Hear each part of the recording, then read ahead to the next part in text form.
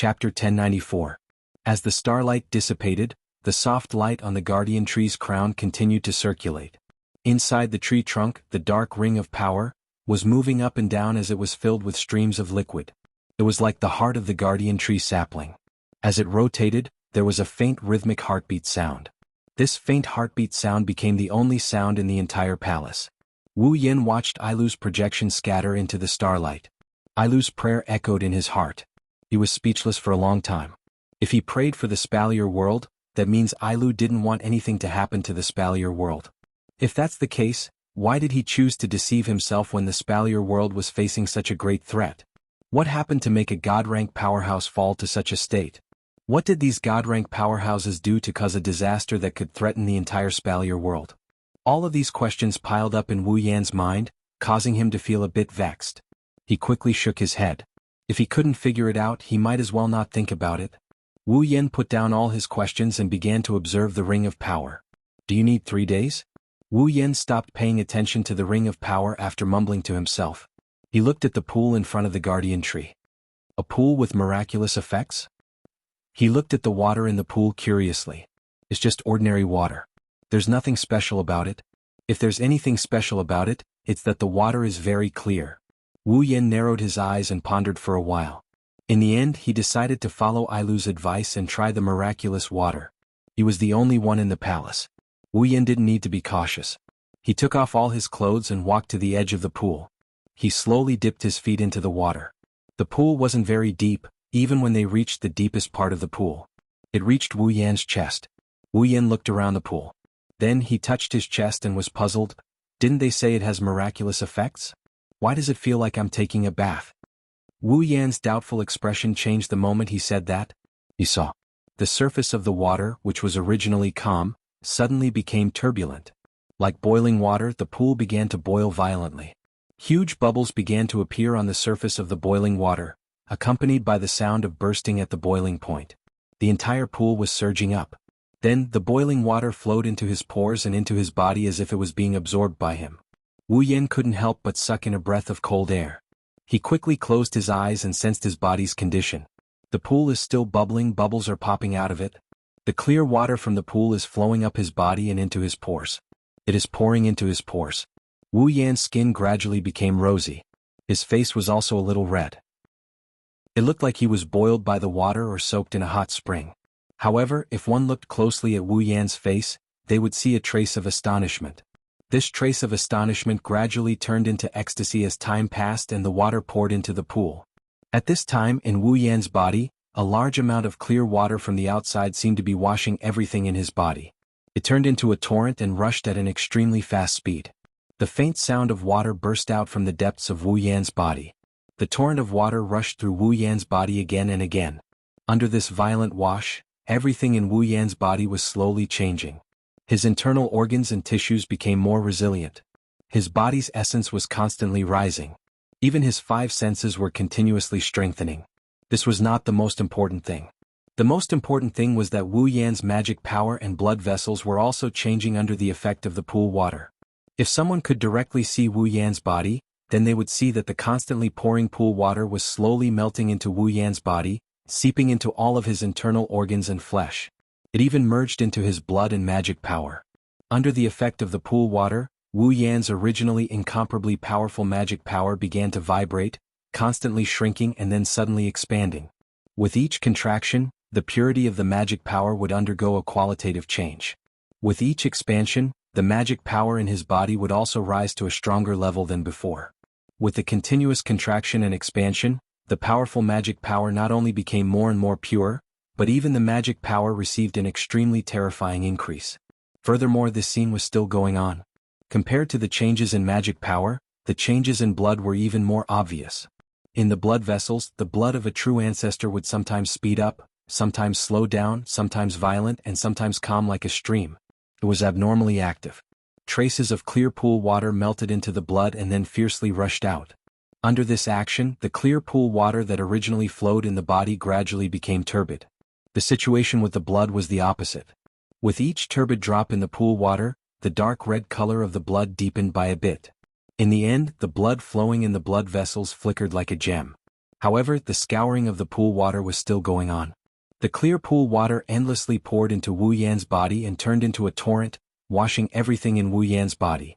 In the process of washing, the clear pool water became more and more turbid. When it completely turned black, it directly vaporized into a wisp of smoke, leaving Wu Yan's mouth and nose as he breathed. Under the scouring of the pool water, everything in Wu Yan's body was developing in a good direction. His physical strength became stronger, his magic power became more powerful, and even his blood was subliming. If one had to use a word to describe Wu Yan's state, then it could only be, he was evolving. He was transforming. Every part of his body was transforming. This so-called transformation was different from the transformations that the three empires and the guardian clans received in the domain of gods. There were only two types of transformations they received: either their cultivation talent and aptitude increased, or their physical strength increased. This was also the main reason why the three deities had created the land of the gods. However, Wu Yan's transformation was different. Not only did his cultivation talent and aptitude increase, but his body was also improving. Ai Lu was right, the pool water does have a miraculous effect. Just as Wu Yan was enjoying the transformation of his body, his blood suddenly went berserk. Then, several different voices sounded in the depths of his mind. Wu Yan was startled. Before he could react, the magic power in his body suddenly surged out and turned into a bloody mist. It floated out of Wu Yan's body and then slightly distorted to condense into three medium-sized figures. The next moment, screams and screams filled the air above the pool. At the same time, Wu Yan heard the sounds of bodies splashing into the water along with the screams. What's going on? This is... On the surface of the water, the figure who fell into the water poked his head out of the water in an extremely sorry state. His mouth was still emitting cries of shock as if he didn't realize his current situation. Only then did Wu Yan get a clear view of the figure who entered the water together with him. Natsuki, Nagisa, Kanon. Sensei. Nagisa and Kanon heaved a sigh of relief when they heard Wu Yan's voice. However, they still looked at each other in confusion. Of course. After all, he was still in a dream a second ago. When he woke up, he found himself in midair and fell into a pool without any explanation. Anyone would be confused. Natsuki was the only one who was awake. She looked around and raised an eyebrow. As for Wu Yan, his expression and even his entire body stiffened. That's because the three beautiful girls in the pool with him are completely naked. Chapter 1095. Wu Yan almost rubbed his eyes when he saw the three fair and tender bodies. He wanted to confirm if this was real.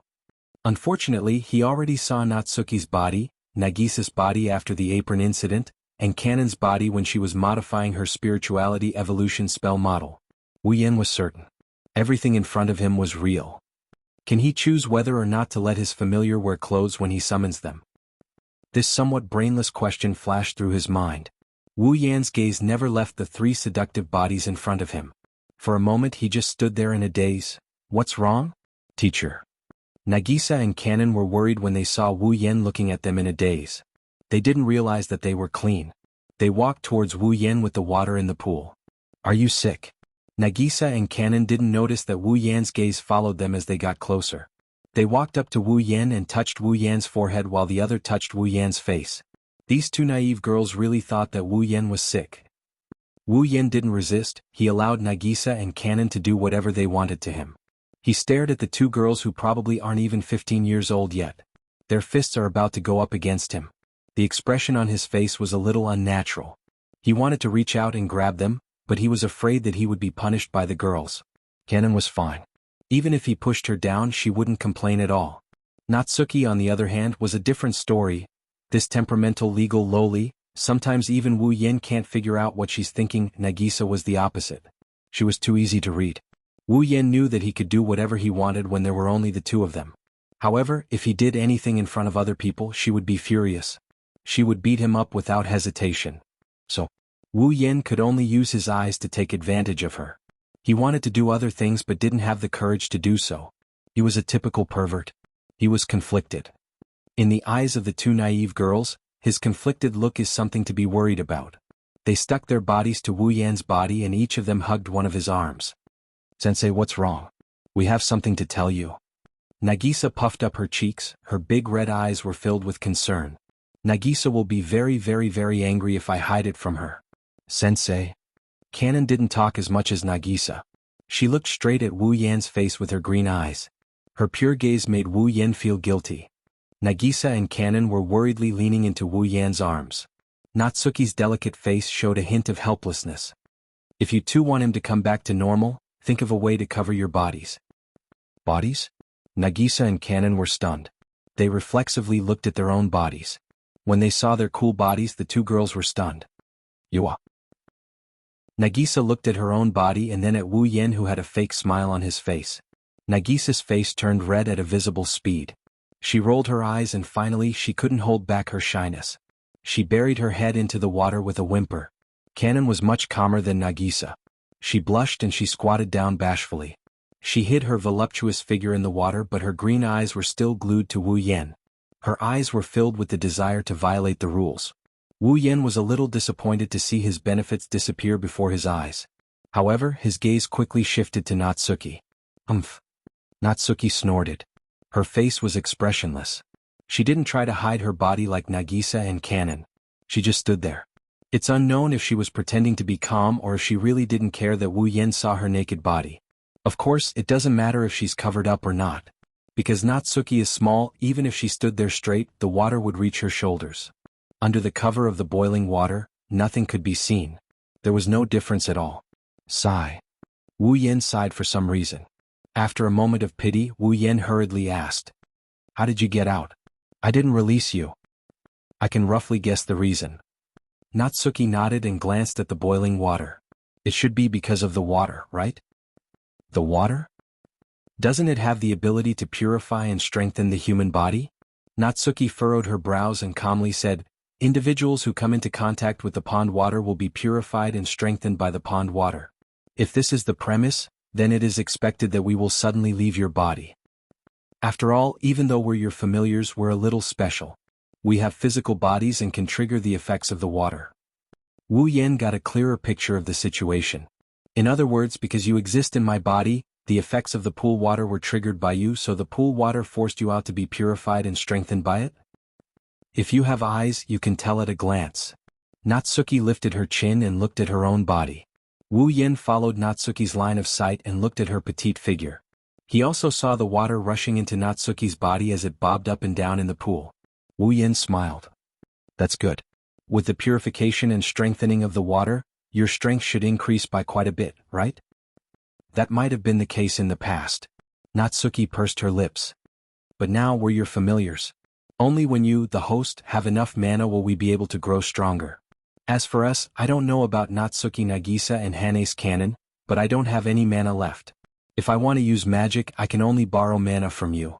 So, this pool water can at most increase our physical attributes or ability strength. The fundamental increase still depends on you. That's not bad." Wu Yan's lips curved upwards. "With the help of the water, my mana will increase by leaps and bounds. When the time comes, the two of you will be able to grow stronger as well." Nayu calmly nodded and closed her eyes to observe the changes in her body. Nagisa, who heard Wu Yan and Natsuki's conversation, also closed her eyes. Of course, Nagisa didn't know much about the changes in her body. After all, she's just a normal middle school girl. She sank her consciousness into her body and handed over control to another personality. 1 or 2 seconds later, Nagisa's petite body emitted a faint blue light, just like when Agrora used her body to move. What was different was that the blue light only lasted for a short while before it dimmed down. When the figure inside appeared again, it had changed greatly. Long golden hair rippled like rainbows, blue eyes with flickering flames and a demeanor like that of a fairy. It's Agrora. The previous generation's fourth primogenitor, Agrora. However, the fourth ancestor's face was filled with panic when she appeared. She didn't know what to do. Clearly, Nagisa didn't ask for her permission before she was swapped out. Wu Yan was surprised to see Agrora appear. "You can change your form when you're swapping personalities? Is it because you've become a familiar?" Upon hearing Wu Yan's voice, the panicked Agrora froze. Her face flushed red as she placed her hands in front of her to protect herself. She pretended to be arrogant and called out, "Don't look at me with such perverted eyes." Wu Yan raised an eyebrow. He glanced at Agrora's voluptuous body and revealed a dazzling smile. "You Chunibu, previous generation's fourth primogenitor. Looks like your master needs to teach you how to be a proper person." Aurora shuddered at the sight of Wu Yan's dazzling smile. She had a bad premonition. Chapter 1096. Inside the ancient palace, the sapling of the guardian tree persistently emitted a soft light, illuminating the entire dark space. Inside the pool, Wu Yan, Natsuki, Kanon, and Aurora had their eyes closed as if they were sleeping. They didn't move at all. The bubbling water in the pool split into 4 torrents as it flowed into their bodies, purifying and strengthening their bodies. This scene continued until now after Wu Yan used some unknown method to teach Agurola a lesson. During this time, the 4 of them didn't say a word. They didn't even open their eyes. They just quietly stayed in the pool, enduring the purification and strengthening of the water. Those who didn't know would think that they had already fainted. Therefore, the entire bronze palace returned to its previous deathly silence. The only signs of activity were the liquid flowing into the rings of power from the guardian tree sapling, the soft green light emitted from the tree crown, and the pool water that continued to flow into Wu Yan, Natsuki, Kanon, and Agurola's bodies. In this deathly silent environment, 5 days passed in the blink of an eye. After 5 days, the boiling level of the water in the pool was much lower than before. Even the water level had decreased by a lot. In the beginning, the deepest part of the pool was as deep as Wu Yan's chest. But now it's not as deep as before. But now the water level could only reach Wu Yan's abdomen. 5 days had passed, but the 4 people in the pool still showed no signs of opening their eyes. In the pool, although the boiling level of the pool water was gradually decreasing, it was still pouring into their bodies, but the speed had decreased by quite a bit. In addition, the speed of the water flow was getting slower and slower. Presumably, it wouldn't be long before the purification and strengthening of the pool water completely stopped. At that time, Wu Yan, Natsuki, Kanon, and Agurola would wake up. In fact, in these 5 days, Yi Zichen had been very careful. Natsuki, Kanon, and Agurola didn't open their eyes at all. There was no movement at all, but the 3 of them were still conscious. While observing the changes in their bodies, they also observed the changes in Wu Yan's body through their connection with the host. It could be said that, in these 5 days, the 3 of them spent at least half of their time watching Wu Yan, including Agurola, who was taught a lesson by Wu Yan. As for whether Wu Yan is in the same situation, that is something only he knows for sure. In the pool, the boiling water became calmer and calmer. The pool water absorbed by Wu Yan became less and less. The pool gradually returned to its original clear state. When the 5th day came to an end, the pool water that flowed into Wu Yan's body finally disappeared with the final infusion of the pool water. When the last pool water flowed into Wu Yan's body, the surrounding air suddenly froze for a moment. Boom! Suddenly, a huge muffled sound that sounded like a heartbeat amplified countless times resounded in the air above the pool and fiercely reverberated throughout the bronze palace. Then Wu Yan's eyes that had been closed for the past 5 days trembled slightly before he slowly opened them. Phew! A long breath that lasted for more than 10 seconds slowly came out of Wu Yan's mouth as if he was expelling all the heaviness in his heart. After exhaling this extremely long breath, Wu Yan finally moved his body. Crackle crackle. A series of extremely loud firecracker-like sounds echoed without any warning as Wu Yan moved his body. It was as if he had not moved for a long time and his joints were rusty. His movements were somewhat unnatural, but it didn't take long for him to return to his previous state. Not only was Wu Yan not surprised by the crackling sounds, the corners of his mouth slowly curved upwards. Wu Yan could feel the endless magic power and his blood coursing through his veins. Clenching his fists, Wu Yan grinned. He grinned in a very joyful manner. He could clearly feel the changes in his body. The most basic change was the increase in his physical strength. Following that, his body's constitution also increased by who knows how many times.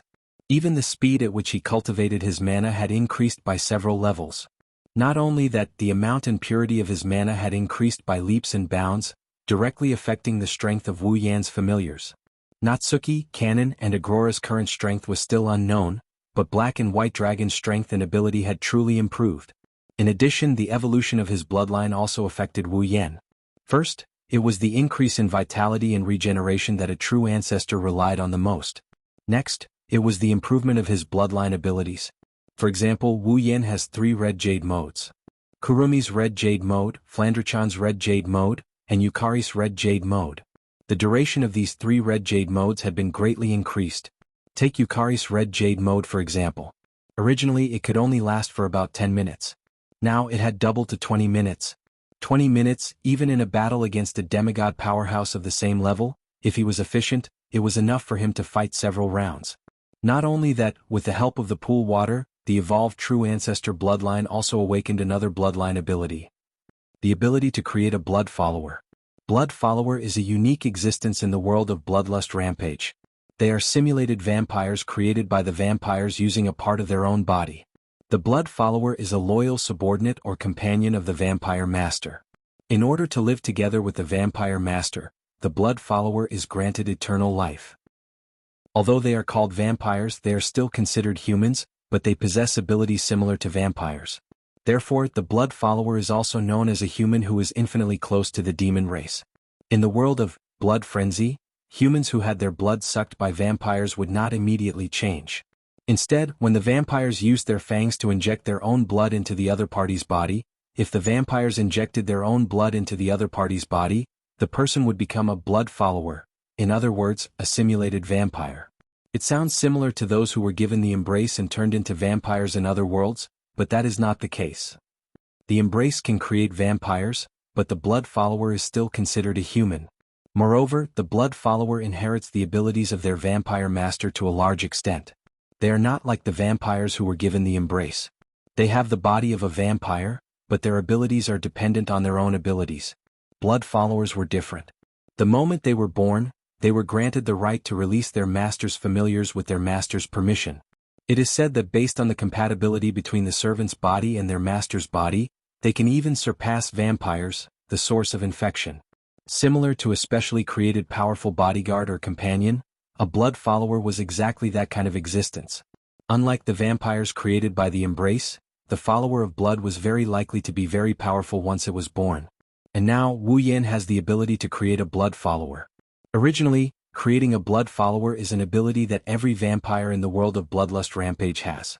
Unfortunately, Wu Yan's true ancestor bloodline has the characteristics of all types of ancestors, resulting in a huge variety of bloodline abilities.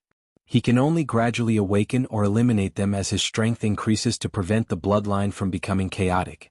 Now that the true ancestor bloodline has been upgraded, one of the bloodline abilities has been awakened as well.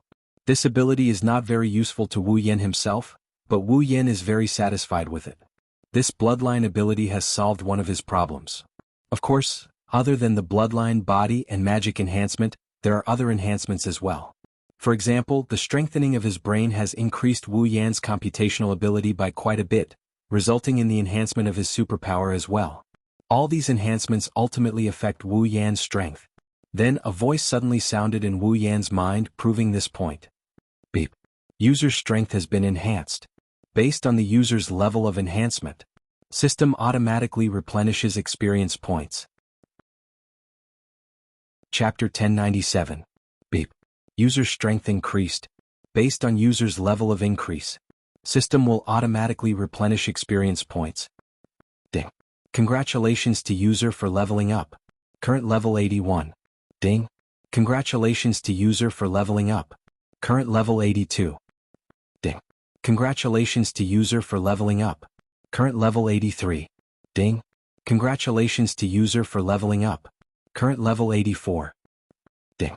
Congratulations to user for leveling up. Current level 85. Several system notifications popped up one after another. Wu Yan was stunned, but at the same time he was overjoyed. Leveling up 5 times in one go. Don't underestimate it. For Tier 6 and Tier 7 players, leveling up by 5 times might not be a lot. But for Tier 9 players, leveling up by 5 times is equivalent to leveling up by an entire tier. Or else, when Wu Yan sparred with Entel and company wouldn't have been so surprised when they saw Wu Yan unleashing the power of a Tier 9 intermediate Tier 9. Ikaros and Astria's Pandora mode wouldn't have received so much praise from the other girls. At Tier 9, every level is equivalent to a small tier. That's why leveling up isn't as much as leveling up. But it's still a lot. Therefore, from the 9th level onwards, every level of advancement was extremely difficult. Even Wu Yan and the others felt it. Take Flandre-chan for example, she was level 82 when she was first summoned. Now that so much time has passed, she must have accumulated a lot of experience points. Wu Yan and co leveled up like crazy. Or leveled up. Only Flandre-chan. Even with all that experience points, she's only level 85. It's not hard to imagine how hard it is to level up at this point. How hard is it to level up? Elu is right. This pool does have a miraculous effect. Even if we can find something in the system, it will cost a lot of points. Wu Yan scratched his cheeks as he looked at the pool water that was boiling to the point where it almost disappeared. Also, even if I hand over everything in the ring of gold to the system, I don't know if I'll be able to gather enough points. He reluctantly looked at the lowered water level of the pool and sighed. He felt that it was a pity. After all, the pool's water was able to raise him by 5 whole levels, purifying and strengthening his true ancestor bloodline, awakening another bloodline ability, and increasing his mana by several levels. The effects were extraordinary. It would be great if he could absorb a little more of it. What Wu Yan didn't know is that although the effects of the pool water are miraculous, its effects vary from person to person. If it's a normal Spalier World cultivator, the changes won't be as big as Wu Yan's. The effect of the pool water is to purify and strengthen all elements of an individual. The other practitioners of Silveria don't have any superpowers, nor do they have any heaven-defying bloodline, so the pool water didn't purify and strengthen as much as Wu Yan. Besides, the other cultivators don't have as much mana as Wu Yan. Their body elements aren't as high as Wu Yan's. Their improvements won't be as big as Wu Yan's either. Judging from this situation, the effect of the pool water was more suitable for the magical beasts. After all, magical beasts are also very dependent on their bloodline.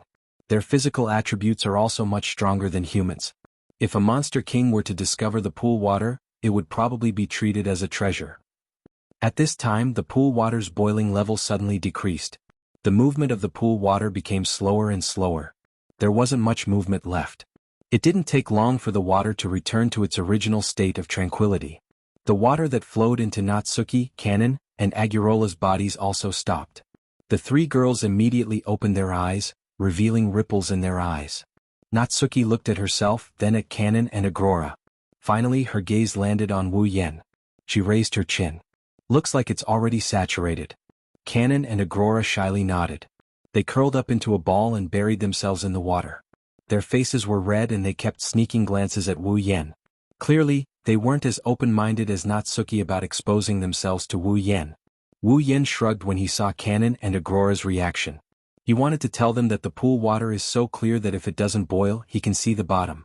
Even if he's buried himself in the water, he can still see where he wants to. But when he thought of that, he would lose his benefits. He pretended not to see and asked Natsuki a question. How is it? Kanon and Agora were confused by Wu Yan's question. However, Natsuki nodded. She clearly knew what Wu Yan was asking about. The pool water didn't have much of an effect on the 3 of us. However, I can feel that my strength has increased a lot.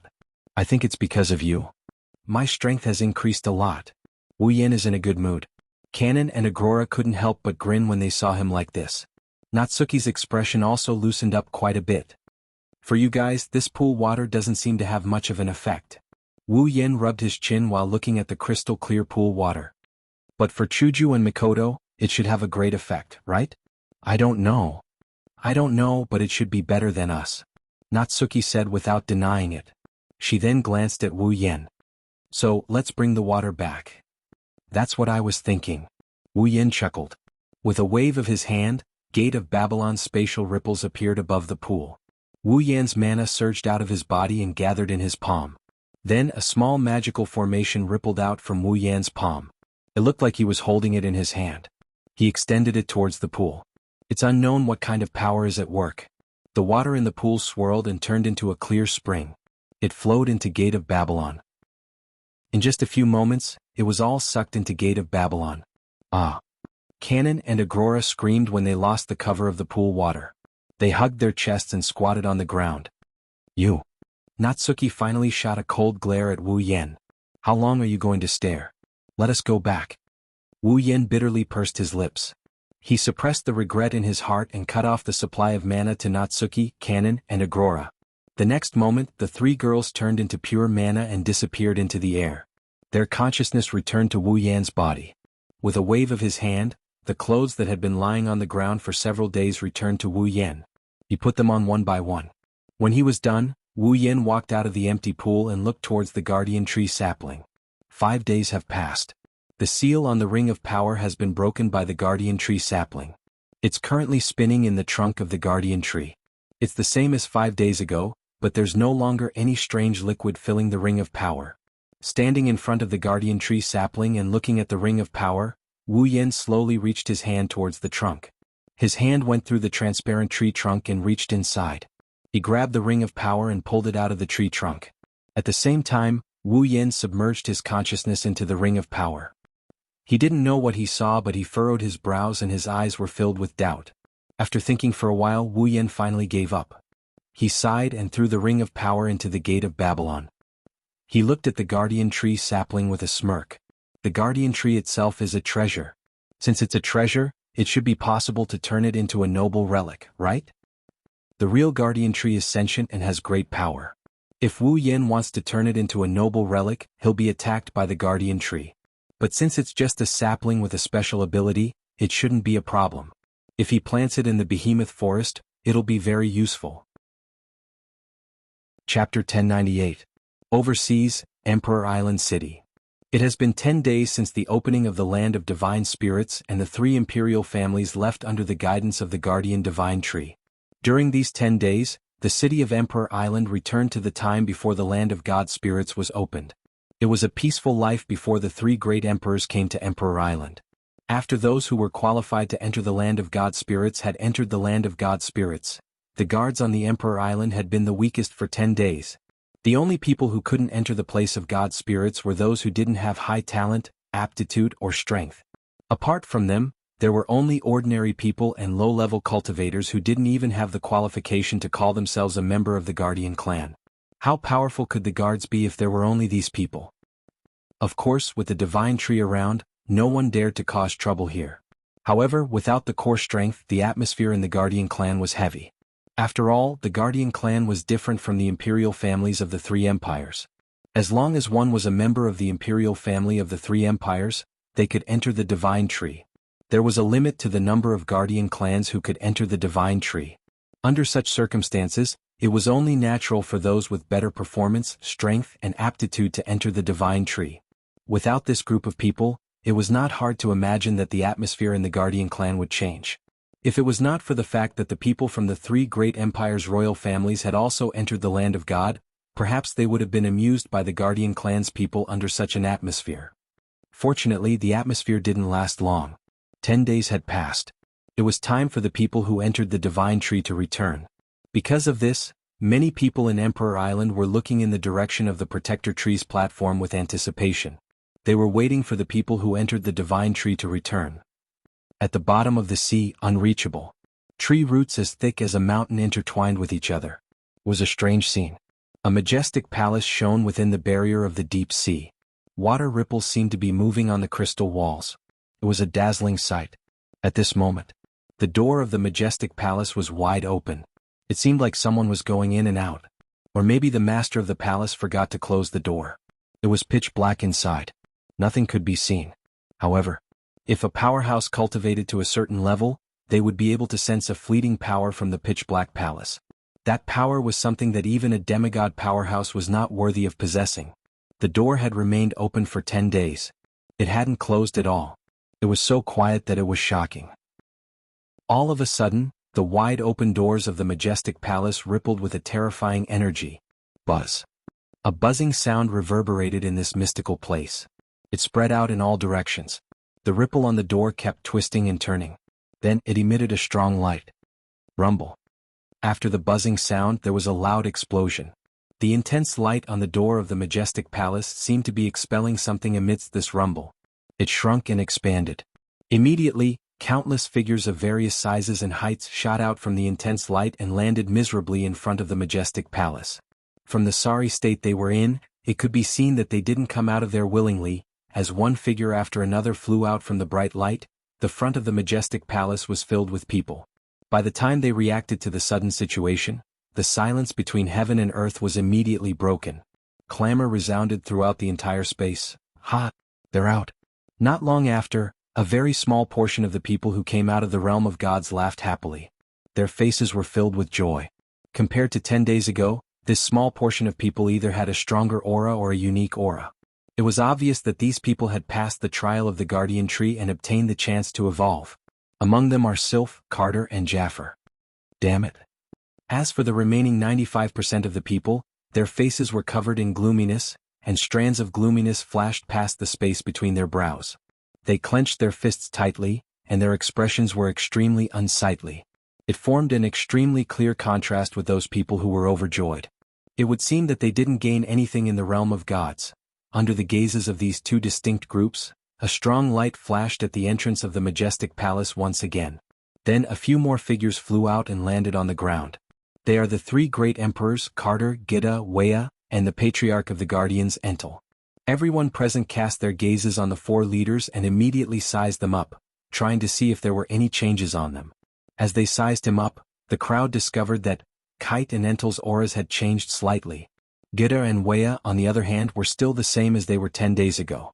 With such a clear picture, anyone would be able to guess who had succeeded in the land of gods and who had returned in defeat. If others can see the changes in the four leaders, how can they not? Wea sighed as he looked at Gita, whose expression was a little ugly.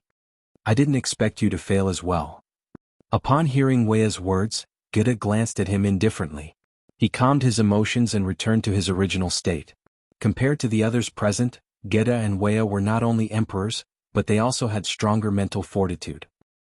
Furthermore, this was not the first time they had entered the place of God's spirits, and they had also failed in the past. Naturally, they would not perform as badly as the others. Therefore, Gita only snorted coldly and replied with such a sentence. Next time, I will definitely succeed. That's true. Wea nodded and turned to look at Carter, who was grinning from ear to ear. Do you have to be so happy?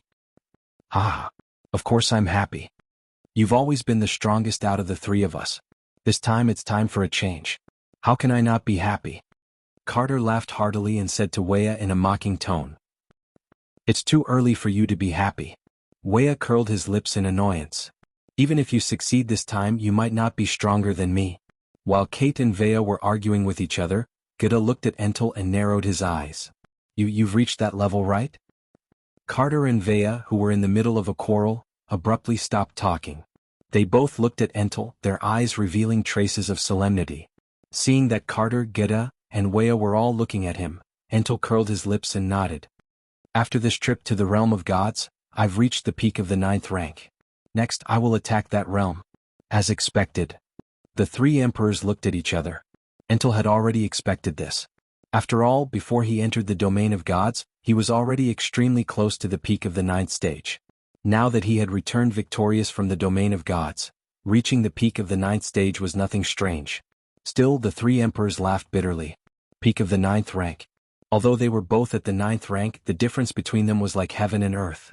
At this level, one already had the qualifications to break through to a higher realm. Although Entel was still at the peak of the 9th step, he already possessed all the conditions to break through to the demigod realm. If he succeeded in breaking through, then the next time they met, they would no longer have the qualifications to be on equal footing with Entel.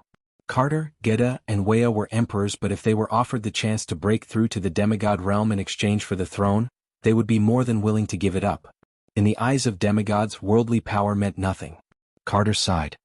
If you can break through to the 9th rank, the title of the first demigod in the history of the Guardians will fall on your head. Let's hope so. Entel didn't respond to Carter's words. He didn't have much confidence that he could break through to the demigod realm. As he spoke, another ripple appeared on the door of the palace.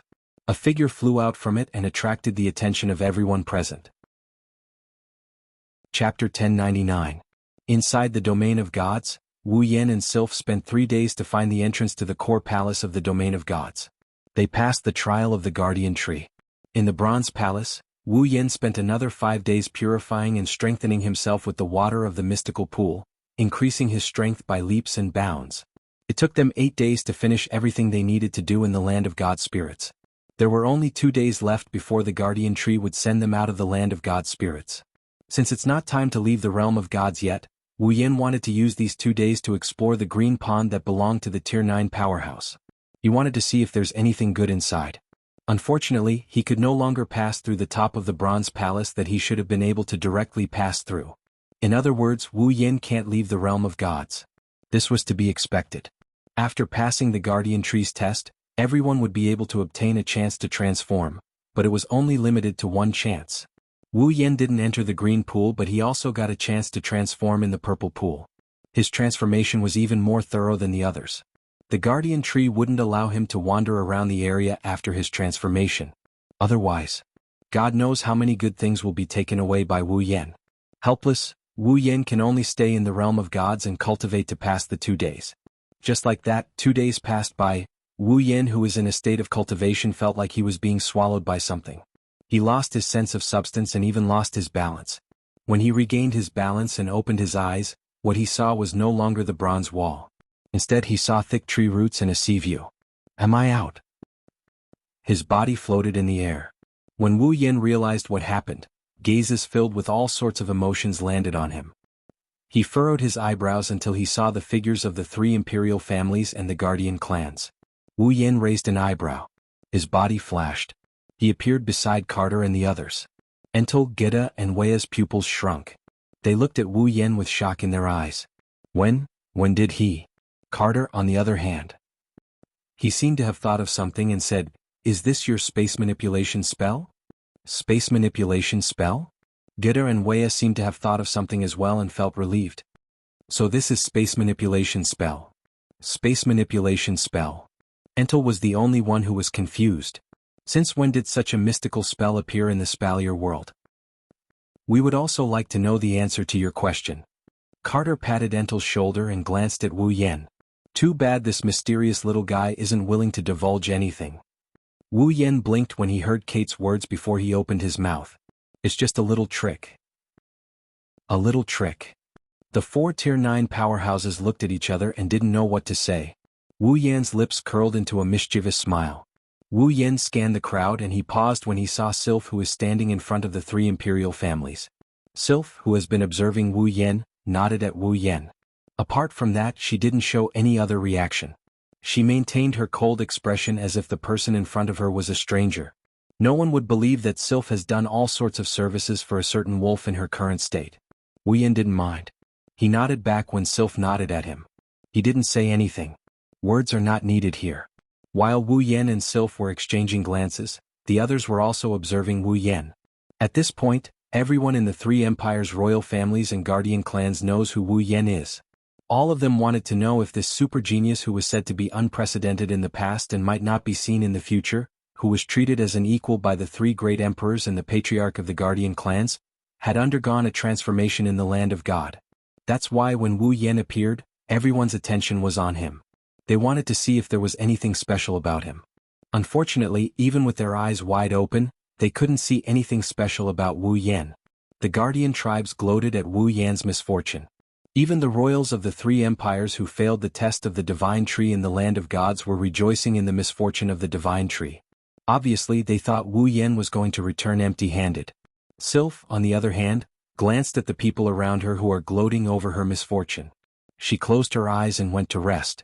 Other than Sylph, everyone else thought that Wu Yan had failed.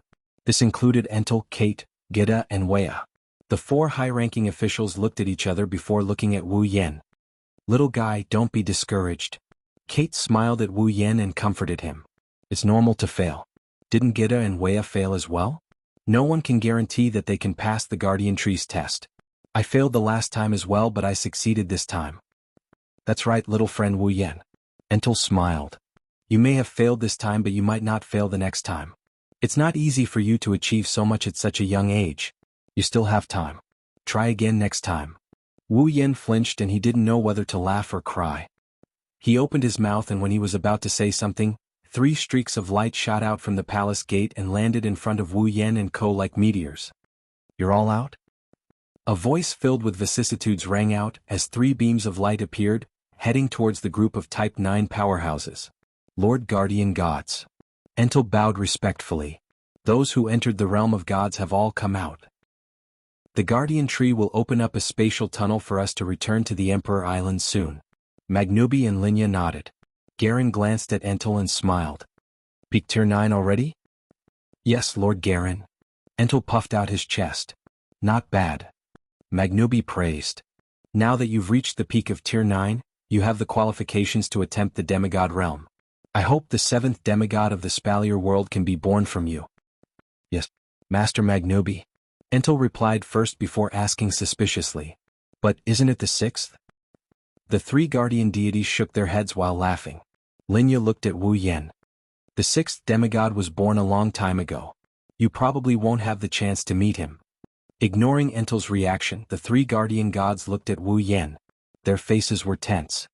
How is it? Well? Wu Yan shrugged. I guess it's a success. A small red ripple appeared in his palm. The black ring of power floated into Wu Yan's hand. Wu Yan tossed it to Garen. Garen was stunned. He caught the ring of power that Wu Yan tossed to him. He frowned when he felt the cold sensation in his hand. It's best if you keep it. Wu Yan narrowed his eyes when he saw Garen's hesitant expression. After all, the three empires occupy the entire Spalier world. If something happens, the three empires will be the first to suffer.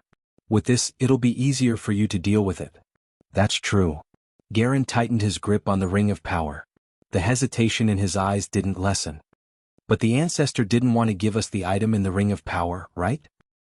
Wu Yan felt helpless when he heard this. If he were to tell Garen that the reason why his ancestor didn't entrust the ring of power to them was because he was lying to himself, Garen would definitely attack him without hesitation, wouldn't he? This is the best way. Wu Yan waved his hand half-heartedly. Do you want to see your empires fall? This? The three protectors of the empire hesitated. After a long time, they nodded their heads in embarrassment. All right then. Chapter 1100. Emperor Island, under the Guardian Tree, the platform. Buzz. A burst of green light suddenly flashed in the peaceful space, illuminating every corner of the platform. A wave of sound rushed out in all directions. The peaceful atmosphere on the platform, which had lost all signs of activity for some time, was suddenly broken by a barbaric sound. Specks of green light condensed in the middle of the platform and gradually spread out like exploding fireworks. Under the influence of the green light, a whirlpool-like hole appeared in the middle of the platform and floated there. Not long after, numerous figures charged out of the vortex-like hole. They passed through the barrier of space and landed on the platform. Among them, there were even a few that soared into the sky. Soon after, they charged down and landed on a tall platform. Oh, as soon as they returned to Emperor Island, everyone heard deafening cheers. It came from the city of Emperor Island. Clearly, this was the reaction of the residents of the Emperor Island city because everyone who entered the domain of God spirits had returned. But no one knew if this was a welcome or not. The hole in the void slowly and silently closed up. The royal families of the three empires and the Guardian clan watched it disappear quietly. Everyone had different emotions on their faces. Some were unwilling, some were booing. Some were sighing, some were satisfied. There were all kinds of emotions. Especially the former, it appeared on almost everyone's face. However, no matter how unwilling they were, they couldn't change the fact that they couldn't pass the Guardian Tree's test and didn't get the chance to transform. They could only wait for the next opening of the domain of God spirits, which was 10 years later. They had to give it another try. Those who succeeded in transforming had already become the eyes of the three imperial emperors and the Guardian clan's patriarchs. It didn't matter if they were geniuses or trash, transforming successfully meant changing their lives. Thinking about it, they should be in their own factions now. They should be heavily nurtured. Among the people here, only Wu Yan and the three patron saints are here. They didn't care about anything. In the eyes of the three guardians, other than their own empire being seriously threatened or in danger, they didn't care about anything else. Nothing was more important than improving their own strength. The growth of some of the younger generation was enough for the three great emperors to have a headache over. If they wanted to enter the three great emperors' eyes, perhaps they would have to wait until the royal family of the three great empires produced a ninth-stage expert in their 20s. Standing at the top of the platform, Garen, Magnubi, and Linya lowered their heads and looked at Entel, Carter, Gita, and Vaya. The land of gods has been closed. You can handle the rest yourselves? Yes. Lord Guardian. The three protectors nodded and looked at Wu Yan in unison. Their tense faces relaxed a little and they all smiled in a very friendly manner. Little guy, send our regards to Miss Z. Although Wu Yan was still suspicious of how they knew Z, he still nodded in agreement. Definitely. The three divine protectors withdrew their gazes and flew into the sky, disappearing from everyone's sight in the blink of an eye. After the three protectors disappeared, Wu Yan looked at Carter and the other three. Well then, I'll take my leave as well. Carter and the other three were startled and looked at Wu Yan in surprise. So soon? Wu Yan nodded. I've achieved my goal of coming to the land of gods. I've returned the item to you in perfect condition. There's no need for me to stay here any longer. I see. Carter and the other three looked at each other and lowered their heads. In the end, they couldn't think of a reason to persuade him to stay and could only nod helplessly. If that's the case then? Wait. Just as the four higher-ups were about to send Wu Yan off, an unexpected voice interrupted the conversation of the five people on the stage. Before the members of the three imperial families and the guardian clans below the tall platform could clearly see who had uttered those words, a figure leaped out from the crowd. With a leap, he landed on the tall platform, causing everyone to be shocked. The high platform was not something anyone could get on. Other than the three protectors, only the three emperors and the guardian clan's patriarch were qualified to stand on the high platform. Other than them, who else was qualified to stand on the high platform? Even Wu Yan was able to stand on equal footing with the four upper echelons because he was much stronger than everyone else below the high platform. This person who rashly went on stage, if he didn't give a good explanation, he might even lose his life. On the high platform, Entel, Carter, Geta, and Wei's expressions all darkened as they looked at the person on the high platform. The three emperors were stunned, Wu Yan was stunned, and so was Entel. Especially Entel, after being stunned for a moment, his expression became even more unsightly. Entel. Entel's voice was as cold as ice as he looked at his son who stood on the high platform as if it was a matter of course. If you can't give me an explanation, you should know that I won't be merciful. Hearing that, Enz, who didn't have the slightest bit of regret on his face, couldn't help but have a flash of fear in his eyes. But when he thought of his own situation, he immediately straightened his chest again. Father, didn't you say it before? Entel couldn't help but laugh when he felt everyone's gaze on him. As long as you can reach the 9th rank, you can stand on this high platform. Hearing this, not to mention Entel's group of four, even the audience below the stage was stunned. What do you mean? Entel finally became serious. He carefully sensed the aura on Entel's body. When he sensed the faintly discernible aura, Entel's eyes lit up with joy. You've reached the 9th rank? Entel's lips curled into a proud arc as he raised his voice slightly. Yes, Father. Entel's voice clearly echoed in the air above the high platform before it was drowned out by a wave of clamor. Entel's smile grew wider and wider as he listened to the clamor and exclamations from below the high platform. He looked very proud of himself. To be able to create such an effect, it was worth it for him to hide in the crowd and not stand out since he came out of the place of gods. It was all for the sake of intimidating everyone at this time. After all, his father had advanced to the peak of the 9th stage. Next, in order to become the first demigod in the history of the Guardian tribe, his father would no doubt devote himself to cultivation wholeheartedly. At that time, Entel would also hand over all the authority in the Guardian tribe. In the Guardian tribe, the Patriarch had always been in existence with great authority. However, only a 9th rank powerhouse could become the Patriarch of the Guardian tribe. Therefore, his father would only delegate his authority. As for the position of the Patriarch, it was unlikely that he would hand it over. This was because other than Entel, there were no other 9th rank powerhouses in the Guardian tribe. At this time, Entel, as his son, had become a 9th rank powerhouse. It was very likely that he would become the Patriarch. Therefore, one of the reasons Entel chose to stand out at this time was to build momentum for himself. As for the other reason, Entel's eyes turned to Wu Yan. Before he could express anything, he saw. Wu Yan, who was previously stunned by Entel's appearance, had a playful smile on his face. Looking at that playful smile, Enzi felt as if he had been seen through. His complacent face immediately collapsed and was replaced with a look of anger. Driven by his anger, Ernst sneered in front of Entel, ignoring the uproar from the crowd below the high platform and the three emperors' gazes that seemed to have materialized. Father, you said that as long as I become a 9th rank powerhouse, I will be able to stand on this stage. Is that right? Entel seemed to have noticed something when he saw Entel's cold expression, and the joy in his eyes faded away. I did say that. Entel closed his eyes and said in a deep voice, since that's the case, tell me the reason why you came up on stage. Father, have you forgotten? Entel faced the crowd. When the trip to the domain of gods ends and closes again, the three imperial families and the Guardian tribe will have a grand competition here. At this point, Enzi glanced at Wu Yan, who was looking at him with a playful expression. His eyes turned sharp and he said with a smile. So, I would like to invite Princess Sylph's fiancé to participate in the grand competition. What do you think? Chapter 1101. That's why I would like to invite Princess Sylph's fiancé to participate in the tournament as well. What do you think? Enza's speech caused the platform that was in a state of clamor a second ago to fall into a deathly silence as if it had been cut off in the next second. The realm of gods opens once every 10 years for a period of 10 days.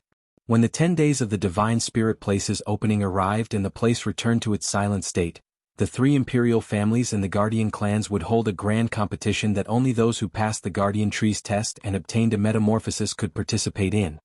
His objective was very simple, and it was to witness with his own eyes the extent to which those who had undergone the metamorphosis had reached. After all, everyone had different gains in the land of gods. Some had merely changed their cultivation talent and aptitude, some had improved their strength, and there were extremely few who had obtained both. No matter if it was their cultivation talent or strength, they had obtained a perfect improvement. Similarly, everyone's gains are different. Some have more, some have less, some have higher, some have lower. All of this needs to be verified. This way the 3 imperial emperors and Ends will know who is more outstanding. They will then train them accordingly. However, in the past, this tournament was only for those below Tier 9 to exchange pointers. Those who have reached Tier 9 don't need to participate. This is to be expected. Although it wasn't like there hadn't been anyone who'd ascended to the 9th step in the land of gods, how could they possibly participate in such a competition? Isn't that just bullying the little ones? Now, Ends invited Wu Yan, a Tier 9 powerhouse, to participate in such a tournament. Those who didn't react in time were dumbfounded. They didn't know what was going on. However, those who managed to react in time faintly understood the reason behind this. Seeing the cold smile on Ensi's face and the haze between his eyebrows, Linley felt a chill run down his spine. Entel, who was happy from the bottom of his heart that his son had reached the 9th tier, could no longer feel any joy in his heart. Then a sigh filled with disappointment for his son's failure to live up to his expectations echoed throughout the platform. Ens didn't even look at Ens. He turned around and faced Wu Yan. "My young friend Wu Yan, what do you think?" Ens didn't object. Instead he asked for his opinion. Wu Yan's lips curled up and he shrugged. "Well, I don't mind helping you. I'll feel refreshed when the time comes anyway." "Lend a hand? Refreshed? What does that mean?" Ensi frowned, faintly feeling that something was wrong. He knew. His father wasn't an indecisive person. In fact, he was quite arbitrary. But no matter how arbitrary he was, based on his understanding of his father, it was impossible for him to agree to something that was tantamount to breaking the rules without saying anything. Ens didn't understand. Of course, whether he understood or not, Ens has already made his decision. He even gave Wu Yan a look of gratitude. He turned around and looked at the crowd below. "Since my young friend Wu Yan has agreed, let the tournament begin." After saying that, Entel changed the topic. "However, as a 9th rank powerhouse, it's a little inappropriate for me to participate in the tournament. As a 9th rank powerhouse, participating in the tournament is a little degrading. Father, please rest assured." Although he had many doubts in his heart, when he heard Entel say this, Entel did not hesitate and immediately agreed. "I have also reached the 9th rank. It's a good opportunity for the fiancé of the royal princess to test my strength." "Is that so?" Ens seemed to have expected this. He nodded calmly. "Since that's the case, the first match of the tournament will be between you and my young friend Wu Yan." "Yes." Ens didn't object at all. He tossed aside all his doubts and revealed a sinister smile. He glanced at the nonchalant Wu Yan. The flames of anger in En's heart started to burn again. One has to say, in the eyes of those who don't like Wu Yan, this kind of behavior is no different from an insult and contempt. Ens suppressed the anger in his heart and didn't look at Wu Yan anymore. He clenched his fists tightly. "This time, I will trample you down from your pedestal." Ens, who had such thoughts in his mind, did not even consider the possibility of his defeat. In his opinion, the only reason Wu Yan could crush him was because of the difference in rank. In the eyes of a 9th rank powerhouse, a peak 8th rank powerhouse might not be considered an ant, but they were no better than a child. Even a 9th rank powerhouse who just entered the 9th rank was the same. Now, Ens himself had advanced to the 9th stage with the help of the land of gods. In a situation where they were at the same level, Ens felt that it was impossible for him to lose. In the end, Wu Yan was only in his 20s while Ens was already in his 40s. Ens looked down on this immature kid from the bottom of his heart. Or perhaps, it could also be said that Ensi was jealous when he saw the realm he yearned for being snatched away by a kid who hadn't even grown his hair yet. He was mad with jealousy. This jealousy made Wu Yan, who had been troubled by this clown several times, smirk. His eyes flashed with a sharp light. Guardian tree on the platform. At this moment, the crowd on the platform had already dispersed, leaving a large empty space. They formed a circle and looked forward. To be more precise, they were looking at the two figures standing in the center of the platform. They were whispering softly to each other. On the high platform, Entel, Carter, Geta, and Veer were staring at a calm and indifferent figure in the middle of the square, their eyes flickering with thoughts. Is this okay? In the end, it was Carter who spoke first. That little guy won't show any mercy. Entel and the other three didn't know that Wu Yan's strength had greatly increased in the realm of gods. However, they knew how strong Wu Yan was before he entered the realm of gods. To be able to display strength comparable to a middle 9th rank powerhouse when he just entered the 9th rank, needless to say, Enz who also just entered the 9th rank but didn't stand out in the slightest. He was no match for Wu Yan. Entel should be the clearest on this point. It doesn't matter. Entel said coldly with an emotionless tone. In the end, he only grew in strength. If this continues, Enz will be no different from a cripple. It's time for someone to teach him a lesson. Carter, Geta, and Wea nodded in agreement and didn't ask any more questions. It was easy to imagine the twisted resentment accumulated in the hearts of the Guardian clan because they were bound to Emperor Island for their entire lives. Didn't Entel also make things difficult for Carter and the other two emperors? Now, under the twisted resentment, Enz's mental state was leaning towards the unorthodox path. If this continued, his future was not hard to imagine. He would definitely walk the path of evil. Entel looked like he didn't care about anything on the surface. However, he was definitely anxious inside. That was why he didn't reject Enz's suggestion and directly asked for Wu Yan's opinion. He's asking Wu Yan to suppress his son a little bit. Wu Yan saw through Entel's intentions and he didn't have any intention of rejecting him. When he first met Entel, Wu Yan already said that if he allowed anyone to step on his head, he would teach them an unforgettable lesson. It was rare for someone to come to him for a beating. If he didn't respond to the person's request, wouldn't he be letting the person down? Enz didn't know any of this. He was still immersed in the thrill of being able to turn the tables and crush Wu Yan. In the center of the square, Enz was thinking about how he could vent to the greatest extent. He raised his head and looked at Wu Yan.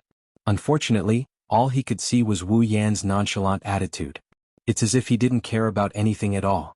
That nonchalant attitude of his, Enz's anger flared up again and he couldn't help but laugh coldly. Lord Fiancé of Princess Sylph, can we begin? From start to finish, Enz referred to Wu Yan as the fiancé of the princess. Obviously, he looks down on Wu Yan from the bottom of his heart. Wu Yan looked at Enz and raised an eyebrow. He chuckled. I thought you would attack without a word. You even greeted me. Looks like I underestimated you. My apologies. Enz's face darkened. On his body, a do chi that was many times stronger than before exploded and swelled up. I'd like to see how long you can maintain that face. Chapter 1102.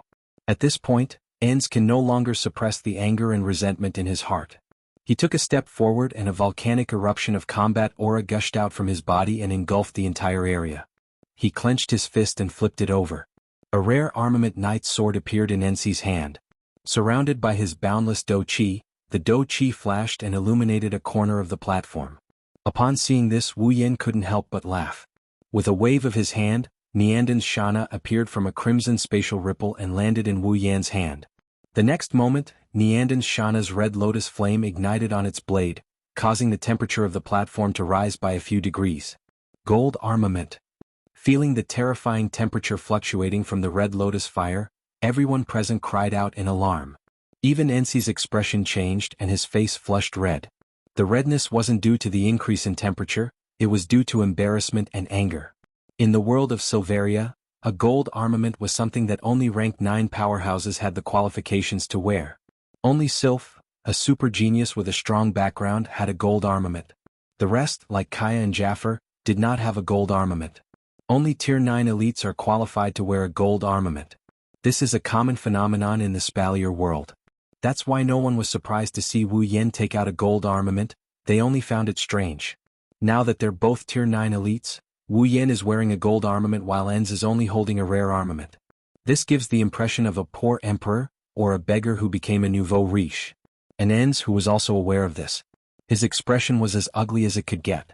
Originally, Entel would have bestowed him with a gold armament if he had waited a little longer since he had advanced to the 9th rank.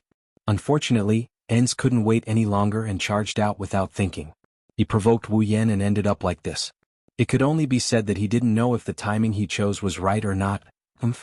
Resisting the urge to throw away the knight's sword in his hand, Enz growled with a dark face. Against you. Using a rare armament is enough. Wu Yin laughed mockingly and threw Nianden's Shana away under everyone's shocked gaze. A crimson spatial ripple appeared and swallowed Nianden's Shana. Then a small wave of iron sand gushed out from the spatial ripple. It rolled towards Wu Yan's palm. A pitch-black iron sand sword condensed in Wu Yan's hand. With the tip of his sword pointed to the ground, Wu Yan didn't say a word as he looked at Enzi, who had a terrifyingly gloomy expression. He extended his hand towards Enzi and hooked his finger with a smile. The anger in En's heart completely exploded. Qi. The sword in his hand shook and dazzling do qi surrounded it. En's turned into a sharp sword light and shot towards Wu Yan with a thunderous sound. Calmly looking at the incoming sword beam, he didn't move an inch. He didn't show any signs of dodging, nor did he try to block it. He waited until the sword beam was right in front of him. Only then did he suddenly raise the iron sand sword in his hand, chopping down with all his might. Ding! The iron sand sword carried a dense air current as it slashed through the air and collided with the incoming sword light. There was a crisp sound of collision. The onslaught of the cold sword light came to a halt, and Barnes' figure appeared. Ping! With a muffled sound, the impact hit both of them at the same time. However, their reactions were completely different. Wu Yan's expression didn't change, the corner of his mouth even curled up. However, Enzi's expression changed slightly. He got knocked back a few steps with a muffled sound. The hand holding the sword actually started trembling. It was clear who was stronger in the first exchange. After the trip to the domain of gods, Wu Yan didn't just increase his strength. Under the effects of the miraculous pool water, his physical strength had also skyrocketed. This kid. Enz clenched his teeth and endured the force alone. He stabilized his trembling hand. He does have some brute strength. Maybe he heard Enz's words. Wu Yan raised his eyebrows and beckoned Enz to attack. It was a provocation. Enz laughed angrily. He moved and left an afterimage on the spot. When he appeared again, he was not far from Wu Yan. The night sword in his hand danced. Do qi flashed and the sword danced. It was extremely ruthless as it slashed towards Wu Yan's vital points. Qi qi qi. Seeing the sword shadows slashing towards his body, Wu Yan narrowed his eyes. He took a step back and the sword shadows that filled the sky all slashed at his original position. They brushed past the tip of Wu Yan's nose and missed. Enzi's eyes flashed with hatred. He slammed his palm on the hilt of the sword. The night sword in his hand was like a crossbow. It tore through the air currents and attacked Wu Yan's chest. Qi. The night sword swept out like lightning. However, just as it was about to hit Wu Yan's chest, a hand flashing with electricity suddenly reached out and grabbed the night sword. Xiao. At this moment, Enzi's figure rushed over. He raised his fist covered in do qi and smashed it towards Wu Yan's chest. Every move was fatal. Wu Yan's eyes also turned cold. Magic power suddenly rose from his body and directly rushed towards Enzi's attacking figure. Then Wu Yan moved. His figure flashed. Without using space teleportation, Wu Yan flashed in front of Enz with pure speed. His eyes were filled with coldness. Enz, who clearly saw the coldness in Wu Yan's eyes, couldn't help but be shocked. He roared and threw out a punch. Bang! Just as Enz's fist punched out, Wu Yan followed up with a solid punch. His punch smashed into Enz's fist. At the same time, Wu Yan's magic power surged out and destroyed the do qi on Enz's fist like breaking a twig from a dead tree. Dong! Following such a muffled sound, Enz also let out a muffled groan. On his fist, a slight kacha sound entered his ears. Feeling the intense pain transmitted from his hand and the crack sound, Enzi's forehead was immediately covered with cold sweat. His expression also changed drastically. Not long later, he became ruthless and abruptly raised his other fist. Do qi surged on it. Pa. However, this time, an ordinary hand without any magic covering it appeared out of thin air and grabbed Enz's hand that was surging with do qi. Tightly holding Enz's hand, Wu Yan slowly raised his head. His eyes were somewhat cold and contemptuous as he looked at the pale Enz. If you can, please show me some of your strength. A playful smile appeared on his face. He tightened his grip on Enz's hand, causing the other party's fragile palm to once again emit a cracking sound as if it could not bear the burden. Otherwise it would be too ugly, a Tier 9 powerhouse. A calm voice with a hint of mockery slowly reverberated across the platform. The surrounding onlookers were all dumbfounded. Although they didn't see the previous exchange clearly, the situation was clear as day. They didn't expect ENS to be at such a disadvantage even though they are both Tier 9 powerhouses. From start to finish, Wu Yan didn't use a single combat skill or magic. Yet, he was able to suppress Barnes in a few short exchanges of blows. How can a Tier 9 powerhouse have such a huge gap in strength? Could it be that Princess Sylph's fiancé is not just a Tier 9 powerhouse? Thinking of this, everyone present looked at each other in dismay and saw a hint of shock in each other's eyes. A 20-something-year-old Tier 9 powerhouse, that was already breaking the record of being the youngest Tier 9 powerhouse in Silveria, a title that no one had ever achieved before. Under such circumstances, if Wu Yan isn't just a Tier 9 powerhouse, then what level of talent is he at? The spectators' expressions kept changing. In the end, they looked at Wu Yan as if he was a monster. Chapter 1103. Everyone stared at Wu Yan like he was a monster. Sylph was the only one who didn't seem surprised. Sylph doesn't know much about Wu Yan's strength, but she has seen plenty of Wu Yan's miraculous feats. In Sylph's mind, Wu Yan is at least on the same level as her father. It was definitely not something a person who had just entered the 9th tier could contend against. Needless to say, Ensi's body trembled when he heard Wu Yan's contemptuous comment. His face turned red and his eyes were filled with madness. The next moment, Ensi's combat chi surged violently. "Stop looking down on me." With a furious roar, Ensi's aura increased by a few notches.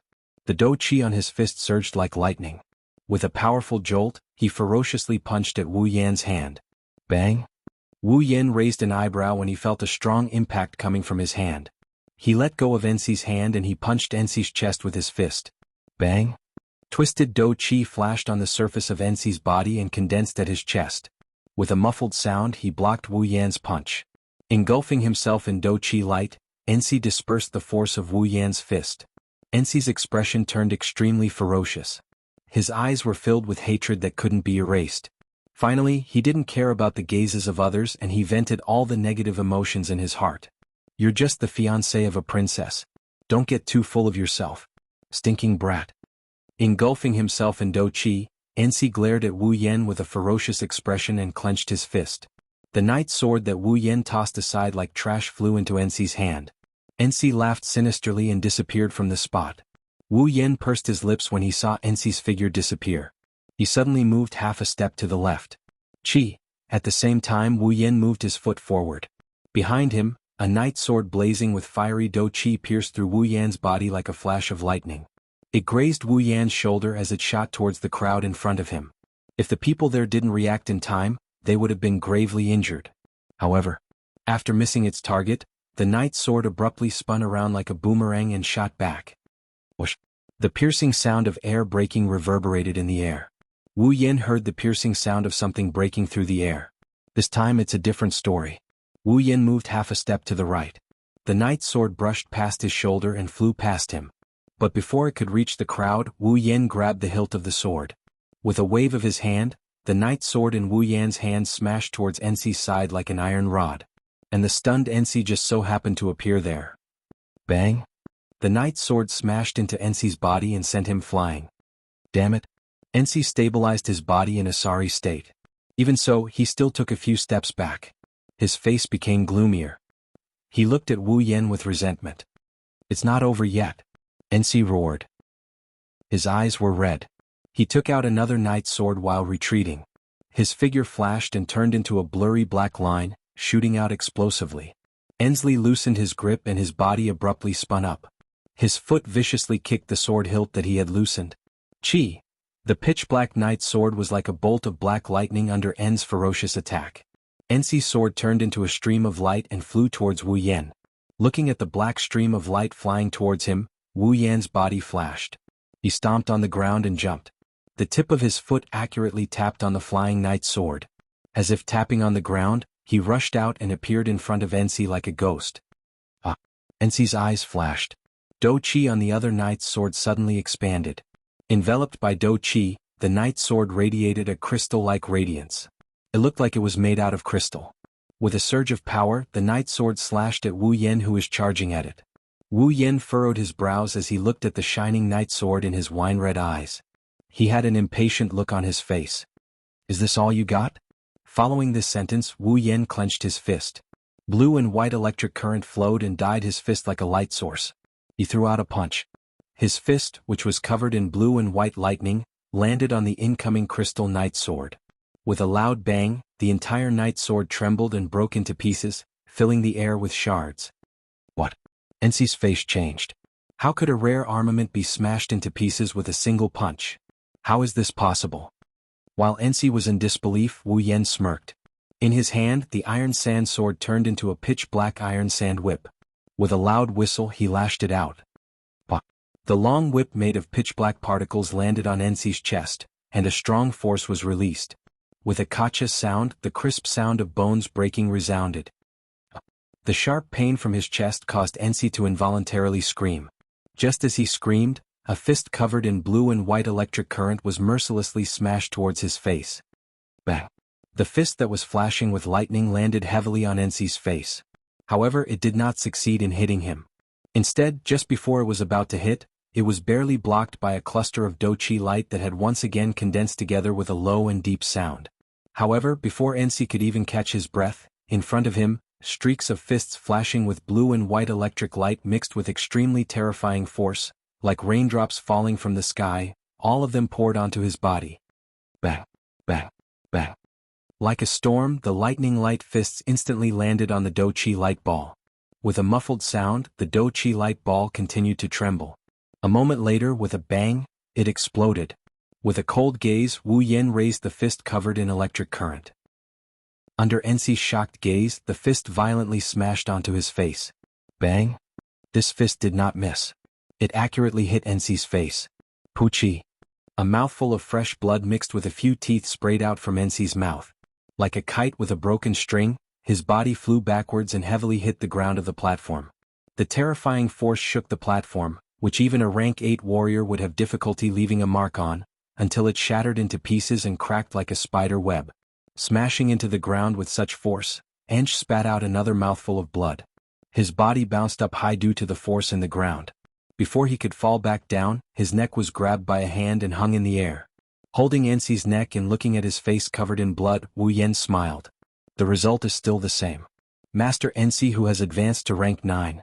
Ensi's pupils shrank when he heard this. After struggling for a while, his eyes finally revealed a trace of fear. Just over 10 days ago, outside the Emperor Island, Wu Yen, who defeated the entire Knight Regiment, also ended up like this, holding him by the neck. In the end, after more than 10 days, he who has advanced to rank 9 still did not change this result. Just as Wu Yen said, the result was still the same. At this moment, Ens finally understood a little. This person who is holding him by the neck did not put him in his eyes from the beginning. Never from the beginning. Looking at the trace of fear in Ensi's eyes, Wu Yen curled his lips in boredom. His hand held Ensi's neck tightly as if he was holding a piece of trash. With a casual swing, he ruthlessly threw Ensi away. Pung. In the end, Ens couldn't avoid the fate of falling to the ground again. He landed on the platform with a moderate amount of force. His body skidded across the floor for some distance, leaving a trail of blood on the platform. He didn't stop until Ens stopped sliding. Ensi laid on the ground with his limbs spread out. He did not move at all. His eyes were wide open, filled with emptiness.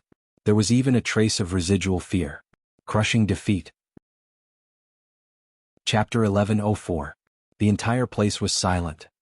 Looking at Ensi, who was lying on the ground with his face covered in blood and his eyes hollow like a corpse that died with remaining grievances, both the members of the 3 imperial families and the Guardian clans had expressions of pity and sympathy in their eyes.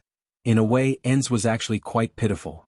As a member of the Guardian tribe, even though he was the son of the patriarch and possessed great strength, he could only stay on this island for the rest of his life. This caused him to have a twisted mentality.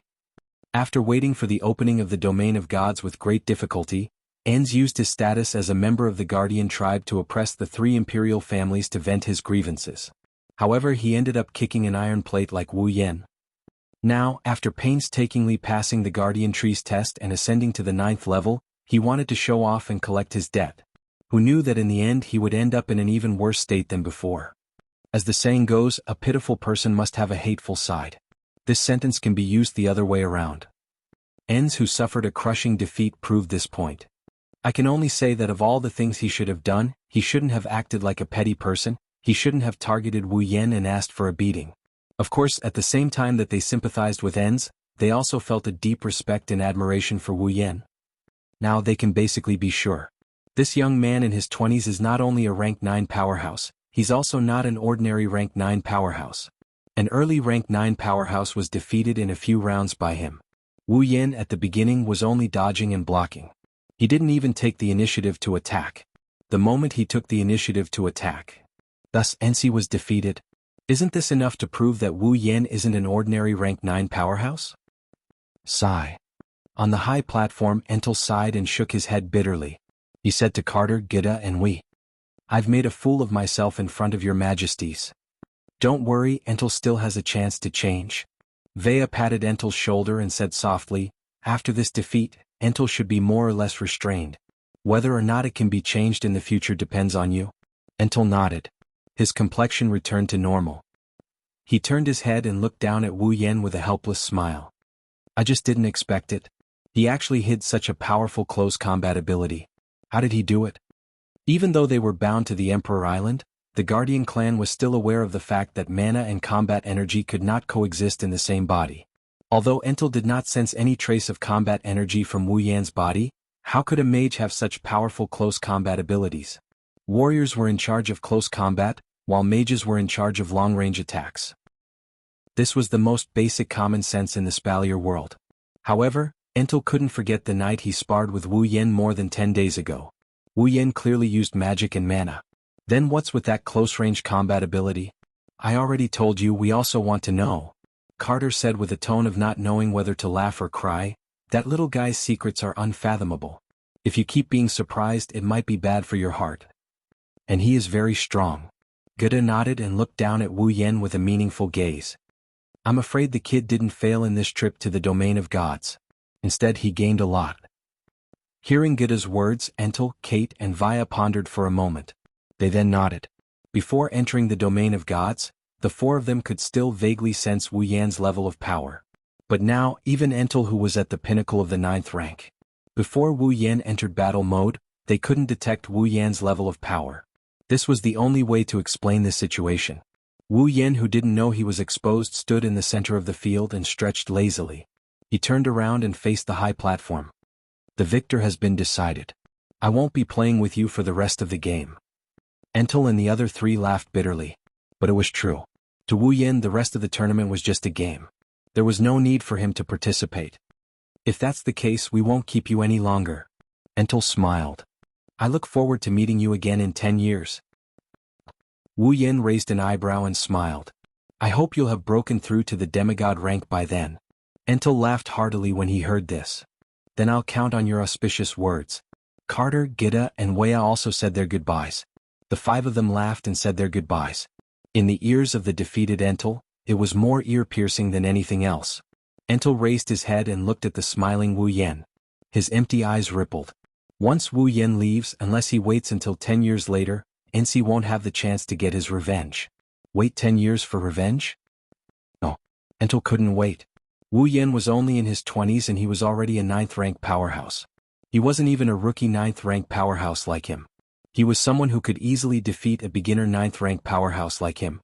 10 years later, with Wu Yan's talent, he might be at the pinnacle of the 9th rank by then. Did Entel have the confidence to reach the pinnacle of the 9th rank in 10 years? Let alone 10 years, even if he was given 20, 30, or even a lifetime, Entel didn't dare to say he had the confidence to reach the pinnacle of the 9th rank. In other words, once Wu Yan left, he would never have the chance to take revenge. Entel's blood-covered face turned ferocious again. When everyone's attention shifted away from him, he abruptly jumped up from the ground. Grabbing the knight's sword that was cracked to the hilt, he charged forward as fast as he could. I'll kill you! The roar that was filled with intense hatred woke everyone up. When they saw the situation clearly, their faces were immediately filled with shock. Stop! Entel, Carter, Gita, and Wea were the only ones left on the scene. Their angry shouts resounded through the entire platform. Wu Yan, who was about to leave, suddenly froze. In his wine-red eyes, a killing intent finally surged. In response to the killing intent in his heart, an extremely terrifying wave of magic erupted from his body like hot lava. All of it was released in one breath and crashed into Entel's body. Poochie. As if he was hit by a mountain, Entel spat out his third mouthful of blood today. His charging body shot back at an even faster speed than when he came. Immediately after, A chain glowing with a faint purple light tightly bound him and pulled him back. Seeing Entel's body bound by the chains of discipline, and pulled in front of him, Wu Yan's eyes flashed with a cold light. Holding the iron sand sword in his hand, he forcefully stabbed towards Entel's heart. "Young friend Wu Yan, have mercy." Entel's voice made Wu Yan stop the iron sand sword that was about to pierce Entel's heart. With a cold snort, he raised his other hand and pointed a finger at Entel's forehead. In the next moment, the finger that touched Entel's forehead ignited with magic flames. A small pitch-black magic formation seemed to be engraved on Entel's forehead. "Ah!" Entel's incomparably mournful screams resounded through the platform almost at the same time the magic formation was engraved on his forehead. "Young friend Wu Yan." Entel, who had already rushed to Wu Yan's side, cried out in alarm. "Don't worry." Wu Yan waved his hand and interrupted Entel's words. "It's just a spell to inflict pain, it won't harm the person." Glancing at the screaming Entel, Wu Yan coldly laughed. "Of course, if you can't even withstand the pain, it's also possible that your mind will collapse. This, young friend Wu Yan. The magic formation can last for 3 days. Before Entel could finish his words, Wu Yan once again interrupted him. He narrowed his eyes and looked directly at Entel. "For those who want to kill me, this little bit of punishment. If that's not enough, then don't blame me for giving them a quick death." Entel's breathing stopped. He glanced at the screaming Entel and then at Wu Yan, who was looking straight at him. His expression kept changing. In the end, Entel let out a long sigh and helplessly accepted this fact. Chapter 1105. In the end, Entel didn't have the time to continue the tournament due to Entel injuring someone after his crushing defeat. Thus, the tournament wasn't held as scheduled and was instead postponed for a few days. Even though holding a competition after the closing of the domain of gods is a tradition that has been passed down since ancient times, this kind of competition that is purely for verification purposes does not have that many rules. It can be held at any time and no one would object to it being postponed. Therefore, the royals of the 3 empires and the guardian clans that returned from the domain of gods scattered like birds and beasts. They returned to their residences 10 days ago and the chaotic trip to the domain of gods finally came to an end. As a result, some people were happy while others were sad. When the royals of the 3 empires leave the Emperor Island and return to the 3 empires, it is believed that many people's status will change greatly because of this trip to the domain of gods. The only thing that will not change is the deep impression that Wu Yan left in their hearts. After this trip to the domain of gods, the name Wu Yan has started to enter the eyes of the 3 empires. It is no longer just the upper echelons that know of such a powerful person. Naturally, Wu Yan's name spread across the entire continent of Silveria. It's not hard to imagine. While the royal families of the 3 empires and the guardian clans had returned to their residences and were waiting for the tournament to begin, Ensi was suffering great pain in a rather majestic building that was larger than a fortress under the guardian tree. "Ah!" Entel sat on the bed with his body bent over. The wounds on his body were almost healed with the help of some miraculous treasures. There were not many wounds on his body, but Entel's face was distorted due to the pain. He kept howling miserably as if he had gone mad. If one were to look closely, one would notice that there was a faintly discernible magic formation spinning on his forehead. It was emitting faint traces of mana. It was the effect of this magic formation that caused Entel to be in such pain.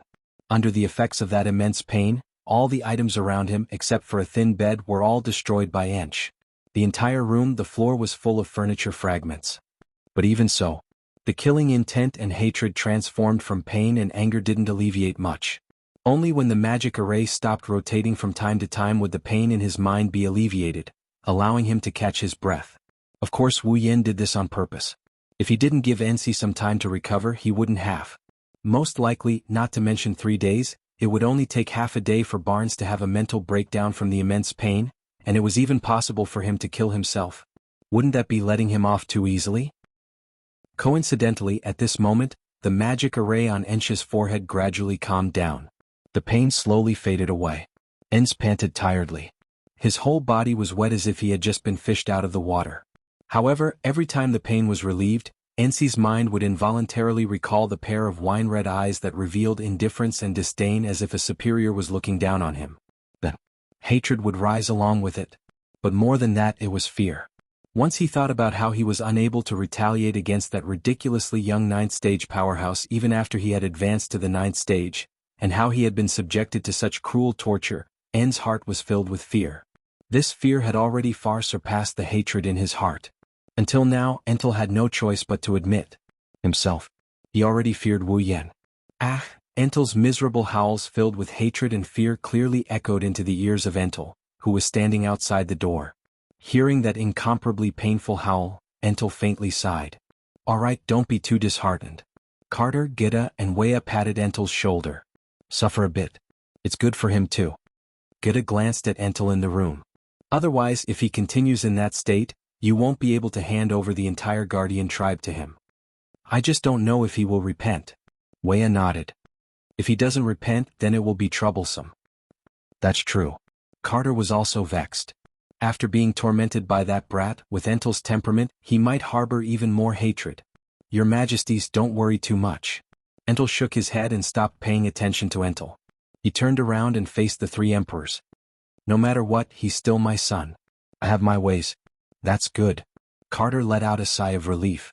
But soon he regained his vexed expression.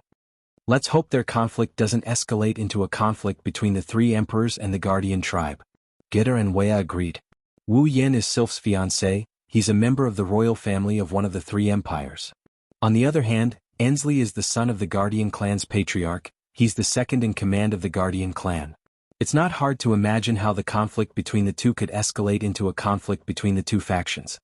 Seriously, his talent, strength, and character are all decent. Why doesn't he know how to turn things around? Carter sighed bitterly and muttered. I really shouldn't have let him be Sylph's fiancé. What if he bullies Sylph in the future with such a bad temper? With his strength, Sylph was no match for him, so she could only let him bully her. She didn't even dare to come back and complain. Then, my lovely daughter would hide in a corner and cry on her own for an unknown period of time. That won't do. No. I have to think of a way to break the engagement between the two of them. Entel, Gita, and Wea were speechless when they heard Carter's whining. That brat isn't the type to bully a woman. Wea was speechless. Besides, Sylph isn't the type to hide in a corner and cry. How would you know that my lovely daughter has a fragile heart under her cold exterior? Kate retorted vehemently, causing Vea to roll his eyes. So you don't want Wu Yan to become a member of the Ailu imperial family? Why don't you give him to me? I have a lot of little princesses on my side who are interested in that talented brat. By the way, it's the same for me. Gita smiled. Even if you don't cancel the engagement between Wu Yan and Sylph, those little brats are still interested in it. Why don't you just give him up? Carter was speechless when he heard that. Who wouldn't want to recruit someone like Wu Yan who has both strength and talent, someone with a bright future ahead of him? Not to mention the three emperors are aware that Wu Yan is backed by a group of Tier 9 powerhouses, he even has the support of a demigod. Who wouldn't be tempted by such a group? Carter also wants to rope Wu Yan into the Ailu imperial family. He did use Sylph's influence to make Wu Yan a member of the Ailu imperial family. Even though he's only her fiancé and that doesn't mean anything, it's still better than nothing. The problem is Carter doesn't want Sylph to marry Wu Yan. If possible, he would rather have another princess marry Wu Yan in Sylph's place. However, those people aren't even worthy of carrying Wu Yan's shoes. Only a beautiful, elegant, and powerful princess like Sylph can stand by Wu Yan's side. Carter's heart was in a mess. While Carter was racking his brains over the fact that his beloved daughter has a fiancé, he didn't know that Sylph has already fallen into a certain wolf's embrace. Emperor Island border. Standing at the edge of the beach, Wu Yan looked at the Emperor Island that he spent half a month in. He turned around and he smiled at Sylph, who has been looking at him all this while. Well then, I'll take my leave first. Sylph nodded and looked straight into Wu Yan's eyes. I'll look for you. Wu Yan laughed and patted Sylph's head. Well, I'll be looking forward to it. Wu Yan took a few steps back and with a flip of his hand, a crystal scroll appeared in his hand. He crushed it with one hand. A wave of light enveloped Wu Yan's body and he disappeared from the spot. Sylph stood there quietly and stared at the disappearing figure until the sky turned dark. Chapter 1106. Behemoth Forest, Outpost. Standing outside of the Behemoth Forest, the outpost is still the same as before. Every day, people are carrying out their duties in an orderly manner, doing their best for the Ailu Empire. The chaos caused by Wu Yan's group a while ago is no longer happening. That doesn't mean the outpost is free of troubles, big and small are still present. Last time, under the influence of the black light, one of the outpost teams was almost completely wiped out. Even though it didn't happen again, the Behemoth Forest isn't a peaceful place. There are still people who die under the jaws of demonic beasts every day. However, this is the outpost's own business. It has nothing to do with Wu Yan's group. As time passed, Wu Yan's group gradually faded out of sight.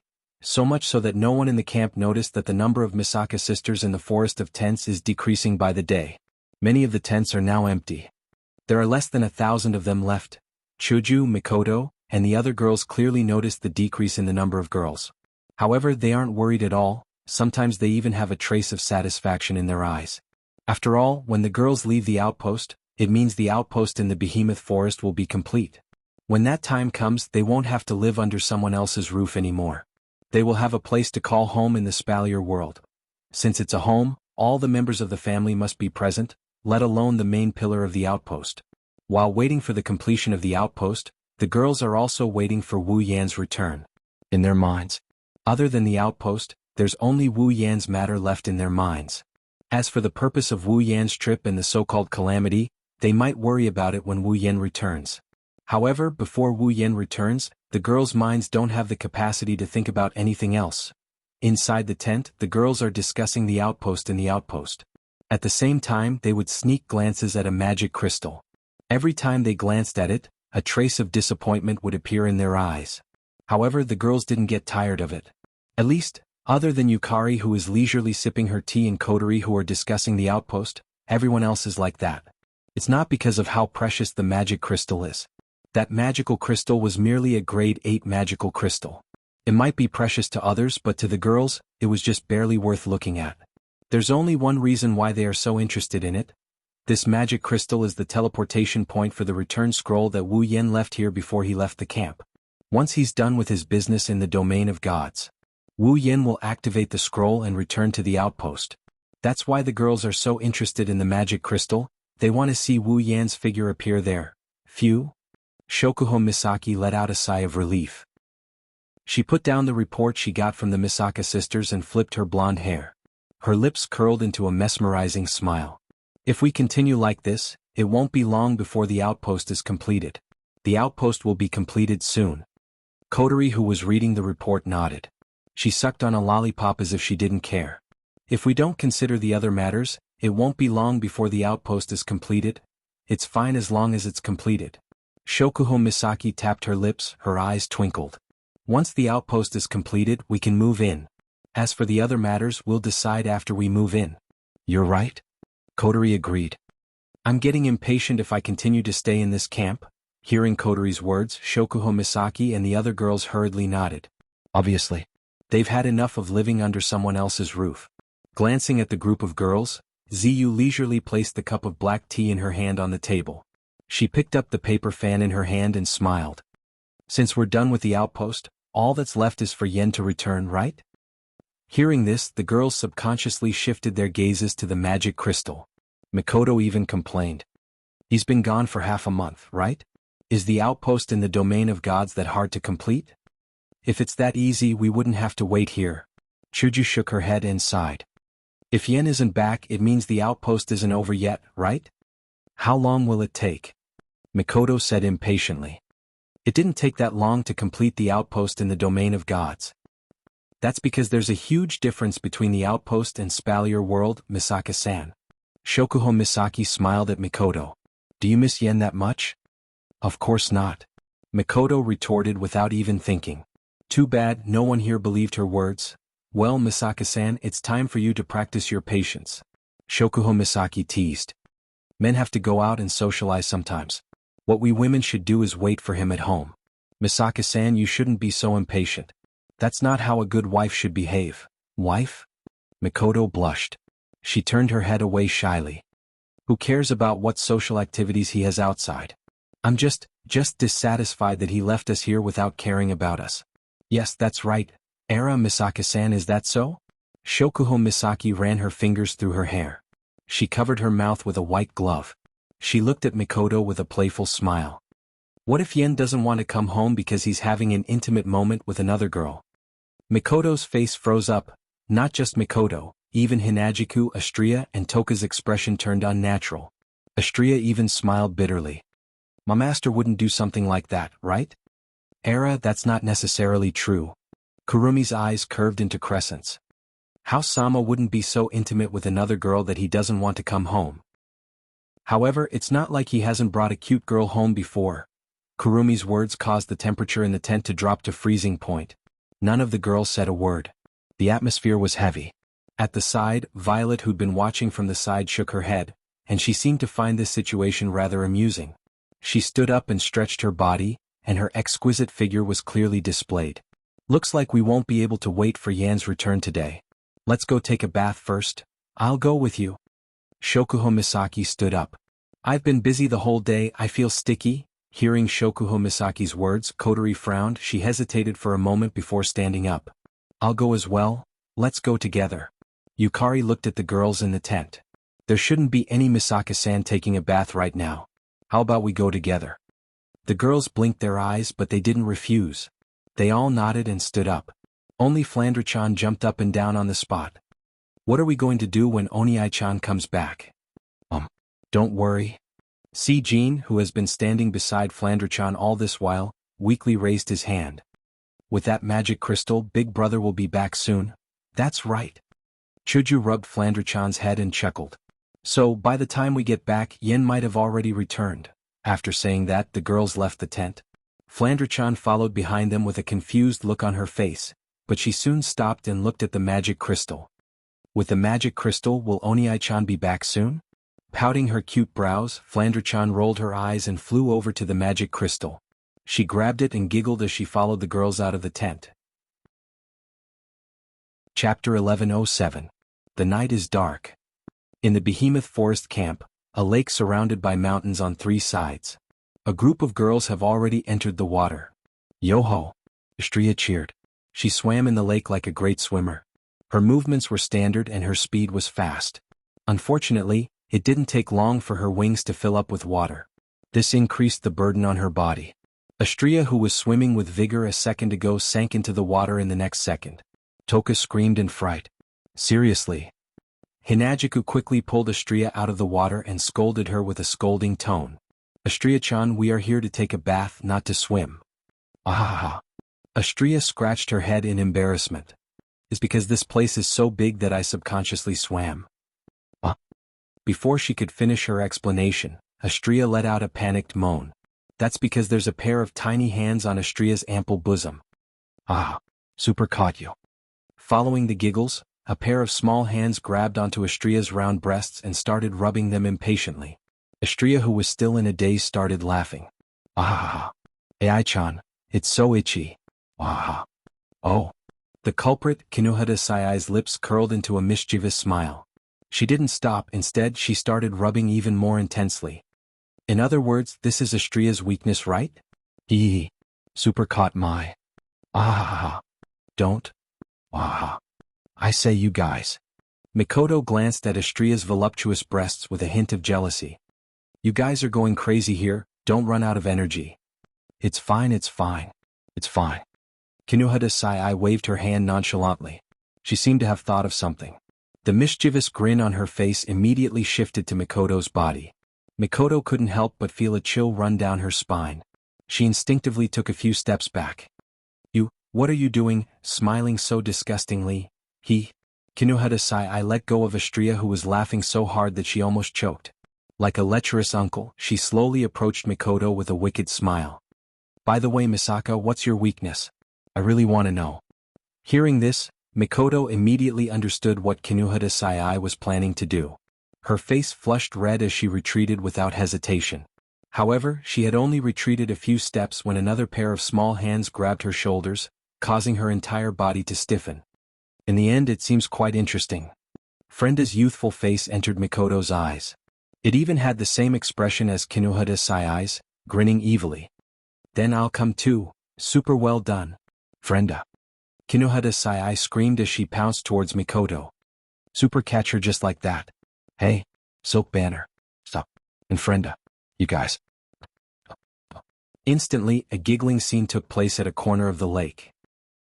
Astria was still breathing heavily while Toka supported her to prevent her from sinking. Hinajiku was both helpless and amused at the same time. She turned around and looked at another direction. There, Ikaros, Shokuho Misaki, Kurumi, and Takitsubu Riku were leaning against the lake wall with their eyes closed.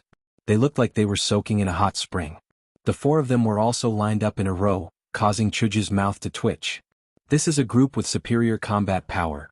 Perhaps they heard Hinajiku's voice, but Shokuho Misaki and Kurumi both opened their eyes and laughed at the same time. Era. Kurumi tilted her head and laughed without a hint of complacency. What we're doing isn't much.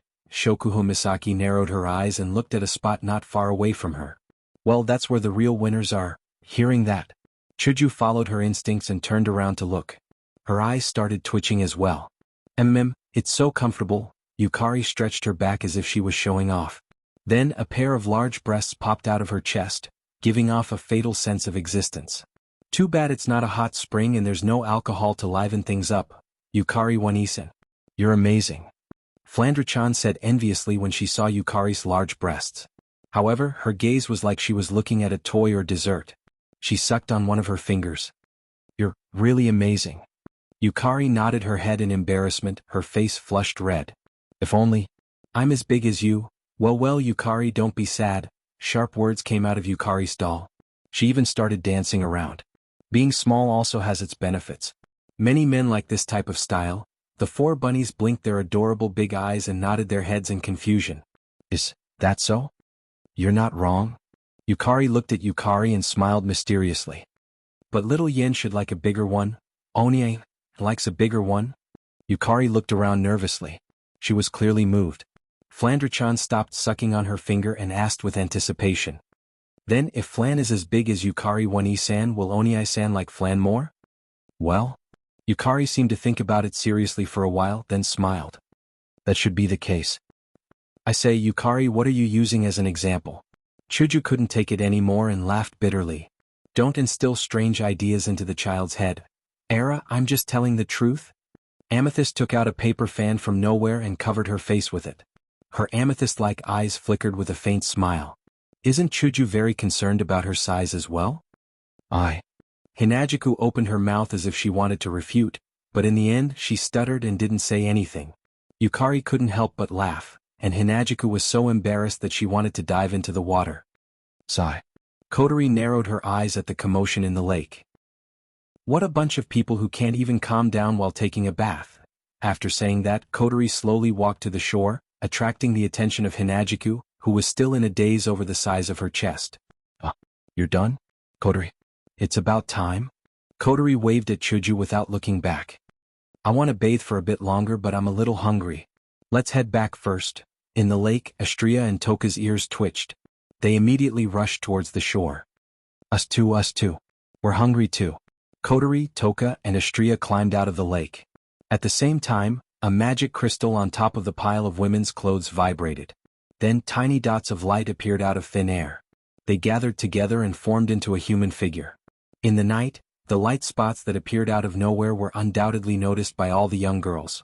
Faintly feeling that something was amiss before the girls could react, the light spots around them suddenly dispersed, exposing the figure within to the air.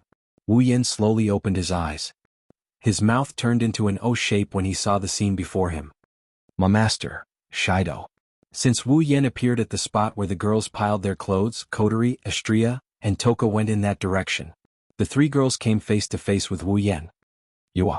Astria and Toka regained their senses and they jumped back into the water. Kotori covered her chest as she glared at Wu Yen. She looked like she wanted to bite off a chunk of meat from him. Yen. In the water, a lot of girls reflexively dove into the water. Hinajiku and Mikoto screamed in anger. Their screams naturally attracted Wu Yan's attention and he looked over. The next moment, one by one, their white and delicate bodies entered his field of vision, causing him to feel dizzy. What the hell is going on? Chapter 1108. That's the gist of what happened. Inside the tent, Wu Yen told the girls everything that happened on the Emperor Island and the Domain of Gods. Aside from Sylph, Wu Yen told them about everything that happened in the Domain of Gods. He had a puzzled look on his face. Wu Yen isn't bothered by the fact that he has to tell them everything. He's more concerned about the lake incident.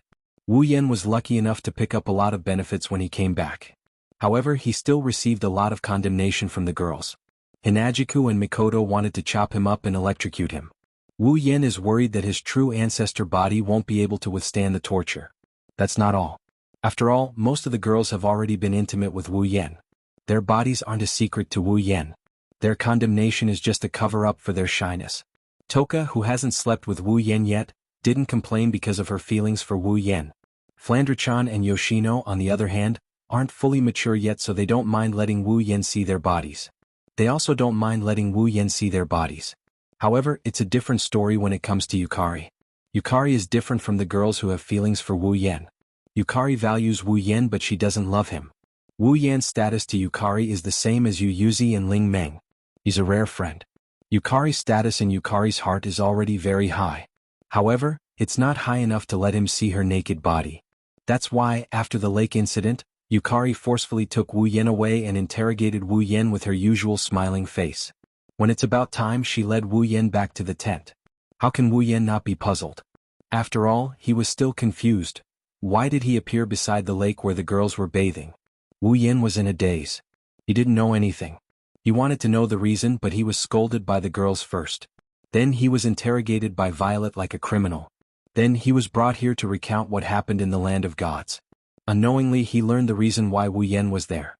He was also forgotten by the girls. Looking around at the girls who were digesting the news he brought back, Wu Yan wanted to look up to the sky and let out a long sigh.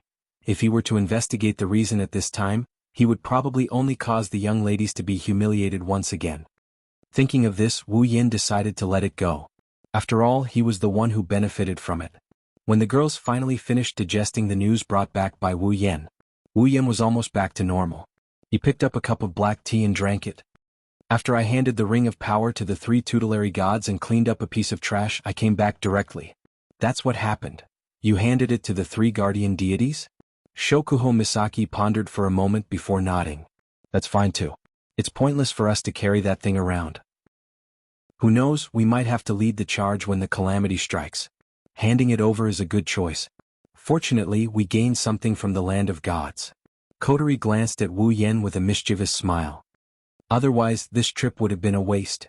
I guess I have no choice but to accept my fate. Wu Yan sighed and he shook his head. Even though Ailu left the Ring of Power to the Ailu Empire's royal family, he also left the Ring of Gold to me. Regardless, I still have to make a trip. That's true. Chuju and Mikoto nodded in agreement. It's not good to owe someone a favor. It's best if I have the chance to repay it. Besides, Lulu and Feifei are in Ailu Empire as well. For their sake, I have to make a trip to the land of gods. Wu Yan nodded with a smile. He turned to Yukari, who was sipping her tea. Yukari, what do you think? Yukari, it's the same whether we hand over the Ring of Power or not. Yukari replied with a smile. As long as we're in the Spalier world, we'll be bound to the calamity sooner or later. It's only a matter of time before we get involved.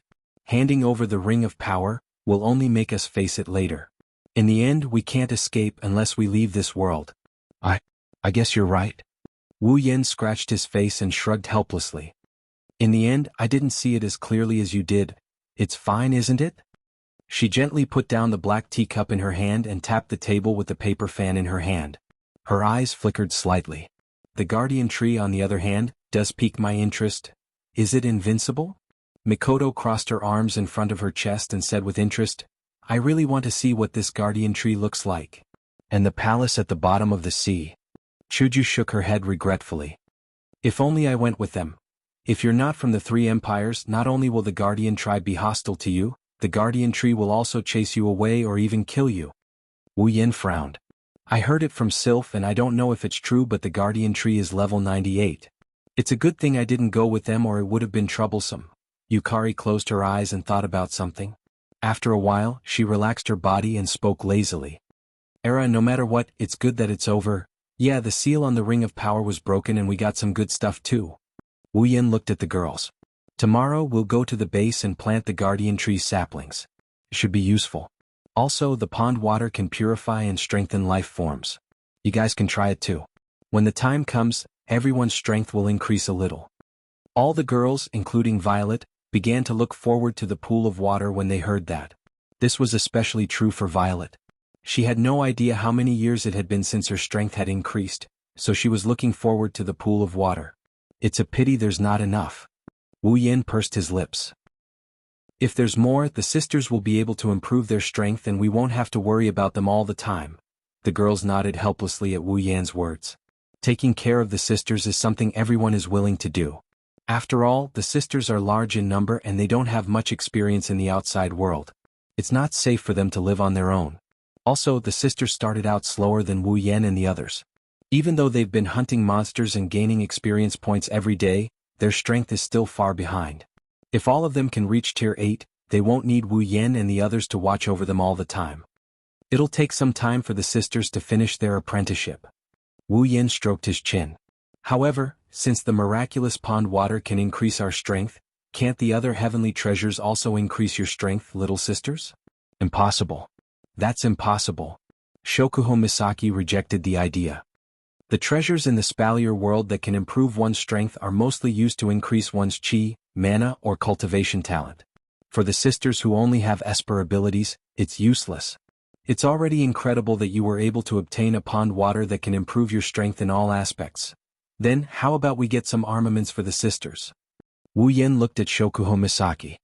It shouldn't be hard for us to get armaments with our abilities, right? It'll help the sisters as well. If you can think of it, so can I. Shokuho Misaki rolled her eyes at Wu Yan. But we still have the same problem. The sisters only have Esper abilities. The spalier world's armaments are mostly staffs. Can staffs increase the sisters' strength? As for the warriors' armaments, swords, spears and so on, are you giving them to the sisters so that they can charge into enemy lines and engage in close combat? That? Wu Yan choked. We don't have to use the spalier world's armaments? So, you're saying that you want to exchange 20,000 sisters for armaments? Shokuho Misaki said with a faint smile on her face. But do you have enough points? Wu Yan was speechless. Espers sure are troublesome. Kotori pursed her lips. Our world is much more convenient.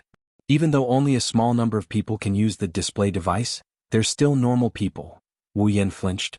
His eyes lit up. Chapter 1109. Behemoth Forest Campsite, a lake. The calm lake flickered with arcs of light, like a huge light source, emitting a dazzling light that made people have to squint their eyes to prevent their eyes from being hurt. The slow sound of water kept reverberating from an unknown corner, as if there was a stream that was connected to this lake, pouring in a brand new source of water.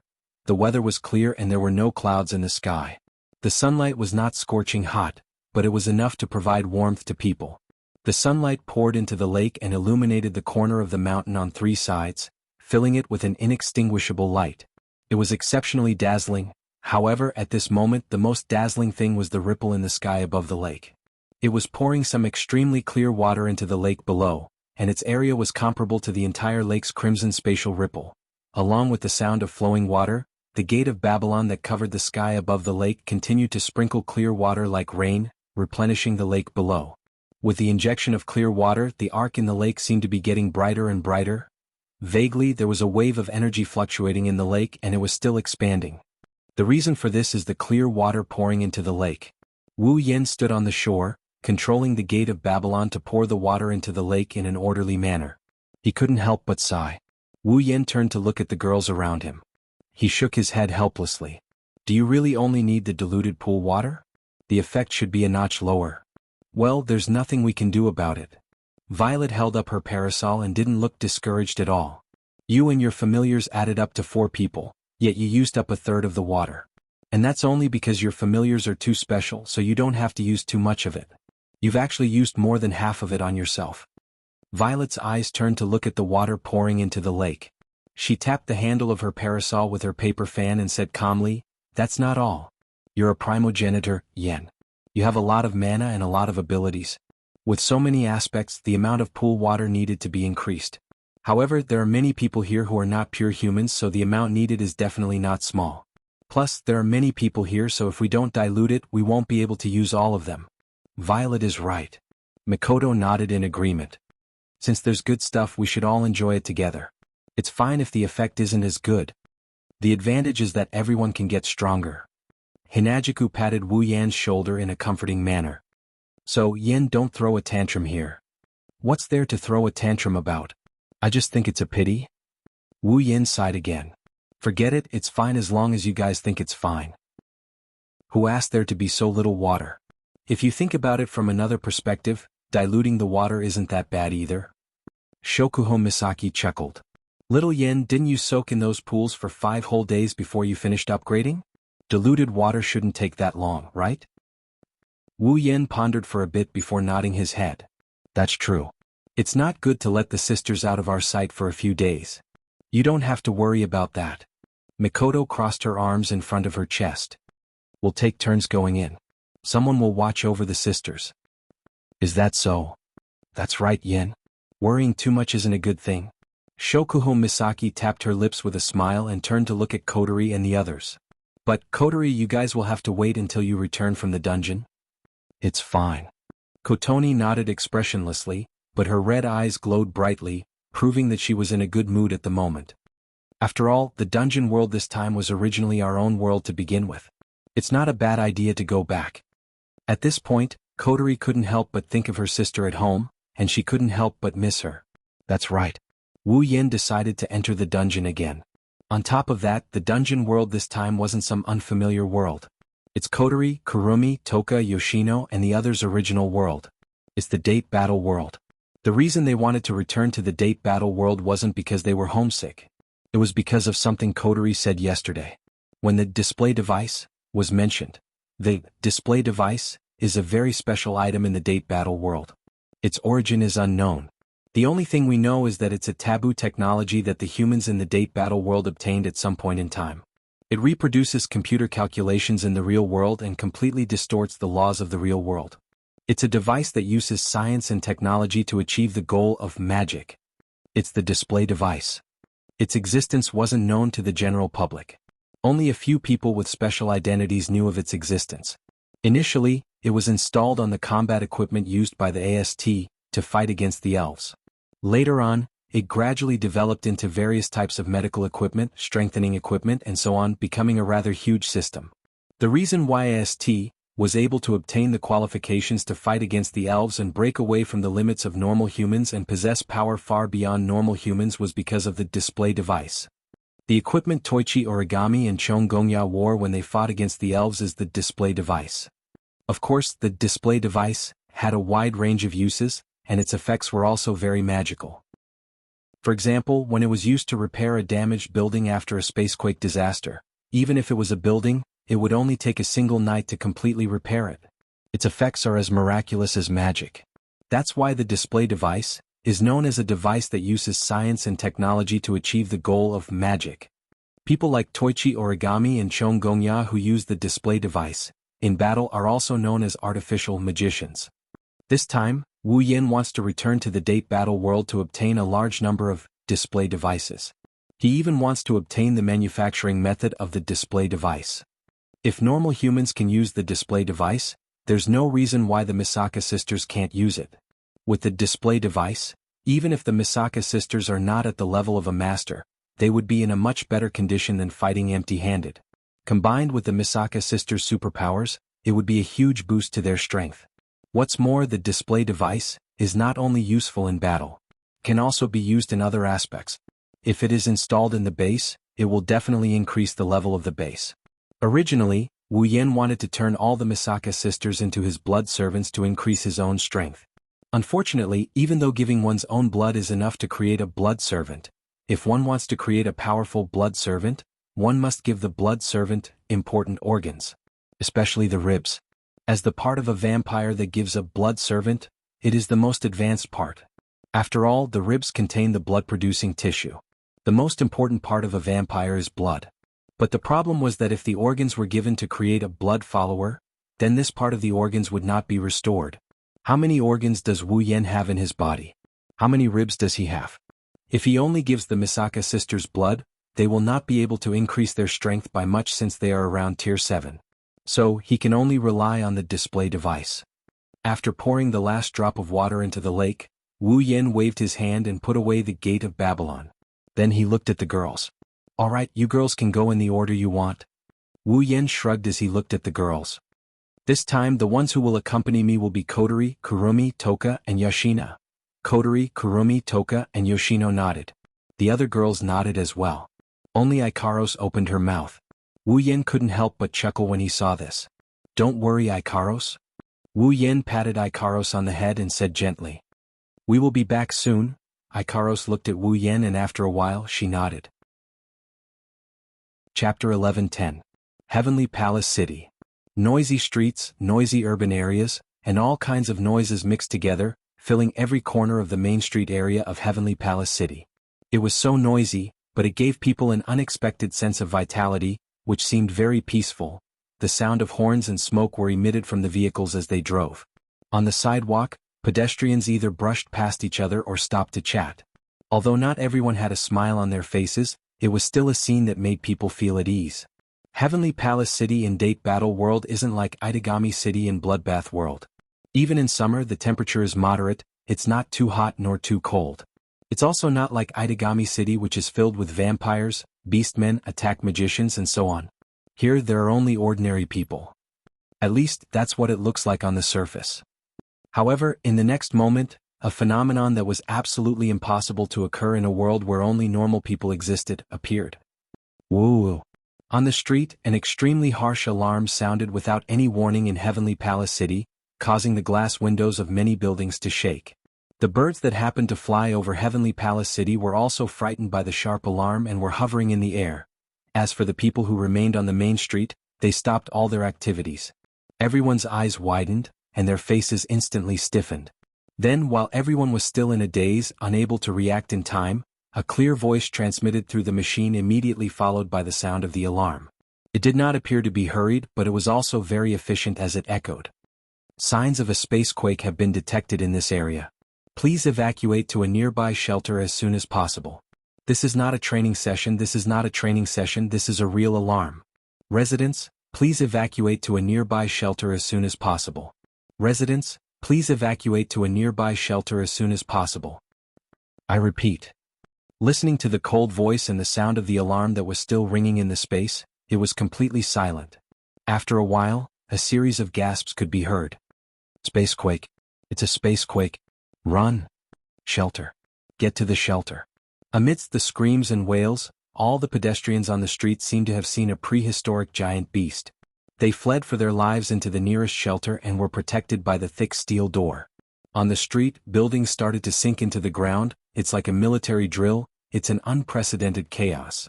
The atmosphere has changed. There are only cars on the road, no one is driving. There's only trash, no one is walking on the street. There are roads, parks, convenience stores. There's not a single person in sight. Up until now there were still people moving around. But now the only thing that remained in the air was the aura of people moving around. The figures of people had disappeared into the streets. It was like a ghost town in a horror movie. It made one's hair stand on end, and in this creepy scene at a corner of the street suddenly a figure appeared. A dazzling light surrounded the area. Kaboom! Between the heavens and the earth, only the deafening sound of the explosion and the violent shockwaves swept out in all directions, destroying everything in the area. The street was completely destroyed, the buildings collapsed, gravel flew in the air, a terrifying energy wave spread out. It's like someone dropped a nuclear bomb, the shock wave spread out in all directions. In just an instant this place turned into a real hell. When the shock waves and explosions stopped. That happened 5 minutes later. What's left is the scene of a meteorite crashing down. An entire layer of the street was shaved off, there's no trace of concrete left on the street. What looks like walls are standing one after another around the destroyed street, there's light smoke coming out of them. At the center of the street where the explosion happened, there's a large hole dug out of the ground. A few figures stood in the hollow as they blankly looked at their surroundings. They exchanged glances with each other. In an instant, a deathly silence surrounded them, causing them to be unable to open their mouths to speak. After a long time, one of the beautiful girls with 2 ponytails hanging in front of her and bangs long enough to cover one of her eyes tilted her head and smiled. Ah la la la, something interesting happened? It's not interesting at all. A petite girl with 2 pink ponytails yelled angrily. We caused a space-time quake. A space-time quake? I've never caused a space-time quake before. Damn it. Hearing this, the man standing in front of the 4 beautiful young ladies of various sizes first lowered his head. Soon after, he abruptly raised his head and shouted like he was going crazy. Why is it space-time again? The ones who caused the space-time quake are Wu Yen, Kotori, Kurumi, Yoshino, and Toka. Why? Wu Yen scratched his head, unable to get over this. Why would it cause a space-time quake? If you think about it, it's not that strange. Kotori took a deep breath and gritted her teeth. Our spiritual energy isn't sealed, it's not like we're in a quiet world, it's not strange that we caused a space-time quake. Sprites that were hibernating in another world would suddenly appear in this world. This phenomenon was known as the manifest world. When an elf returns from this world to the other, it's called disappearance. The reality world is divided into two types based on whether a space-time quake occurs or not. When a space-time quake occurs, it's called a normal reality world. When a space-time quake doesn't occur, it's called a quiet reality world. As a matter of fact, when fairies disappear and return to the other world, they will naturally enter a state of hibernation. Moreover, they will be pulled to this world from time to time, as if they were forcefully awakened by someone, thus appearing in the real world. In other words, whether the reality world exists or not has nothing to do with the will of the elf. When an elf is forcefully pulled into the reality world, a space-time quake will occur in the reality world. If an elf doesn't want a space-time quake to occur in the reality world, they'll have to rely on their own will to descend into this world. In other words, if they want a quiet reality world, they'll have to consciously resist the space-time quake. Wu Yin, Kotori, Kurumi, Toka, and Yoshino. 4 of them are elves. They came back from the Spalier world to this world. Moreover, they forgot to seal their spiritual energy and didn't consciously try to control the space tremors. Naturally, the space tremors happened. Wu Yin more or less understood Kotori's words, but he also had another question. If that's the case, why did a space-time quake occur when he first arrived in this world? Even though he didn't consciously resist the space-time quake, Wu Yin doesn't have any spiritual energy and he's not an elf. While Wu Yin was pondering this question, Toka and Yoshino exchanged glances and walked up to Wu Yin. Toka asked anxiously, "Hey Shido, did we do something bad?" "Probably. I think, maybe. Wu Yin scratched his cheek and smiled awkwardly. "Yeah. Forget it, it's good that no one got hurt." Kotori sighed. "In short, let's leave before AST arrives." Zhang Lixing shook his head. Wu Yin and Ko were about to nod when they heard a sonic boom from the horizon. They froze on the spot just as they were about to leave. Era. Kurumi licked the corner of her mouth as if she was taking pleasure in her misfortune. "Looks like they're here." Everyone raised their heads and looked in the direction of the sound. There, a few figures wearing streamlined light armor were rapidly flying over under the guidance of ejectors. Wu Yin rubbed his forehead and looked at the 4 elven girls. "Whatever, hurry up and change into your spiritual equipment. Don't let AST see you in your normal attire or it'll cause some trouble." The 4 girls nodded, and in the next moment, flames, black gas, purple light, and icy mist enveloped their bodies. When they reappeared, the 4 elven girls had already changed into dazzling spiritual equipment. Chapter 11:11. As soon as she arrived at the scene of the space-time quake, she saw 5 figures standing in the hole.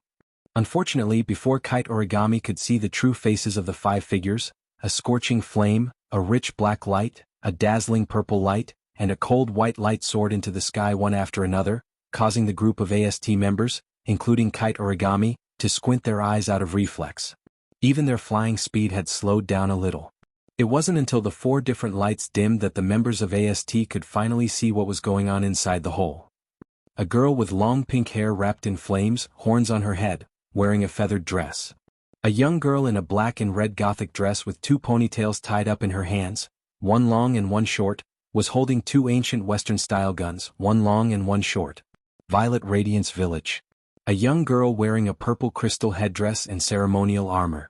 A petite girl with a doll in one hand, surrounded by cold air, wearing a green cloak decorated with bunnies. There was also a black-haired man who was standing in front of the 4 girls. There was nothing abnormal about him. He was wearing an ordinary black shirt and trousers and a black jacket. The AST members in the air saw this scene and their expressions changed drastically. They even felt dizzy. Five elves? How is this possible? 5 elves. It's really 5 elves. How are we supposed to fight this? The AST members, other than Kite Origami, were all shaken. They almost screamed out loud. Even though the ejector behind them was still active, they didn't dare to take another step forward. That's understandable. Usually, all of the AST members added together could only deal with 1 elf. They were the only ones who knew how to fight against the elves. The AST members were just barely able to resist the elves when they appeared. They dragged the elves until they disappeared and the battle was over. If they really fought against the elves at full power with the level of the AST battle display device, even if all of the AST members were added together, they would only be on par with the weakest elf in history, Hermit. They wouldn't be able to do anything to the elves. Now, against 5 elves at once, let alone AST, even DM might not be able to do anything. If they really fought against the elves, only death awaited them. Princess. Nightmare. Hermit. Hermit? The leader was a female. The captain of AST, Hoshino, gritted her teeth as she stared at Wu Yen and company. She endured the dizziness in her head. That fire sprite should be an Efreet, right? And that man, could he be the Red Devil? Damn it. When did the elves know how to gather together? 5 elves, how are we supposed to fight them? The AST members didn't dare to step forward after hearing Liaozi's words. It wasn't that they were too cowardly. It's because the elves in front of them are too terrifying. Not to mention the weakest one, Hermit, Princess Pisces, was a super strong elf with a comprehensive danger level of AAA. They didn't have the confidence to deal with Princess Pisces, alone. On the other hand, even though the fire elf, Efreet, hadn't appeared in the world for a long time, its overall danger level was still AA. It was definitely stronger than Hermit. Of course they were strong, but they had never taken the initiative to kill a human. But Nightmare was known as the evilest and most dangerous sprite. Her comprehensive danger level was S. She could kill tens of thousands of humans with her bare hands. If she was alone, they would still dare to fight her. But now, not only was she not alone, she was with several elves who were not inferior to her. Who would dare to fight her? Only the male elf, the Red Devil, who had only appeared in the Outer Realm once and was also the only one who had appeared. His strength and danger level were unknown, and he was very mysterious. He might stand in front of a group of elves. Would he be weak? If that's the case, then AST is retarded. While the members of ST were at a loss of what to do, Tokiichi Origami's face turned pale as she stood there in a daze. It was not that Kitsune Origami was afraid, but at this moment, her mind was already filled with the words of Liaozi under the sun. She could no longer hold anything else. Efreet. Efreet. Efreet. Efreet. Staring at Kotori, who was engulfed in flames, Tabichi Origami kept repeating Kotori's name like a puppet. Suddenly, his eyes turned red, and his pale face was replaced by a ferocious expression. Ignoring her companions, Koichi Origami charged toward the group of people below without hesitation. To be more precise, she was charging toward Kotori. Following that, a sharp screech filled with hatred and resentment echoed in the air, accompanied by the cries of prairie fire. Efreet. Wait. Origami. The resentful screech startled Wu Yen and the others. When they reacted, Tabichi Origami was already in front of Kotori. Ignoring the others, she raised her lightsaber and slashed at Kotori's head. You. Kotori frowned deeply when she saw Koichi Origami's face distorted with hatred. However, the merciless lightsaber made her temporarily put aside the doubts in her heart. She extended a hand, and a scorching flame immediately wrapped around it and slowly burned. Ding! The gleaming lightsaber slashed at Kotori's hand. However, it was blocked by the flames on her arm. Kotori gripped the lightsaber tightly. Her red eyes stared at Tabichi Origami. There was a trace of fiery red in her eyes. You still have the guts to charge at me in this situation. I have to say, Tabichi Origami, your actions are both surprising and hilarious. Kotori frowned at Tabichi Origami's hateful face and couldn't help but mock her. I heard you hate elves, but I didn't expect it to be to this extent. Looks like I've underestimated you. Efreet. Efreet. Efreet. Koichi Origami bit her lips and tried to pull the lightsaber in her hand. However, no matter how hard she tried, she could not pull the lightsaber out. She abandoned the lightsaber in her hand, grabbed a heavy cannon and aimed it at Kotori's face. Bam! A dense energy wave surged out of the cannon and hit Kotori at close range. Both Kotori and Origami were shrouded in black smoke and flames. Origami. Looking at the black smoke that couldn't be seen clearly, Liaozi clenched his fists tightly. That idiot. Prairie Fire turned around and yelled at the AST members behind him. What are you looking at? Go help them. The members of AST were shocked. They hurriedly operated the ejector and flew down. However, after flying for a short distance, a figure appeared in front of them. Era. Kurumi walked slowly in the air as if she was taking a stroll in the garden. She turned her head around and a wicked smile hung on her beautiful face. Although I don't know what's going on, it seems to be very complicated over there. Can you please not go over and disturb them? After saying that, Kwang Sen's red eyes flashed with an ominous glint. Otherwise, I'll be very angry, very angry. Nightmare. Sun Liaozi's expression changed. She didn't dare to pretend that she didn't hear the evil elf's words. At the same time, the black smoke gradually dissipated, revealing the situation inside. Kotori, who was engulfed in flames, wasn't hurt at all. Tabichi Origami was strangled by Kotori. She was hanging in the air and struggling in pain. Chapter 11-12. Ugh. Kyuchi Origami could only struggle to break free from the grasp of this hand. However, the more she struggled, the more pain she felt. In the end, her usually calm face was flushed red from the suffocation. The feeling of suffocation assaulted Tabichi Origami's mind. Her mind started to blur. Even so, she continued to glare at Kotori's face with resentment. If she could get a little closer, she wouldn't mind biting Kotori's face and tearing off a piece of flesh. Kotori's frown deepened when she saw Tabichi Origami's behavior. Tabichi Origami's behavior is a bit abnormal. Kotori knew Tabichi Origami very well. She was in the same class as her brother and sister, and she was familiar with her. To put it simply, Tokichi Origami is an unapproachable person. She doesn't interact much with others and secretly hates the elves. She joined AST for the sake of world peace and to prevent the elves from destroying the world and harming others. Rather than saying that she joined AST for the sake of world peace and to stop the elves from destroying the world and harming others, it's more accurate to say that she hates the elves. That's why Tabichi Origami joined AST. But this hatred is a bit too much. Kotori recalled the information she received about Tabichi Origami. She stared at Tabichi Origami's resentful eyes and for some reason she felt annoyed. Her grip tightened, causing Tabichi Origami to moan in pain. Watching all of this happen with their own eyes, Toka and Yoshino were completely unable to react. For a moment they were stunned on the spot. Only Wu Yen looked at Tabichi Origami quietly and sighed. When he saw Tabichi Origami charging at Kotori with a face full of hatred, Wu Yen already knew what was going to happen next. Wu Yen can only blame himself for forgetting that Tabichi Origami is a member of AST. He forgot that Tabichi Origami has hatred in her heart. Otherwise, he wouldn't have let Kotori turn into an elf even if her identity is exposed. Even if she sees her normal state, it's just a bit more troublesome. With Kotori's abilities and the seal on her spirit energy, she won't be able to detect any psychic waves. Even if she looks exactly the same, she won't be treated like an elf. But now, in order to save some trouble, he got himself into big trouble. Wu Yen felt like the loss outweighed the gain. Wu Yen glanced at the AST members who were pinned down by Kurumi. He looked at Kotori. Kotori let her go. Kotori was stunned. He hesitated for a moment before nodding his head. Then he tossed the origami kitsune out of his hand. Cough, cough. Tabichi Origami stabilized herself. The propellers behind her increased in power, allowing her to float in the air. She covered her neck and coughed a few times. Her eyes never left Kotori. The hatred is still there. Cough. I'll kill you. I'll definitely kill you. Efreet. Tabichi Origami coughed and said something that made Kotori very uncomfortable. The flames on her body started jumping violently. Kotori can tell from Tabichi Origami's words that Tabichi Origami hates herself. But why?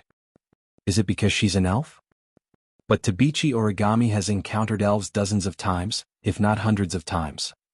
Kotori did know that Tabichi Origami would act recklessly in front of elves, but she never heard of it. Why would Tabichi Origami act like this when facing an elf? There must be a reason behind it.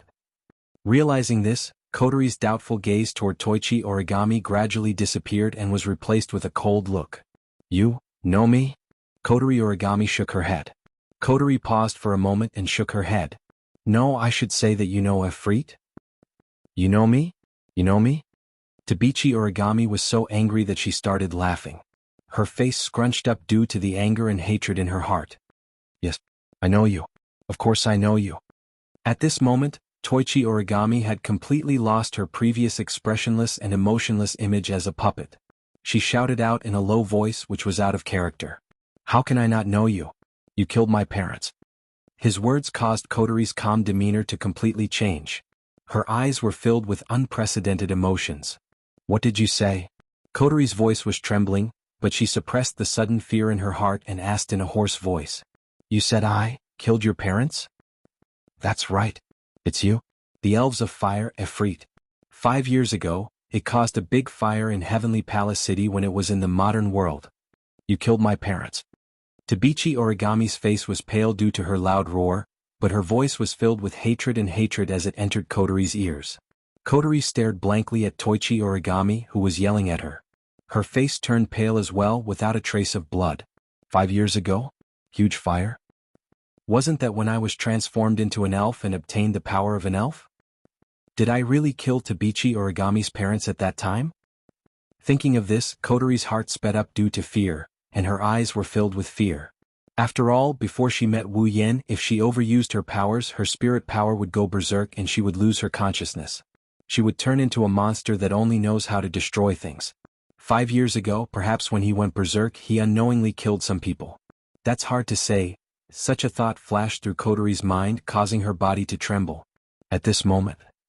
Because she's a fire spirit, she's the murderer of your parents? A voice that was terrifyingly calm compared to Kotori and Tokichi's voice suddenly rang out.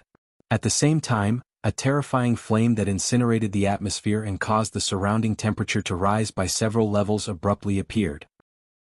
Then I'm sorry, I'm probably involved in killing your parents. Tabichi Origami turned around and looked at the source of the voice. She was stunned by what she saw. Red flames shot up into the sky like serpents. Wu Yin was bathed in flames. His wine-red eyes looked at Tabichi Origami with pity and sympathy.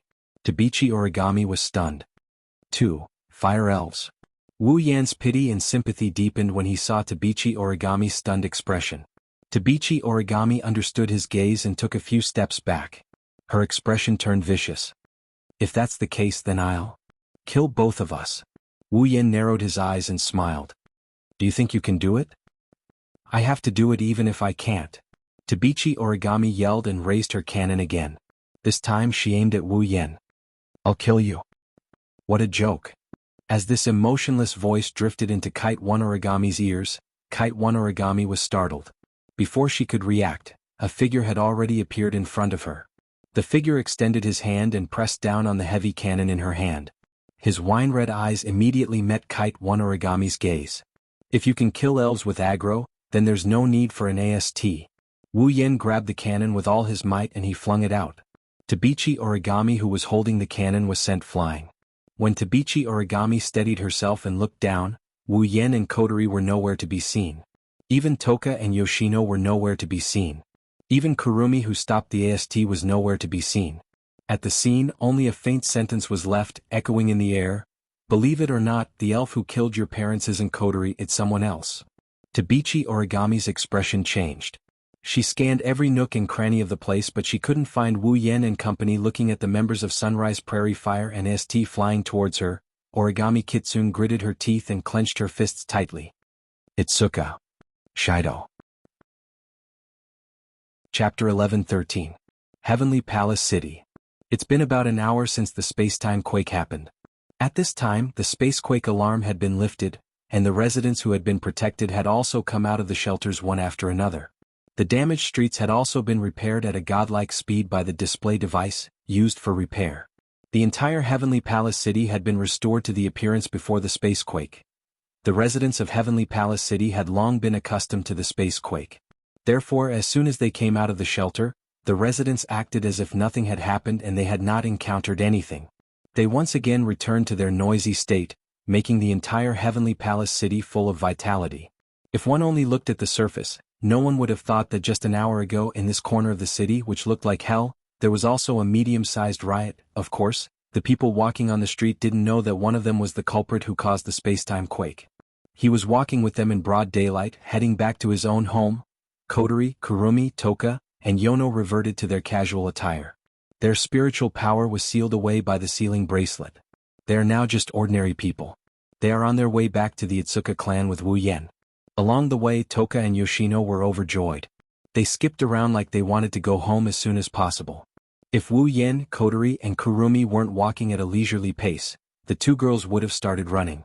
Obviously, Wu He's family had a very special position in the hearts of Shi Xiang and Shi Xiaonai as their first shelter after getting rid of the identity of being hunted.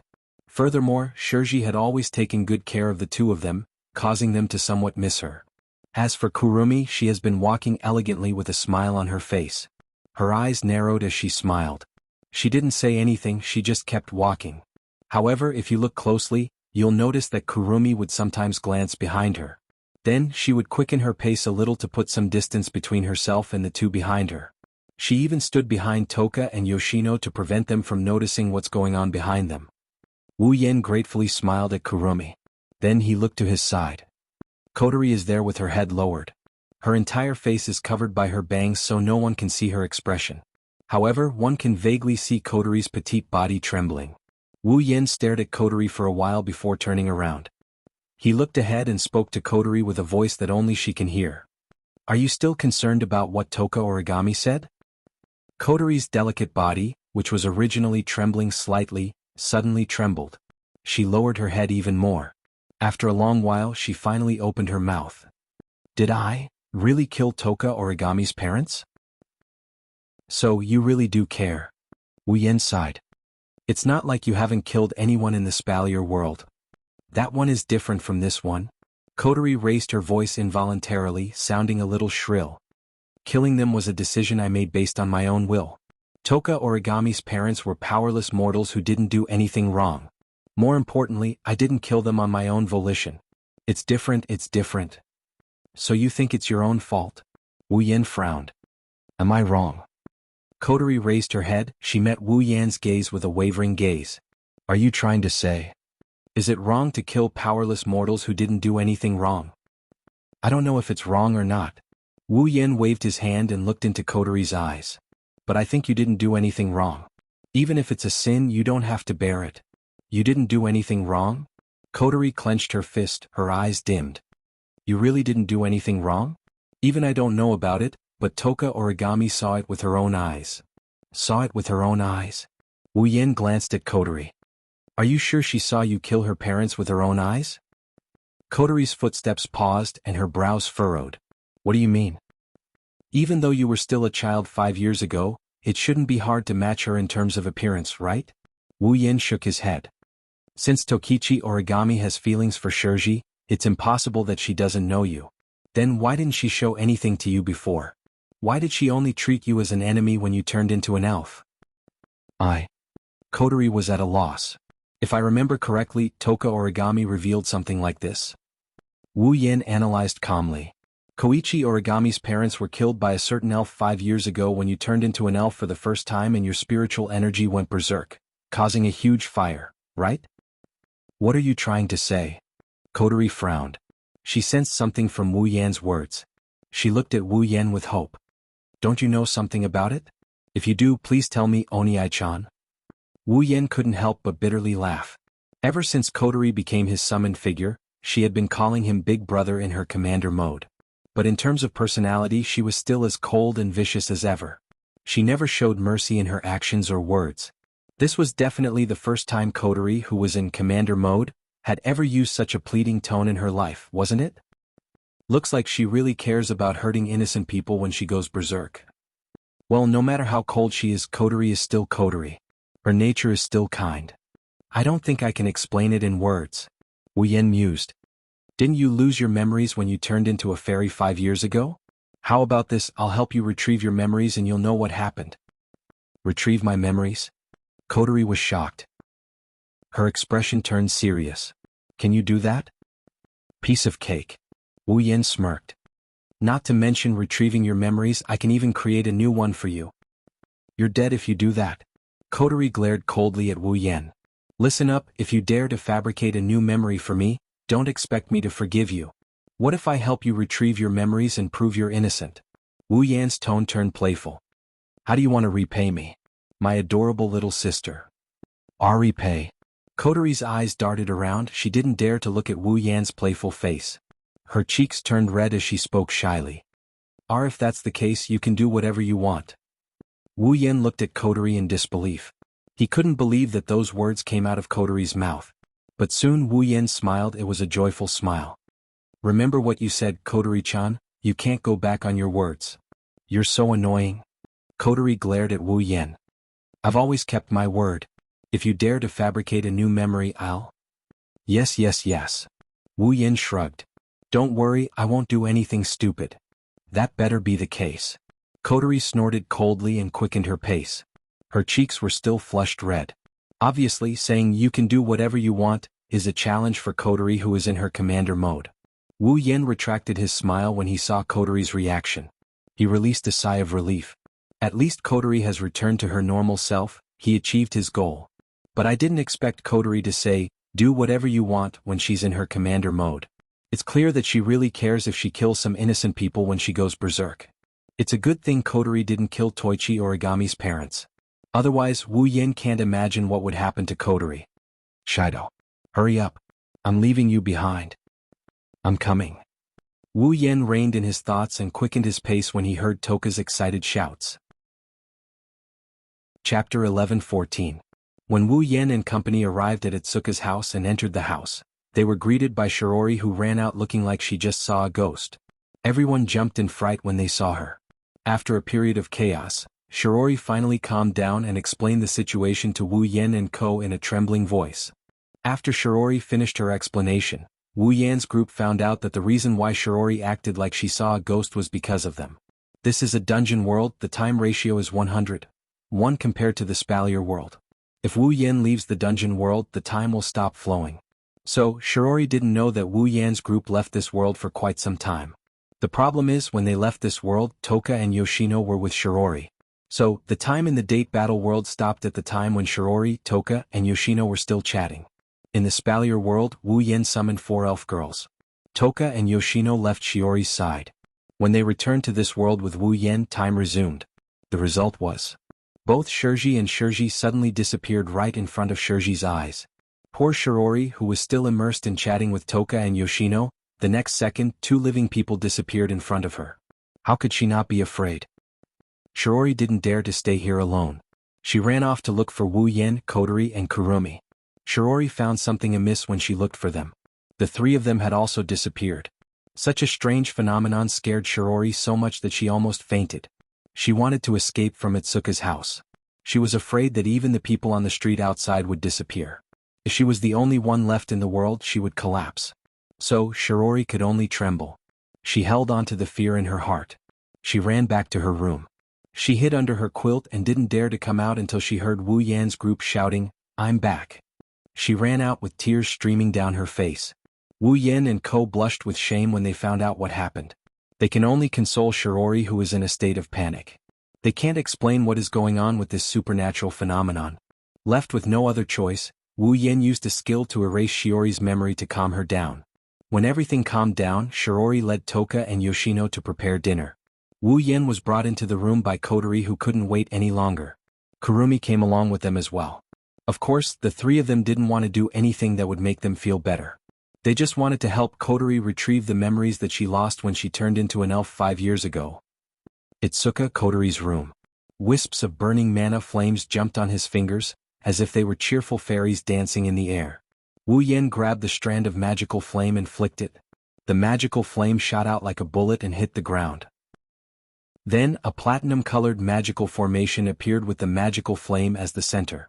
Wu Yen nodded and looked at Kotori. Stand in the magical formation. Stand in this magic circle. It can help you reconstruct the memory before and after your elven transformation 5 years ago. Kotori's face tensed up. She was expressionless, but there was an indescribable seriousness in her voice. She nodded and walked into the magical formation. She stood in the center. Bzzz. The platinum-colored magical formation flashed with a barrier of light. With the boundary of the magical formation as the boundary, it enveloped Kotori. Then, the ripples of mana started to expand and Kotori slowly closed her eyes.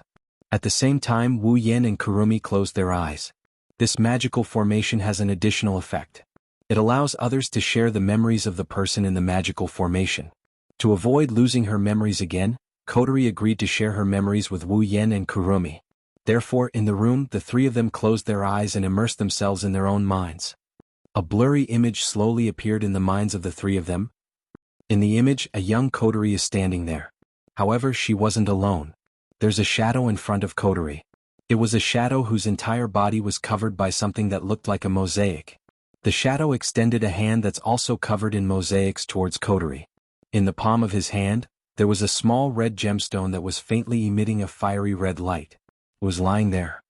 The shadow seemed to say something to Kotori. Kotori slowly reached out her hand and touched the red gem. The moment Xiao Qinli touched the red gem, it turned into a ray of light and merged into Xiao Qinli's palm. Then Kotori's body began to burn with scorching flames. Her clothes started burning from the bottom and turned into ashes. It turned into a strange, feather-like pinkish-white kimono. She was wearing a feather kimono that was so beautiful it seemed like a fantasy. She was bathed in boiling flames. In the video, Kotori's face was twisted in pain. Not only that, but around Kotori, bright red flames began to burn. Kotori seemed to have reached the limit of her endurance and she began to cry out. As if it had received some kind of command, the flames suddenly expanded and spread wildly in all directions. The park, the houses, the shops, the buildings and even the streets were all covered by the merciless flames. Xiao Qin, on the other hand, seemed to have been tied to a pillar. Her hands were spread wide open as she screamed in pain. She looked like a saintess who was being burned alive. As she screamed, the flames around her shot out in all directions like a flamethrower. By the time Xiao Qin finally stopped screaming and calmed down, everything around her had already been engulfed in a sea of fire and was slowly burning away. Everything within his field of vision was burned to ashes. Moreover, the fire was still gradually expanding its scope. Seeing all this, Kotori's face once again showed a pained expression. She collapsed to the ground, covered her face and cried bitterly. Large drops of tears flowed from her eyes, dripping onto the ground, and were directly evaporated by the scorching flames. The shadow stood there and watched. Until a certain moment, it suddenly raised its head and looked at the sky. Then it immediately disappeared. Almost at the same time, a figure descended from the sky and landed in front of Kotori. Kotori threw herself into the person's arms as if she was grasping at a life-saving straw. Not long after, the two talked about something and the person gave Kotori a red bracelet before disappearing. That person was Wu Yen, who accidentally returned to Heavenly Palace City 5 years ago. When Kotori put on the bracelet and sealed all her spirit energy, Wu Yen disappeared. The shadow appeared in front of Kotori again. The shadow kept looking up at the sky and didn't say anything for a long time. When her spiritual energy was sealed and her spiritual equipment turned into flames, Kotori covered her body and took a few steps back in fear. The shadow seemed to have realized something and looked at Kotori. Then the shadow reached out its hand. This time there was no gem in its hand. Its palm was no longer in front of Kotori. Instead, it pressed down on Kotori's head. A faint light flashed from the shadow's hand. Kotori, who was struggling, stiffened. Her eyes closed and she fell to the ground. He raised his head and looked at the sky. The shadow disappeared once more. The fire that spread throughout Heavenly Palace City seemed to have lost its power. As Kotori fell, it gradually dimmed. Many buildings and streets that were burned to ashes were exposed to the air. Everything disappeared. The image of Heavenly Palace City, which was almost burned to ashes, emitting light smoke, became the last scene in this memory fragment. Chapter 11:15. The magical ripples in the small room slowly receded. The platinum-colored magic formation in the center of the room slowly retracted and disappeared into thin air. Wu Yin, Kotori and Kurumi opened their eyes. They were shocked as if they were awakened from a nightmare. Their breathing quickened. That was... Kotori covered her forehead subconsciously. She was still immersed in the memories she just retrieved. Her red eyes were trembling violently. Even her pupils were dilated. I remember now, the reason why I turned into an elf. Compared to the dazed Kotori, Wu Yan's expression was full of frustration. So that shadow was there the whole time. Why didn't I notice it? Despite saying that, Wu Yan couldn't do anything about it. What could he do? When he returned to Heavenly Palace City 5 years ago and saw Kotori, it was just an accident. It was not something he could control at all. There was only a short period of time. He was not free when he came and he was not free when he left. Even if he found the shadow, he probably couldn't do anything. However, Wu Yan wasn't happy that the shadow that caused Kotori to turn into an elf had watched him disappear from Heavenly Palace City 5 years ago. That shadow?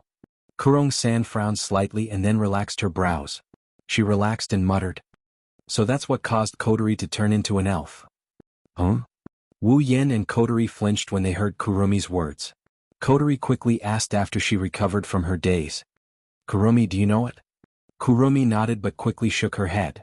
I don't know it. I only met it a few times before House-sama came with me. This? Kotori took a deep breath and suppressed the agitation in her heart, calming herself down. Then do you know who it is? Kurumi shook her head. I said I met it a few times, but I only talked to it a few times. I only know it was covered by a blurry shadow every time it appeared. It has never revealed its true form. As for what purpose it has and what it usually does, I have no idea either. Kurumi nodded. Kotori fell silent. Wu Yin glanced at Kotori. Then he looked at Kurumi. Kurumi, how do you know it? In the beginning, it came to me by itself. Kurumi narrowed her wine-red eyes and tried to recall what had happened. She slowly opened her mouth. It seemed to know a lot of things. It also knew that I was gathering a lot of time to launch the Bullet of 12. It was also the one who gave me the information that you were studying in Lichon High School, lived in Wu He's house, and had Shixiang and Sifunai with you. It gave it to you? Wu Yin narrowed his eyes and he continued. You're saying you transferred to Zenhai to look for me because it provided you with the information you needed? That's right. Kurumi sighed. Speaking of which, it's thanks to it that I was able to get information from the outside and successfully integrate myself into human society. Hearing this, Kotori frowned. So you don't know anything about it? Sorry. Unfortunately, I don't know much about it. Kurumi looked at Kotori. Almost every time it took the initiative to find me. The information it provided me was all given by it for free. I once suspected its purpose, but what it did was not harmful to me at all. So, I don't know why it did this. Kurumi glanced at Wu Yen when she said this. But it seems to be interested in House-sama. I even suspect it was its plan to meet House-sama. It's interested in me? Wu Yen raised an eyebrow and smiled. Is it because I went back in time and sealed Kotori's Reiki? Kurumi? Kurumi pondered for a moment and nodded. Apart from this possibility, there shouldn't be anything else. After all, in this world, the only one who can seal the power of the elves besides Shirji is Husband. On top of that, Lord Husband also possesses a strength that is comparable to or even surpasses the elves. If I didn't become Lord Husband's summoner, I probably wouldn't have known what kind of existence Lord Husband is in my entire life. That's true. Wu Yen lowered his head and pursed his lips. It has done so many inexplicable things behind my back.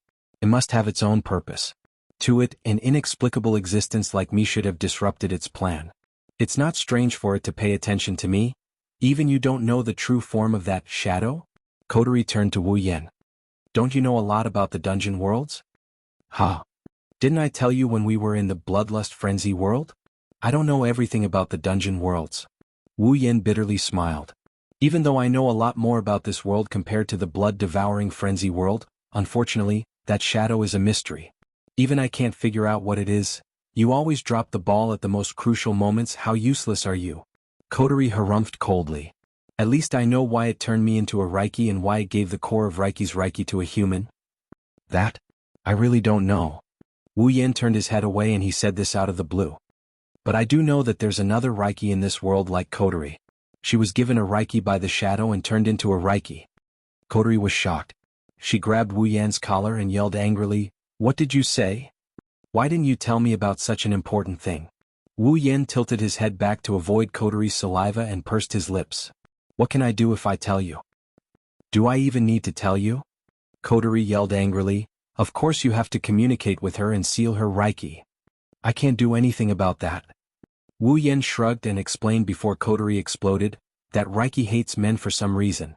She likes cute and pretty girls. Kotori's anger froze. Allah. Kurumi also opened her mouth in surprise. In other words, that's right? Wu Yen looked at Kotori and he teased her. Just like Lana, she's a Yuri lover, I can't handle her. Or Kotori, are you going to sacrifice your looks? Kotori choked when she saw Wu Yen and Kurumi looking at her with strange gazes. She got angry and yelled at Wu Yen. I don't care. The task of communicating with the elf is yours. You have to take her down. Wu Yan's weird expression froze on his face as he exclaimed in surprise. Didn't I tell you she's a Reiki lover? That's your business. Kotori put her hands on her hips. You've successfully conquered a lot of people. Don't tell me you can't handle a Reiki. I really can't. Do you think I'm the god of strategy? Wu Yen complained loudly. That's changing a person's sexual orientation. Have you ever seen a strategy more difficult than this? I told you that's your business. Kotori narrowed her eyes and waved her hand impatiently. Do you still want a Reiki or not? Wu Yen flinched and he quickly nodded. Kotori grinned maliciously. If that's the case, you have to do your best to complete Ratatasker's mission. That way I can apply for a Reiki from the higher-ups. Ugh. Wu Yan's lips twitched and he put on a fake smile. I can also go steal the AST or DM's display device. Ratatasker's parent organization, Ascade Electronics, has a more advanced Reiki technology than DM. Kotori looked at Wu Yan with a faint smile. Is that okay? Wu Yan didn't have anything else to say to that. Kotori nodded in satisfaction. Chapter 11:16. Heavenly Palace City, Lichon High School. Walking down the corridor towards the classroom, Wu Yan yawned in exhaustion. Shirori frowned and started reprimanding him. Shido, can you wake up a little? Even I feel sleepy seeing you like this. Can't help it, it's not my fault this time. Wu Yan scratched his cheeks and he bitterly shrugged. It was too late last night, I didn't get enough sleep. Too late. Shirori blinked. She looked at Toka, who was munching on a piece of bread, and Kurumi, who was hugging Wu Yan's arm intimately. She blushed when she saw Wu Yan on the left. Kurumi blushed when she saw Wu Yan on the right. Shido. Shirori purposely coughed while looking at Wu Yan from the corner of her eyes. I can't say too much about your private life, but I hope you can control yourself. Otherwise, as your sister, I will be troubled. That statement of yours makes me want to retort in all sorts of ways. Wu Yan's lips twitched.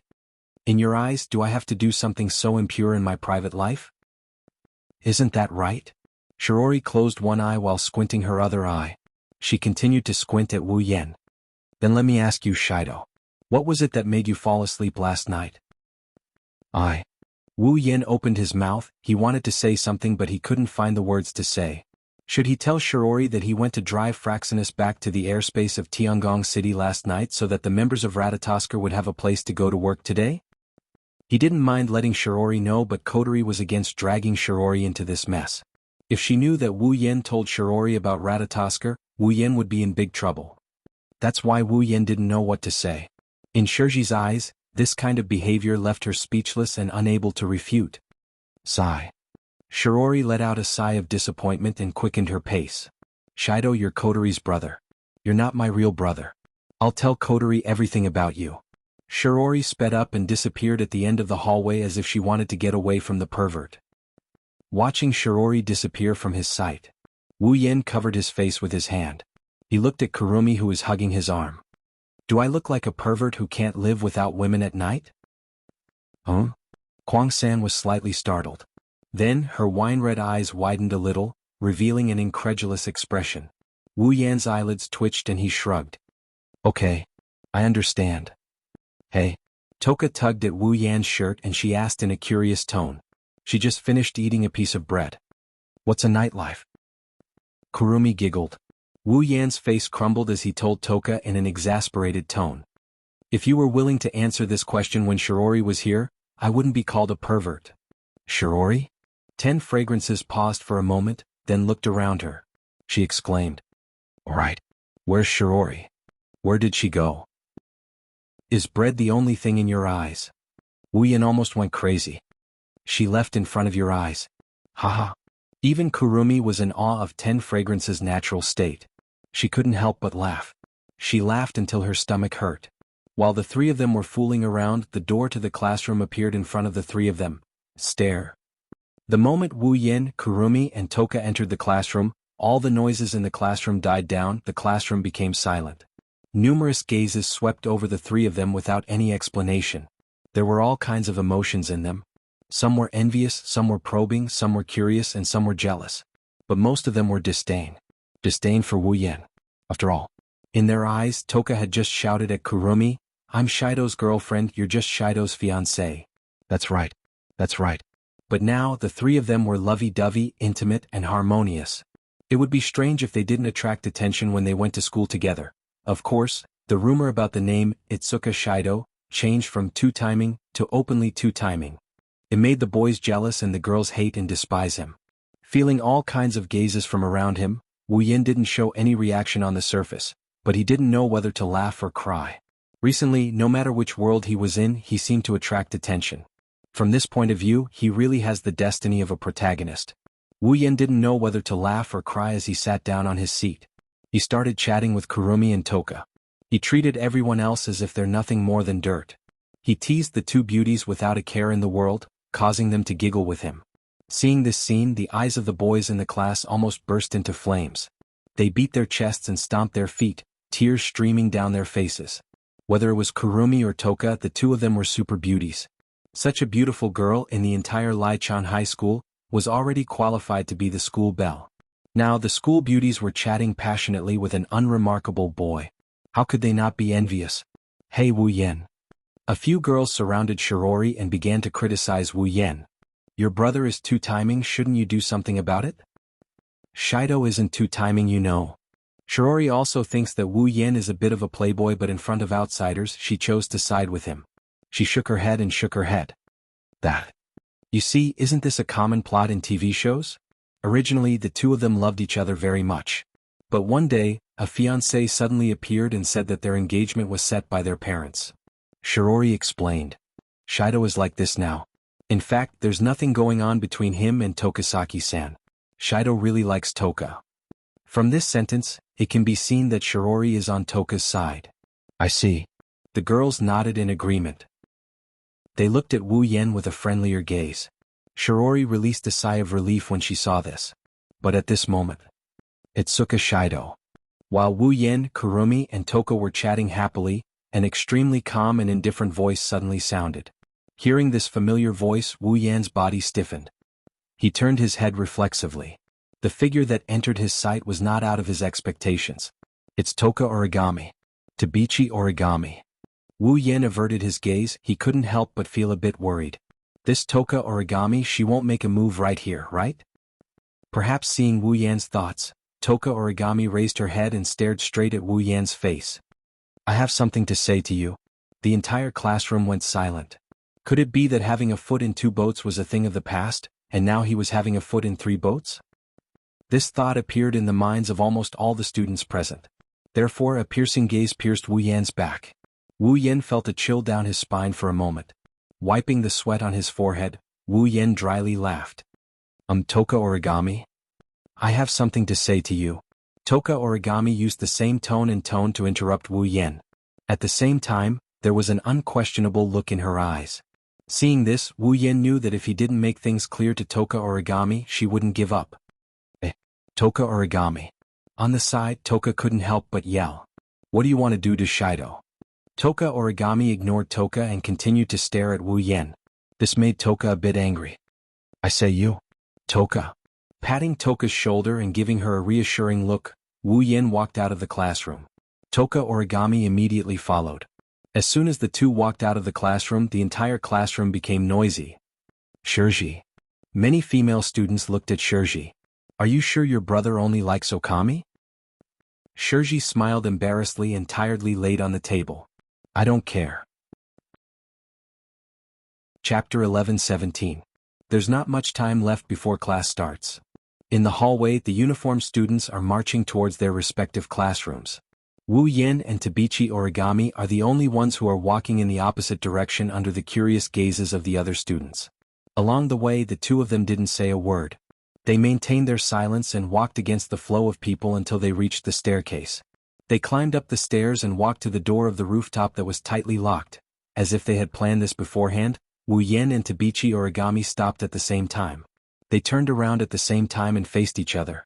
If anyone saw this scene, they would think that one of them brought the other here to confess. If you don't look at the serious expression on their faces. In the distance, the noise of the students from Lichon High School was still reverberating, clearly reaching their ears. However, at this moment, the two of them had already selectively blocked out all the sounds. They were clearly less than 3 or 4 steps away from the crowd, but the scene had strangely formed a silent space that seemed to be isolated from the rest of the world.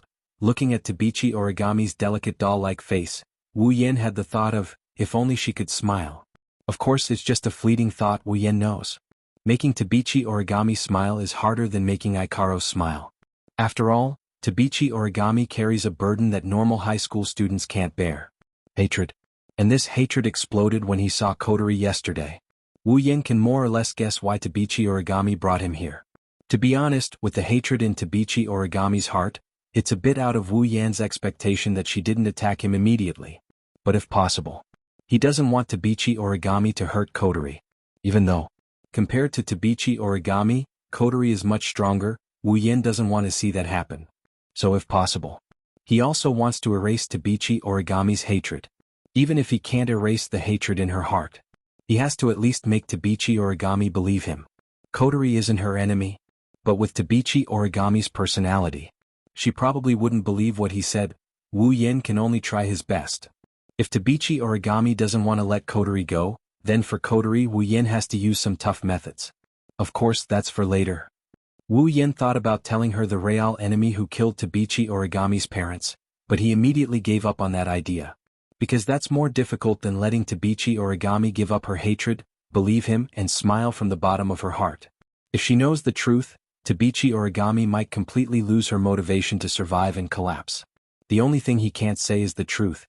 Even if he did say it, Tabichi Origami wouldn't believe him. She might even view him as an enemy and misunderstand him. Now Wu Yin can only go with the flow. Amidst the dead silence, Tabichi Origami kept her emotionless gaze on Wu Yin. Wu Yin didn't say anything and didn't look like he was going to open his mouth. It's not clear if Tabichi Origami got impatient or she couldn't take it anymore, so she went straight to the point. What did you mean by what you said yesterday? Staring straight into Wu Yan's eyes, Tabichi Origami spoke as if it was a routine. Wu Yin could feel Tabichi Origami's gaze sharpening. Wu Yin raised his head and smiled. Since you chose to ask me, can I take it that you believe me? No, I didn't believe you. Koichi Origami said without hesitation. It's just that I can't tell which one of the two fire elves is the real murderer of my parents. In other words, both of you are my enemies. That's an unexpected answer. Wu Yin closed his eyes. Since you didn't choose to believe me, why did you still ask me? If Kotori is your enemy, then I will protect her, but if I am your enemy... Wu Yin slowly opened his eyes and looked straight into Tabichi Origami's eyes. Do you think I will confess my crimes? Hearing this, Yuichi Origami's face finally changed a little. She clenched her teeth tightly and clenched her fists. Tell me. Her delicate face became a little ferocious and pained. She raised her voice as if she was questioning and pleading. 5 years ago, was it you or Kotori who killed my parents? It has nothing to do with Kotori. Wu Yin said calmly as if he didn't notice Tabichi Origami's expression. Kotori is a human. Due to some fortuitous encounter, she obtained the power of a fairy and turned into a fairy. She didn't want to cause the fire 5 years ago. Wu Yin shook his head while ignoring Koichi Origami's shocked expression. From the moment she obtained the power of the elves to the moment I sealed Kotori's power, Kotori stayed in the same spot and didn't move a single step. Therefore she didn't kill anyone. A human obtained the power of a fairy? You sealed it? Tokichi Origami's eyes fluctuated violently. He gritted his teeth and gradually increased the strength of his teeth. Do you think I'll believe that? I clearly saw a fairy at that time. Let's not talk about whether you saw it or not. Wu Yin waved his hand and interrupted Tabichi Origami. Even if you did, are you sure it was Kotori you saw? Tabichi Origami paused. She furrowed her brows. That day, I saw the silhouette of the elf who killed my parents. How can you be sure it was Kotori just by looking at her? Wu Yin glared at Tabichi Origami. Tabichi Origami couldn't help but take a few steps back. You didn't even see her face, how can you be so sure? Tabichi Origami's expression changed, she bit her lips. You're right, I didn't see the fairy's face, but how can you prove that Kotori has nothing to do with this? Are you the one who killed my parents? No matter how I look at it, it's just a lie you made up to protect Kotori. Tabichi Origami pointed at Wu Yin. If you didn't do it, then show me proof, otherwise I won't believe you. Following Origami's words, the atmosphere in the room suddenly became heavy. Looking at Yuichi Origami pointing at him with one hand, but her teeth were constantly biting his lips, and she was still using force. He was afraid that if this continued, it would not be strange for her lips to be bitten by her. It's easy to imagine how painful it is for Tabichi Origami to lose her parents. Under such pain, if Tokichi Origami were to find out the true identity of the murderer who killed her parents, that's too cruel. Wu Yin smiled bitterly. You're right, I can't prove that Kotori didn't kill your parents, but you can't prove that Kotori killed your parents either, right? Wu Yin lifted his head and looked at Tabichi Origami. Or do you plan to kill the wrong person rather than let them go? Kill me and Shirji's sister and suffer the same pain of losing a loved one as you do? Sure. Koichi Origami's face instantly turned pale. She lowered her head and used her bangs to cover her face. She was unable to say anything else. She was unable to say anything else. Wu Yan didn't say anything else. He just stared at Toichi Origami, trying to figure out something from her expression. However, he could only see Toichi Origami's slender shoulders trembling uncontrollably. Clearly, Origami Kite was also struggling. Wu Yan didn't know what happened between Tabichi Origami and Shirori that made Shirori so important to Tabichi Origami. However, it's still a good thing that he managed to turn Tabichi Origami's mind upside down. It wasn't until a long time later when the class bell rang that Tokichi Origami took a deep breath and raised her head. Her face once again returned to normal. I will find the murderer. Leaving these words behind, Yuani Origami walked away without looking back. Wu Yan leaned against the wall and looked up at the ceiling. He sighed. Temporary peace is a good thing. Chapter 11:18. In the sky above Tiangong City, Fraxinus. The walls and floor were made of machine-like steel and wiring. A cold luster leaked out from all directions. Wu Yan walked along the narrow steel corridor that looks like a submarine passage. His footsteps echoed as he walked towards the end of the corridor. There was a small electronic panel on the side of the door. After a while, Wu Yan was less than a meter away from the door. He didn't stop, he continued walking forward. The electronic panel beeped and the door opened automatically, revealing the situation inside. Just like the bridge of a spaceship, starting from the door and going from the outside to the inside, the floor extended into a semicircular shape, forming a large room. In the center there was a high platform with a steel chair on the platform. On the left and right sides of the platform, there was a gentle staircase. Going down the stairs, there were 2 rows of seats on both sides equipped with high-tech precision instruments. A group of Ratatosker members were sitting there and operating the instruments. They didn't seem out of place at all. It seemed like the members of Ratatosker didn't know about this. Right now the airship they were on, Fraxinus, wasn't in this place until last night. Even its existence had changed. Now, Fraxinus was no longer a pure airship equipped with all kinds of display devices and sophisticated instruments. Instead, it had turned into a relic. It's a noble relic that is as strong as a golden armament. Putting other aspects aside, just the body's defense alone had increased by quite a bit. Come to think of it, even if it was directly attacked by some powerful offensive display device, it should be able to withstand it. The members of Ratatosker don't know that no matter how familiar they are with the spaceship, they can't control Fraxinus. Wu Yan can nullify all of their operations with a single thought. Fraxinus has become Wu Yan's exclusive noble relic. Other than him, no one else can control it. Unless Wu Yan agrees. Wu Yan walked into Fraxinus's command room. Everyone in the room looked at Wu Yan, including Kotori, Kamui Kuhei Murasame Rain, and Wu Yan's 2 direct subordinates, Shina Kanamiya, Yatsuki Chinyu. Captain? Seeing Wu Yan coming in, Janamiya Shina and Yatsuki Chinyu immediately called out to him. Wu Yan nodded and he walked in front of the 2. He looked at Shina before looking at Yatsuki Chinyu. Then he smiled at the 2 of them. Looks like your injuries are almost healed. In the battle with Kurumi, Shina, Yatsuki, and Atsuki suffered heavy injuries. Before Wu Yan left this world, the 2 of them were still recovering from their wounds. Thank you for your concern, Captain. Yatsuki Chinyu touched his back and smiled. She looked like a blooming lotus flower, very beautiful. It's a pity that under that beautiful face there's a man's heart. Although it's troublesome to deal with the bullets that contain spiritual energy, I managed to finish it by today. My injuries are all healed. Well, it's within my expectations. Jin-na nodded like a little adult. Her petite body was like a little adult. He exuded an incredible sense of maturity. Ratatosker's display technology is better than DM's except for combat. Although it's troublesome to deal with the bullets that contain spiritual energy, a few days should be enough. As long as you guys are fine. Wu Yan patted them on the shoulder. Kotori nodded in agreement. Wu Yan looked like he cared about his subordinates. Kotori nodded, but she quickly focused on the machine in front of her. Wu Yan asked curiously. What are you doing? You're so busy. Do you think everyone is as free as you? Kotori said without turning her head as she chewed on the pearl in her mouth. She took a bite out of her mouth and glanced at Wu Yan. The information about Phantom hasn't been uploaded into the database yet. In order to prevent me from losing my memory again and losing important information, I'll be busy for the time being. Phantom? Wu Yan flinched at first, then he nodded in relief. Is it that Phantom? Yes, Kotori nodded, her eyes were still on the machine in front of her. Although I don't know what kind of existence it is, but to possess such power, it's most likely an elf. That's why I gave it a name. If it's possible, I hope that I can analyze its spiritual energy fluctuation. Is that possible? Wu Yin couldn't help but ask. Phantom has never appeared in public before. 5 years ago, when Phantom gave me the spiritual crystal, a short part of it was captured by a nearby surveillance camera. Coterie narrowed her eyes. Although it's only a short period of time, it's the only evidence that can prove that the Phantom has appeared.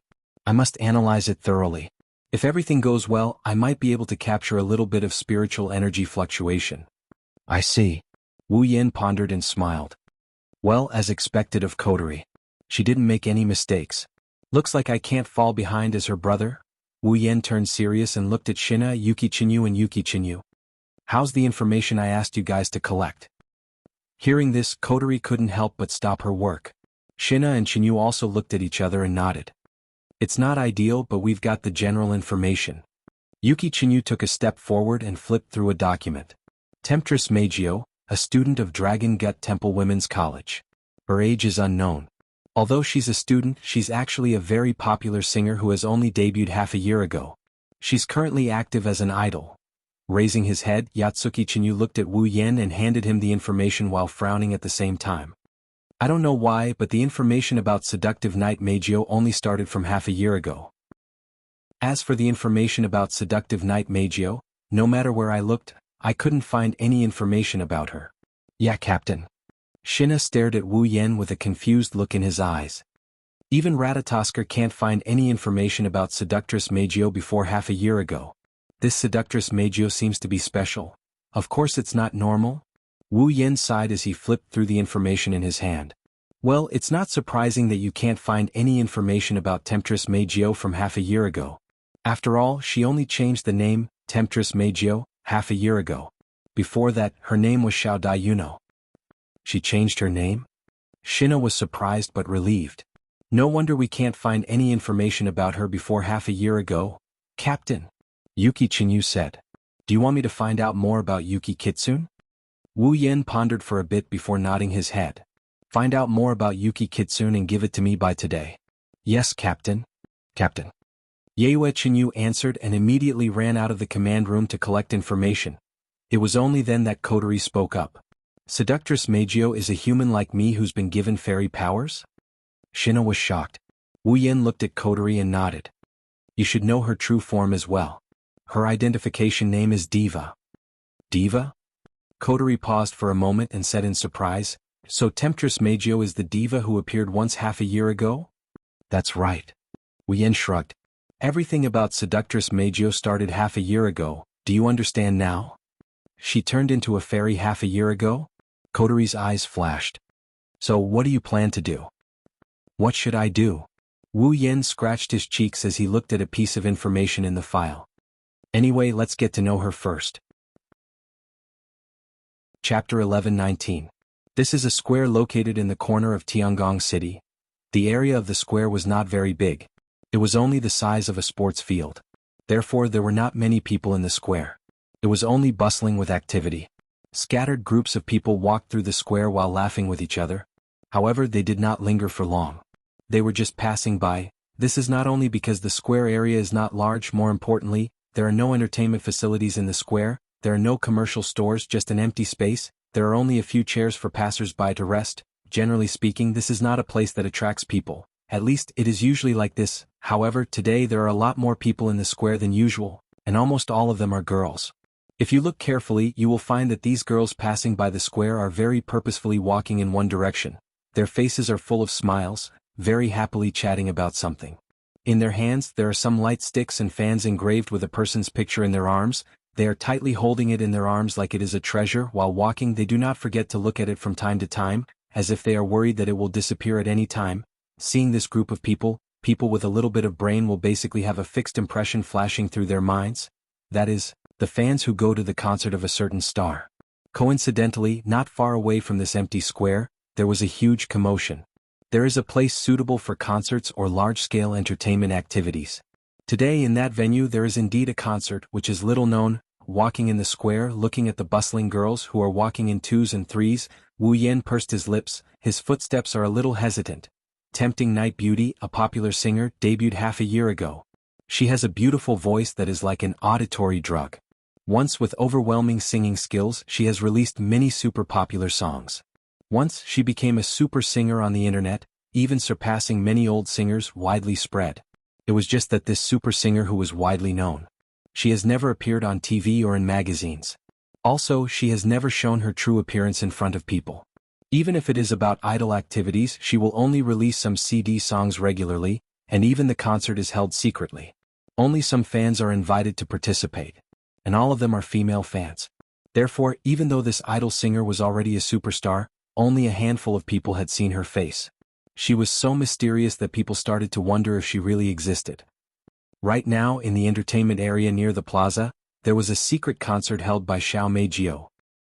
Wu Yan also came to know about this matter from the information collected by Jin Na and Yue Qinyu. As for the hesitation in his footsteps, that was inevitable. After all, Temptress Meijio is a Yuri lover. Of course, it wouldn't be a big problem if she was only a lover of lilies. The biggest problem was that this elf who loved beautiful women had a completely opposite attitude towards men. She hated men to the core, to the point where she would belittle the other party to the point that they were lower than cockroaches without even saying a word.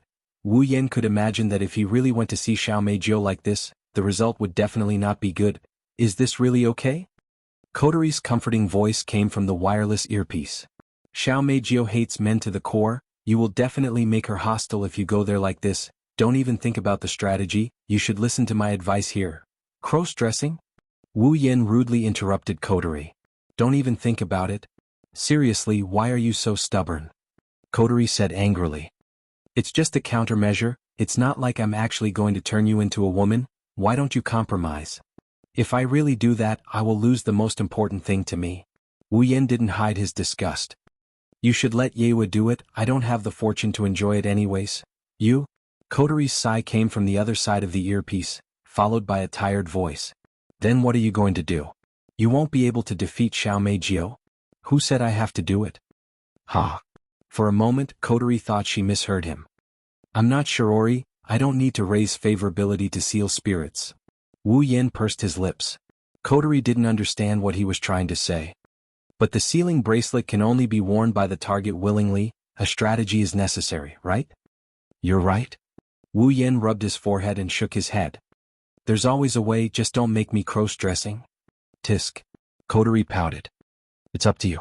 Do whatever you want. It's fine as long as you succeed. Well, I can't guarantee success. Sighing, Wu Yan walked out of the plaza and headed for the concert venue. Anyway, I'll take it one step at a time. Following behind the fans with light sticks in their hands, Wu Yan came across a building with a semicircular roof. One by one, the female fans lined up in an orderly manner and slowly walked into the building.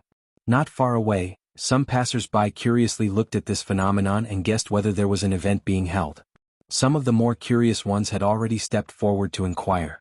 Those who came up to ask questions, if they were women, they would be greeted with smiles and answers. However, the men were chased out without any explanation. Each and every one of them had a look of indignation on their faces as they walked away while cursing. Wu Yan was speechless. She didn't even let the male fans ask about it. Xiao Meijio really hates men? In that case, I can't go in openly. Wu Yan watched the female fans enter the building and closed the door. He pondered for a moment and smiled. With a slight movement of his body, he disappeared from where he stood without anyone noticing him. Meijio? Meijio? Meijio? Meijio? Meijio. When Wu Yan reappeared, the first thing that entered his ears was the loud cheers that could break through the ceiling. He was completely unprepared for this and he quickly scanned his surroundings. The first thing he saw was the auditorium full of light sticks. The surroundings were dark, and the only light sources were the countless glow sticks in the audience seats and the spotlights from the stage that could be seen at a glance. Coming back to his senses from the deafening cheers, he found himself standing at the end of the staircase of the auditorium. Behind him is a door, it looks like it's the door that leads to the outside. At the very front of the stage in the center, stood a young girl wearing gorgeous clothes with a great figure. She wore a dress with hollow sleeves and lace ribbons. Her lower body was a dress with wrinkles that looked like it was made of light. It was very eye-catching. Under the spotlights, the girl's violet hair sparkled with starlight. She wore a moon-shaped accessory on the side of her hair. It was as if the entire night sky was compressed into her beautiful hair.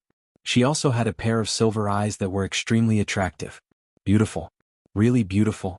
Even Wu Yan couldn't help but be amazed by the girl's extreme beauty. The girl on the stage was dancing gracefully. She used very few moves to create a pleasing dance.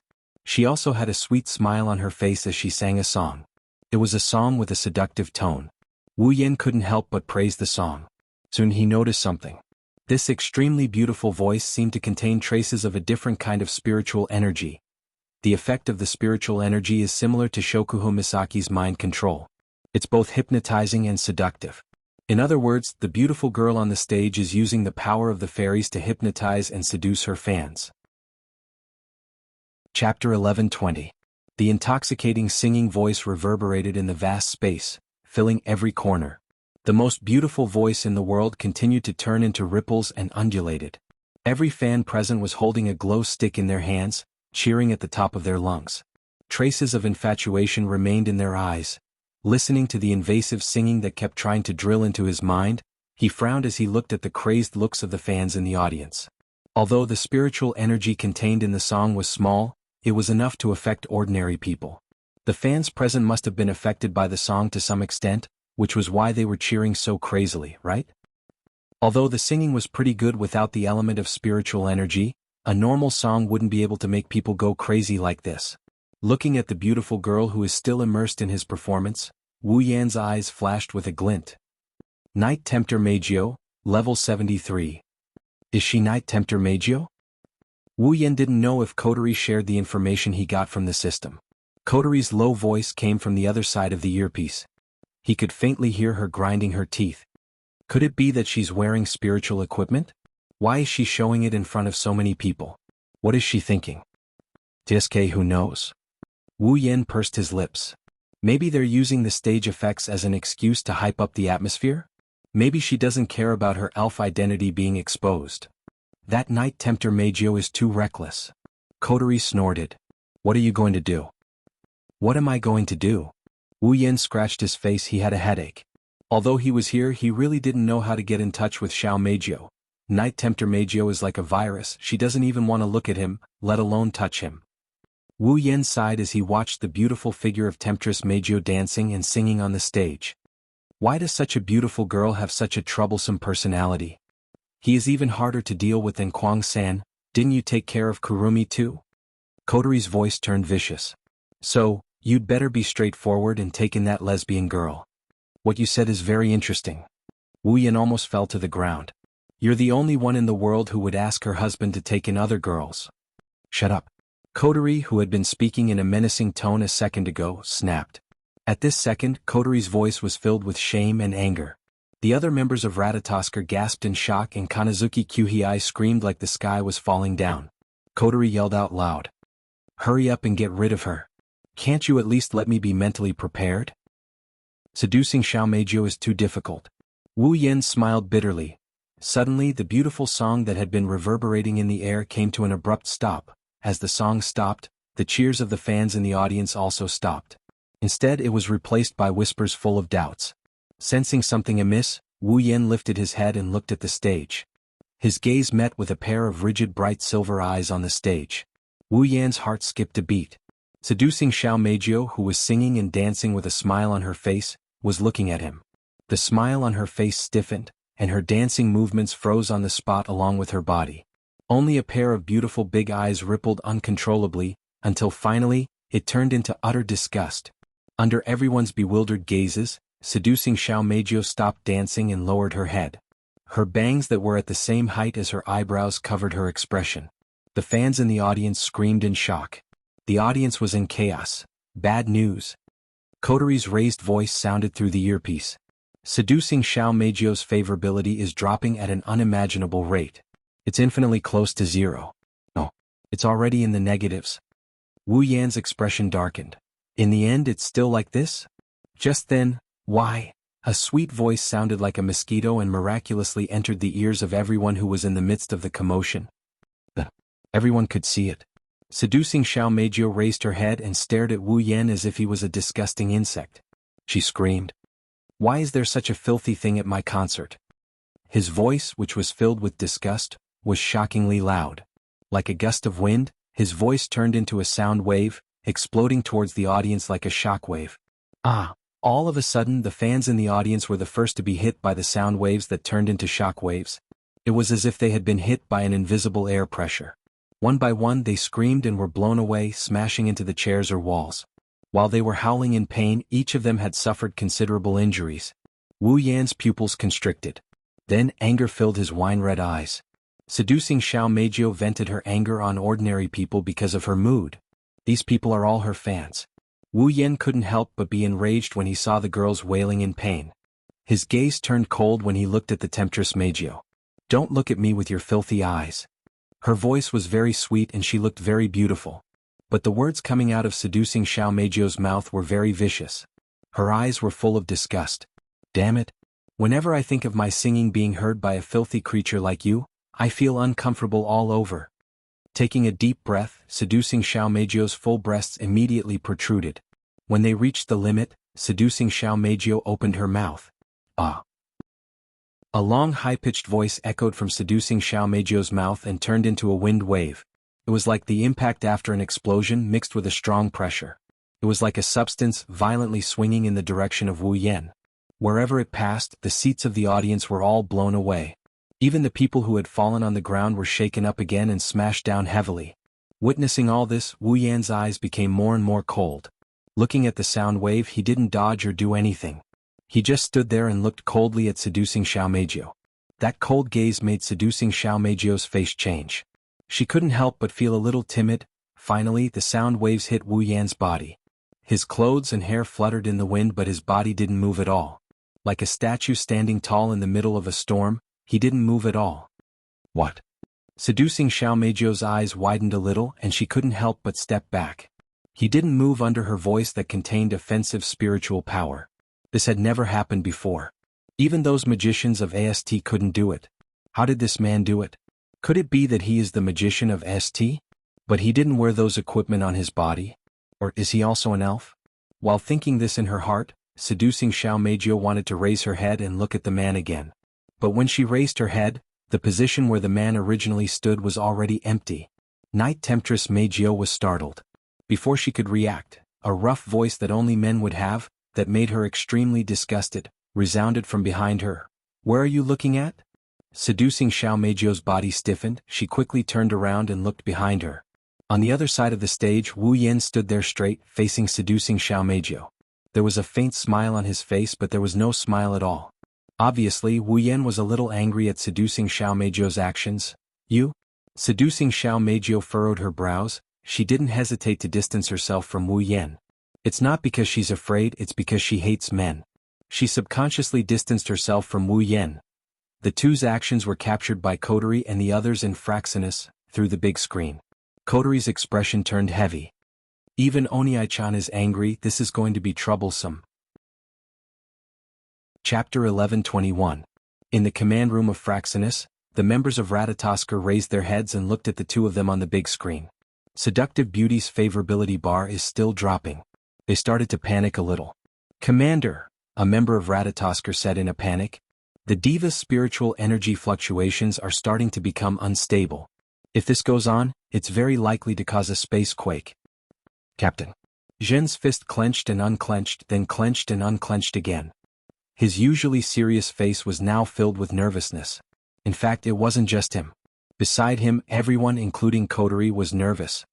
"This doesn't look good." Coterie bit hard on the pearl in her mouth, trying to use the sweetness to ease the tension in her heart. "If this continues, seductive Meijio's favorability will drop. We won't be able to continue the battle. Captain isn't going to fight seductive Meijio, right?" Yatsuki Chinyu's expression is uncertain. "He shouldn't be that reckless, right, Captain?" "That might not be the case." Coterie frowned. Because she saw something she hated, she vented her emotions on ordinary people. In fact, those people are even her fans. Seducing Xiao Meijio is indeed too much. With brother's personality, I'm afraid he's really angry now. What should we do? Shina looked at Coterie. If the captain really fights with the diva, then the AST side will definitely rush over as well. Indeed, it won't be a good thing if we run into her again. Coterie recalled Tabichi Origami's cold face. She clenched her teeth. "We can only trust Oniai-san's judgment." Coterie turned to Shina and Yatsuki Chinyu. She announced, "Shina, Yatsuki, you two go over there first. If AST's people show up, we must stop them. Shina and Yatsuki Chinyu nodded and ran out of the command room. Kotori turned to everyone. Everyone get ready for battle. Spacequake alarm is on standby. Once we detect a spacequake alarm, sound the alarm. Yes. Shinwuyue. Kotori lowered her head and said to Kyuhei Kanazuki, Oni-chan and the Temptress Meijio are going to fight. Go and make arrangements to save all the fans in the venue. Understood. Kanazuki Kyuhei saluted energetically and ran out of the command room, shouting and yelling. Then he arranged all the things that needed to be done. Kotori's furrowed brows finally relaxed. She looked at Wu Yen, who was smiling on the big screen, but there was no smile in his eyes. He's really a troublesome brother. On the stage of the concert, looking at Meijio, who was looking at him with disgust, Wu Yen looked around. His gaze swept across the fans who were lying on the ground and wailing in pain, and his emotionless voice suddenly sounded. Do you know what you've done? Huh. Temptress Meijio was stunned for a moment. Then she frowned and her sweet voice echoed in the air.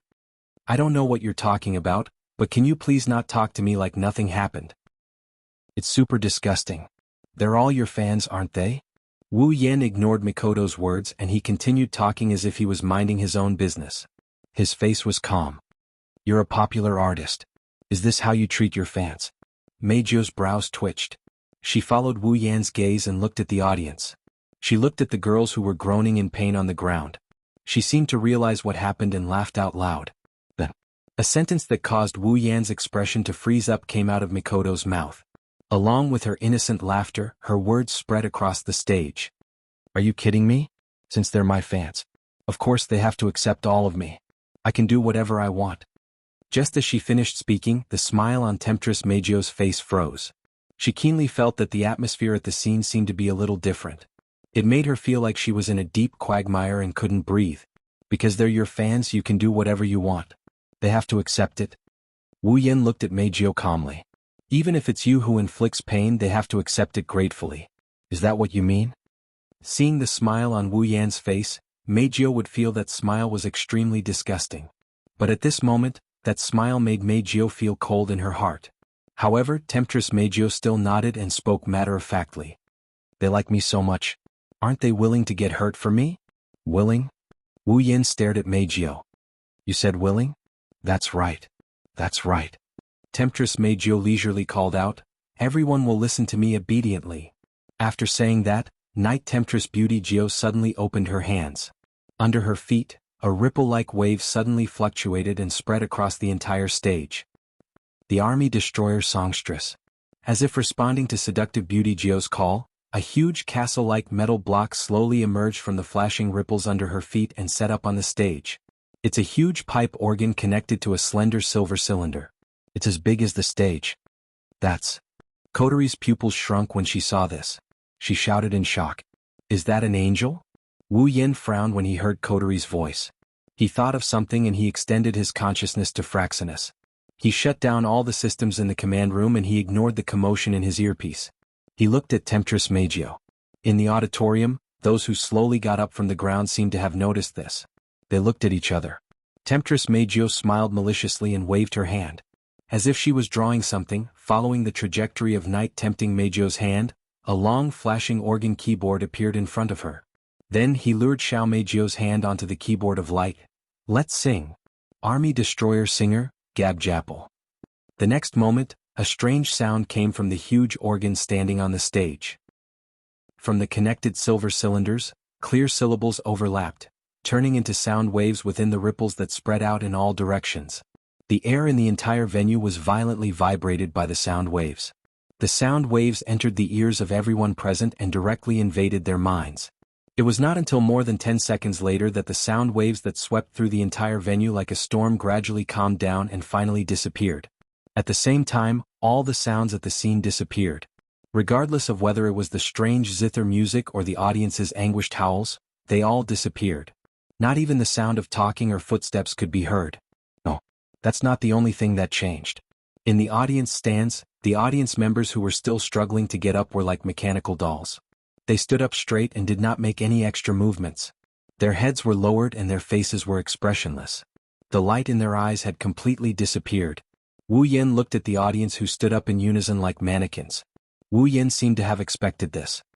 He glanced at them and he looked at Temptress Miku with a calm expression. Noticing Wu Yan's gaze, Miku's expression darkened.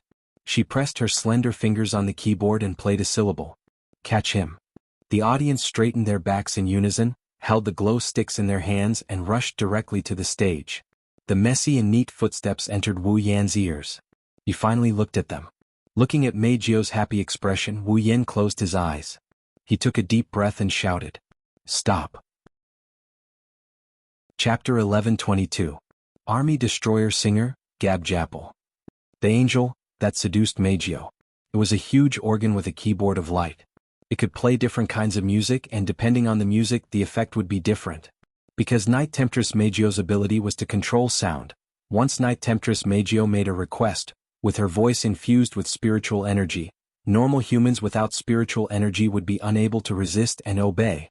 And the existence of the angel, the Army Destroyer Singer, raised Seduction Meijio's ability to the limit.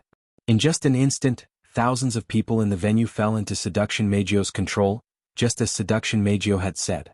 Everyone would listen to her obediently, because Meijio had the ability to control them. Even if she really wanted them to die, these fans who had turned into puppets would not hesitate. This is what Yakumo Meijio wanted to convey to Wu Yan. In fact, if Wu Yan did not cut off Fraxinus's voice in time, then everyone in Ratatoskr would have fallen into Meijio's control and would not be able to turn around. Such behavior was simply too vile.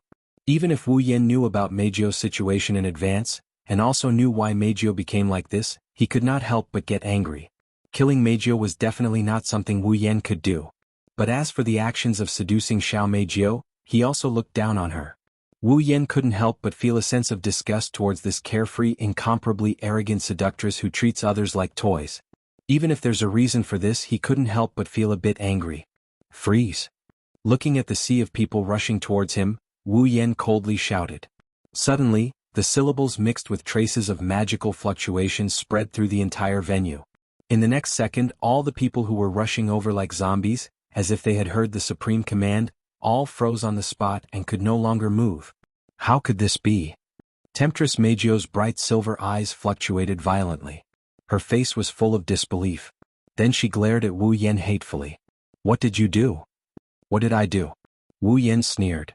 All I did was control their behavior. Compared to you who controlled their minds, what I did was much worse. Originally before coming here and even after coming here, I have been thinking about it. What method should I use to contact you without arousing your hostility? When Meijio was about to say something, Wu Yan suddenly changed the topic and interrupted her. Meijio froze for a moment as if she heard something funny, her face tensed up in disbelief. Contact me? Stop joking.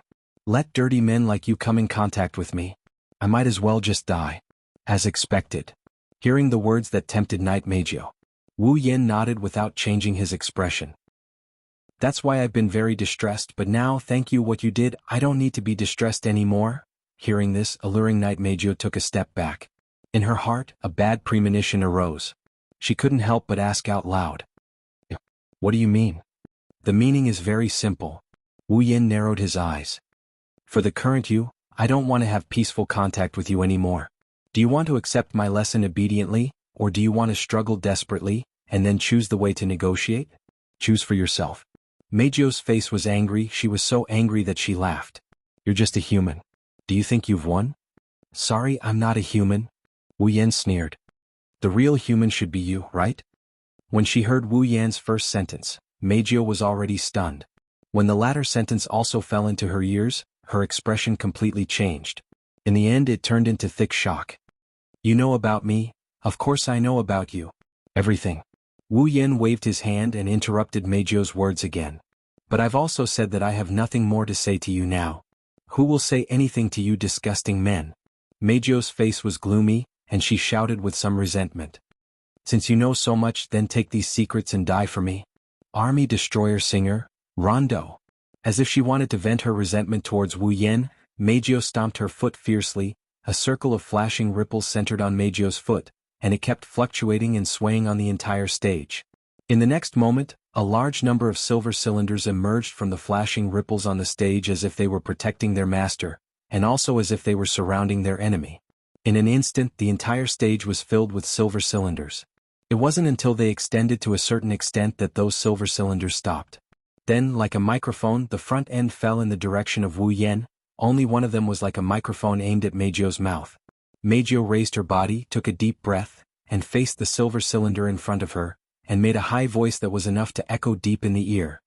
Ha! The silver cylinder of Army Destroyer Singer continuously reflected Meijio's voice, and then it reverberated out from the silver cylinders aimed at Wu Yan. Like an invisible rope, it wrapped around Wu Yan's body.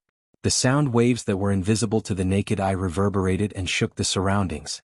Wu Yan only felt that his body seemed to be pressed down by something heavy from all directions, squeezing in the middle. Even his body became a little heavy, causing him to raise his eyebrows, and also causing Meijio to laugh happily. How is it? Isn't it amazing? My voice.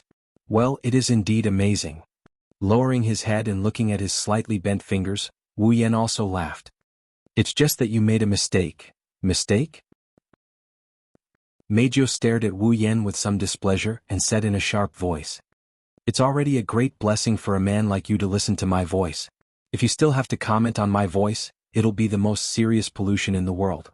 If you can, please shut your mouth and don't taint my voice. Don't worry, it won't tarnish your voice.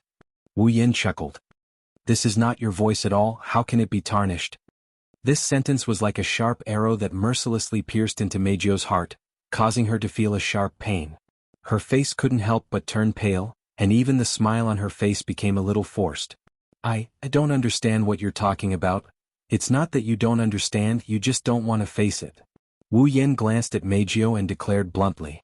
Don't you know that the reason why you have the voice you have now is because of the power of the elves? So what?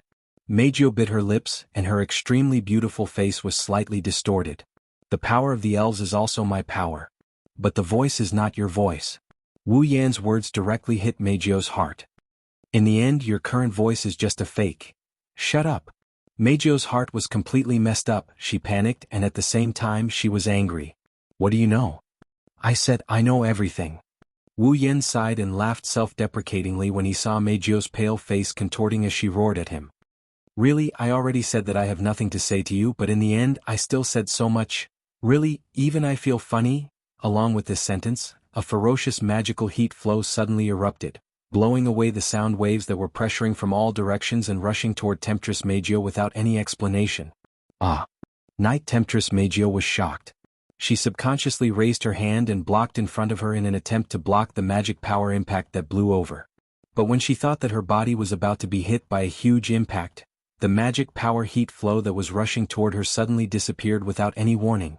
Before Knight Tempter Meijio could react, several purple magic circles rippled around the stage. Immediately after, a chain that was suffused with a faint purple light shot out and wrapped around Temptress Meijio's body. She was heavily tied up and hung off the ground. Chapter 11:23. With a series of clanking sounds, the stage that was filled with silver cylinders not long ago was immediately filled with chains that glowed with purple light. Temptress Meijio didn't even realize what happened. Her plump body was firmly bound and she lost her sense of substance under her feet. By the time she reacted, she was already suspended in the air. In the blink of an eye, the situation reversed. What is this thing? Temptress Meijio couldn't help but struggle.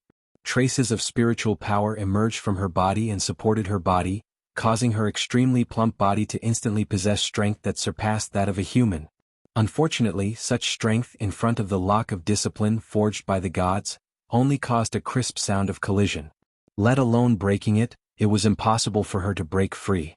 It's better to save some strength. Seeing Temptress Meijio constantly struggling, Wu Yan walked over the many silver cylinders on the ground and slowly walked in front of Temptress Meijio. He looked directly at her pair of bright silver eyes. With your strength, it's impossible to break free from the lock of discipline. Temptress Meijio's struggling figure stopped. Looking at Wu Yan standing in front of her, she couldn't help but feel a little scared. Who are you? Hearing Temptress Meijio's question, Wu Yan couldn't help but laugh. Don't you think it's too late to ask this question?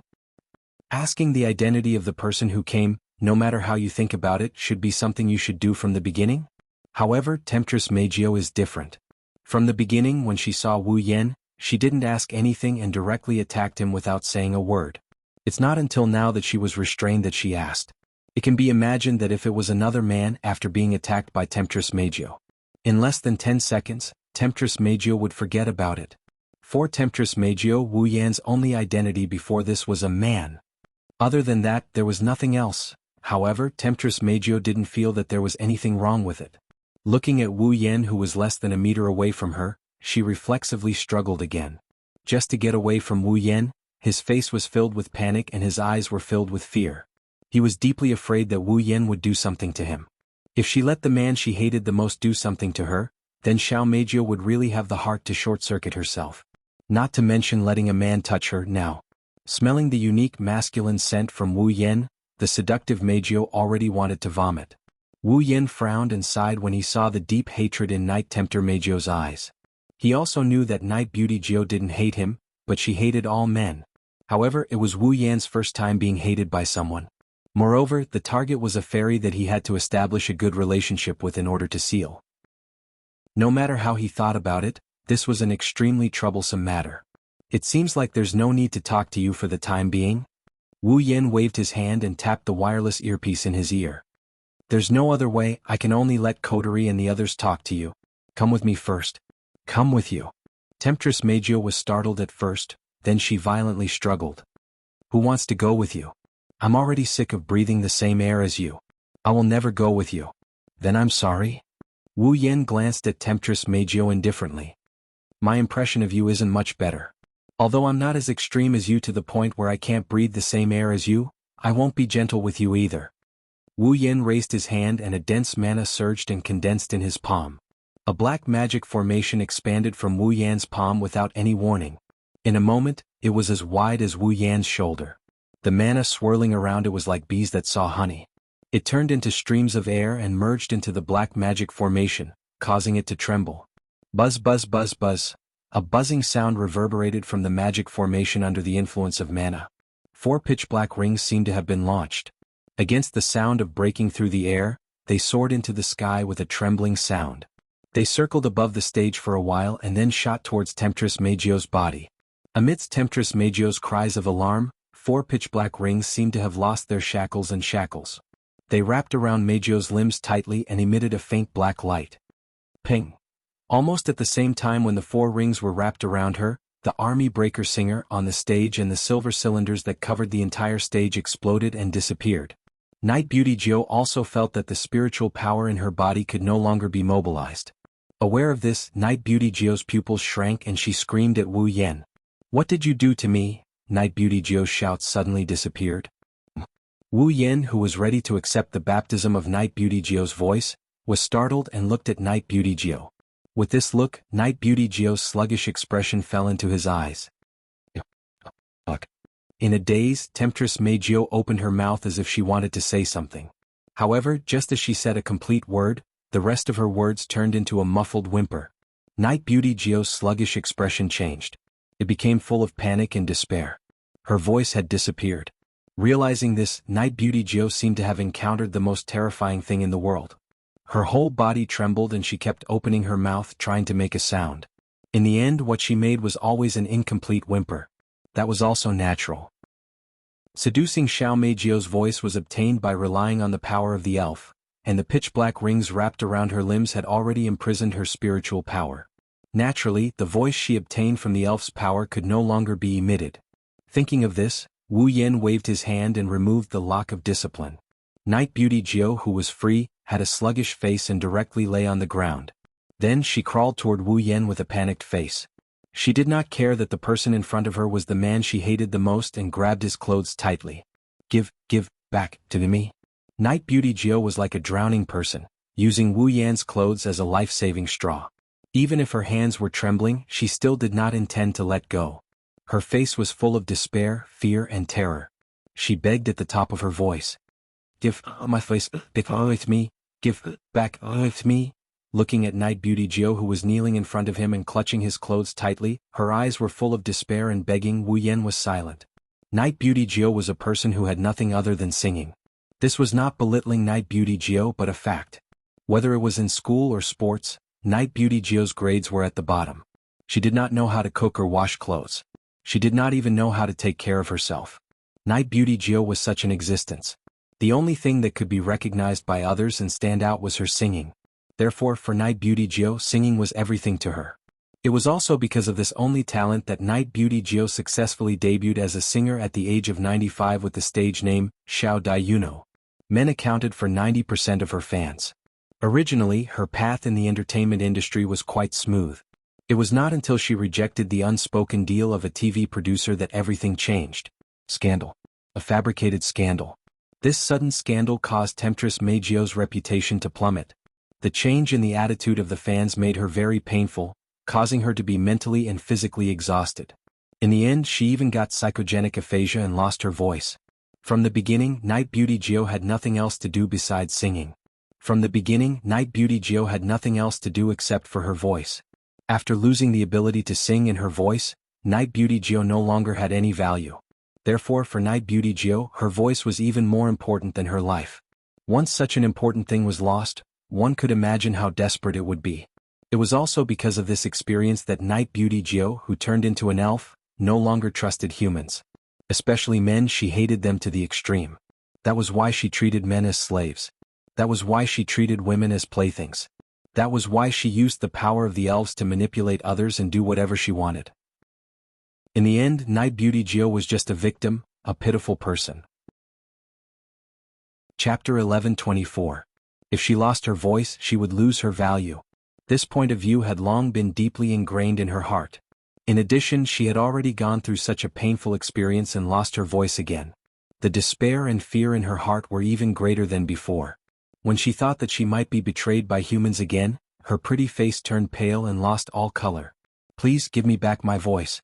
She wanted to say this sentence more than once, but she could not say it completely. She could only maintain her pale face and frightened eyes.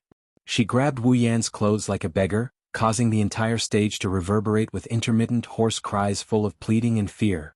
Give me. Lowering his head, looking at the begging temptress in front of him, Wu Yan's anger toward her arrogance was involuntarily extinguished. All his emotions turned into a bitter smile. A pitiful person must have something hateful. Temptress Meijio really fully demonstrated the authenticity of this point of view. Squatting down, Wu Yan made eye contact with Temptress Meijio's frightened and pleading eyes. He did not have the mood to teach her a lesson. Even his tone could not help but soften. I don't have any malicious intentions towards you. I just came to find you because of some things. Hearing Wu Yan's words, Temptress Meijio did not feel relieved. Her face was still full of panic and pleading. For Temptress Meijio, Wu Yan's intention was not important. What was important was her voice. She only knew that the man in front of her had taken away her most important voice. The helpless Temptress Meijio could only do her best to plead. She begged Wu Yan to return her voice, because other than her voice she had nothing else. Give me back. Hearing the pleading of Temptress Meijio, Wu Yan sighed and faced her. If you are willing to come with me, then I will remove the shackles on your body. I will return your voice to you, how about it? Hearing this, Temptress Meijio did not hesitate and did not resist like before. She nodded desperately, making Wu Yan feel pity for her. He couldn't help but reach out his hand. Wu Yan patted Night Tempter Meijio's head. As Night Tempter Meijio trembled and suppressed her fear, Wu Yan spoke gently. Don't worry, I won't do anything to you and I won't take away your voice. You're not completely useless. Hearing this, Temptress Meijio was stunned for a moment. She suddenly raised her head and looked at Wu Yan. Her eyes were filled with disbelief as a storm raged in her heart. Apart from his voice, he was useless. If he lost his voice, he would no longer have any value. There was no more singing. No one will love me. Without any sound, no one would protect her. Without music, no one would believe in themselves. Shouldn't that be the case? However, what was this man talking about? What could he say to himself who had already lost his voice? Not completely useless. Is that so? She stared blankly at Wu Yan, who was touching her head. His face was no longer cold as before. Instead, he had a gentle smile on his face. Temptress Meijio was at a loss. Why did she have a voice? Why did he seem to dislike her when she could make everyone like her? But why? She who had lost her voice, who had lost her value. But why was he so gentle to her like this? Who exactly was this man? For the first time in her life, Temptress Meijio had the impulse to understand a man. Wu Yan, who did not know what was going on in Temptress Meijio's mind, looked at Temptress Meijio's dull look and thought that he had caused her to hate men again. He could only smile helplessly and retract his hand. But when he retracted his hand halfway, it was immediately grabbed tightly by a pair of soft and boneless hands. Wu Yan was stunned. Not to mention Wu Yan, even Temptress Meijio herself was stunned. In her heart, an extremely surprised emotion rose. She actually took the initiative to grab a man's hand? Although she thought so, Temptress Meijio did not let go of Wu Yan's hand. Instead she held it tighter and tighter. In her beautiful big eyes, there was a timid expression constantly fluctuating. She behaved like a helpless child, which was both lovable and helpless. However, Temptress Meijio, who lost her voice and everything, was indeed helpless at this moment. Therefore she subconsciously wanted to rely on Wu Yan, who said, "You are not completely useless to her," when she lost her value. Even if the other party was the man she hated the most. Wu Yan scratched his cheek. He did not know what Temptress Meijio was doing. He simply held her hand and stood up from the ground. "Captain." At this moment at the door, two voices accompanied by messy footsteps came from afar towards Wu Yan.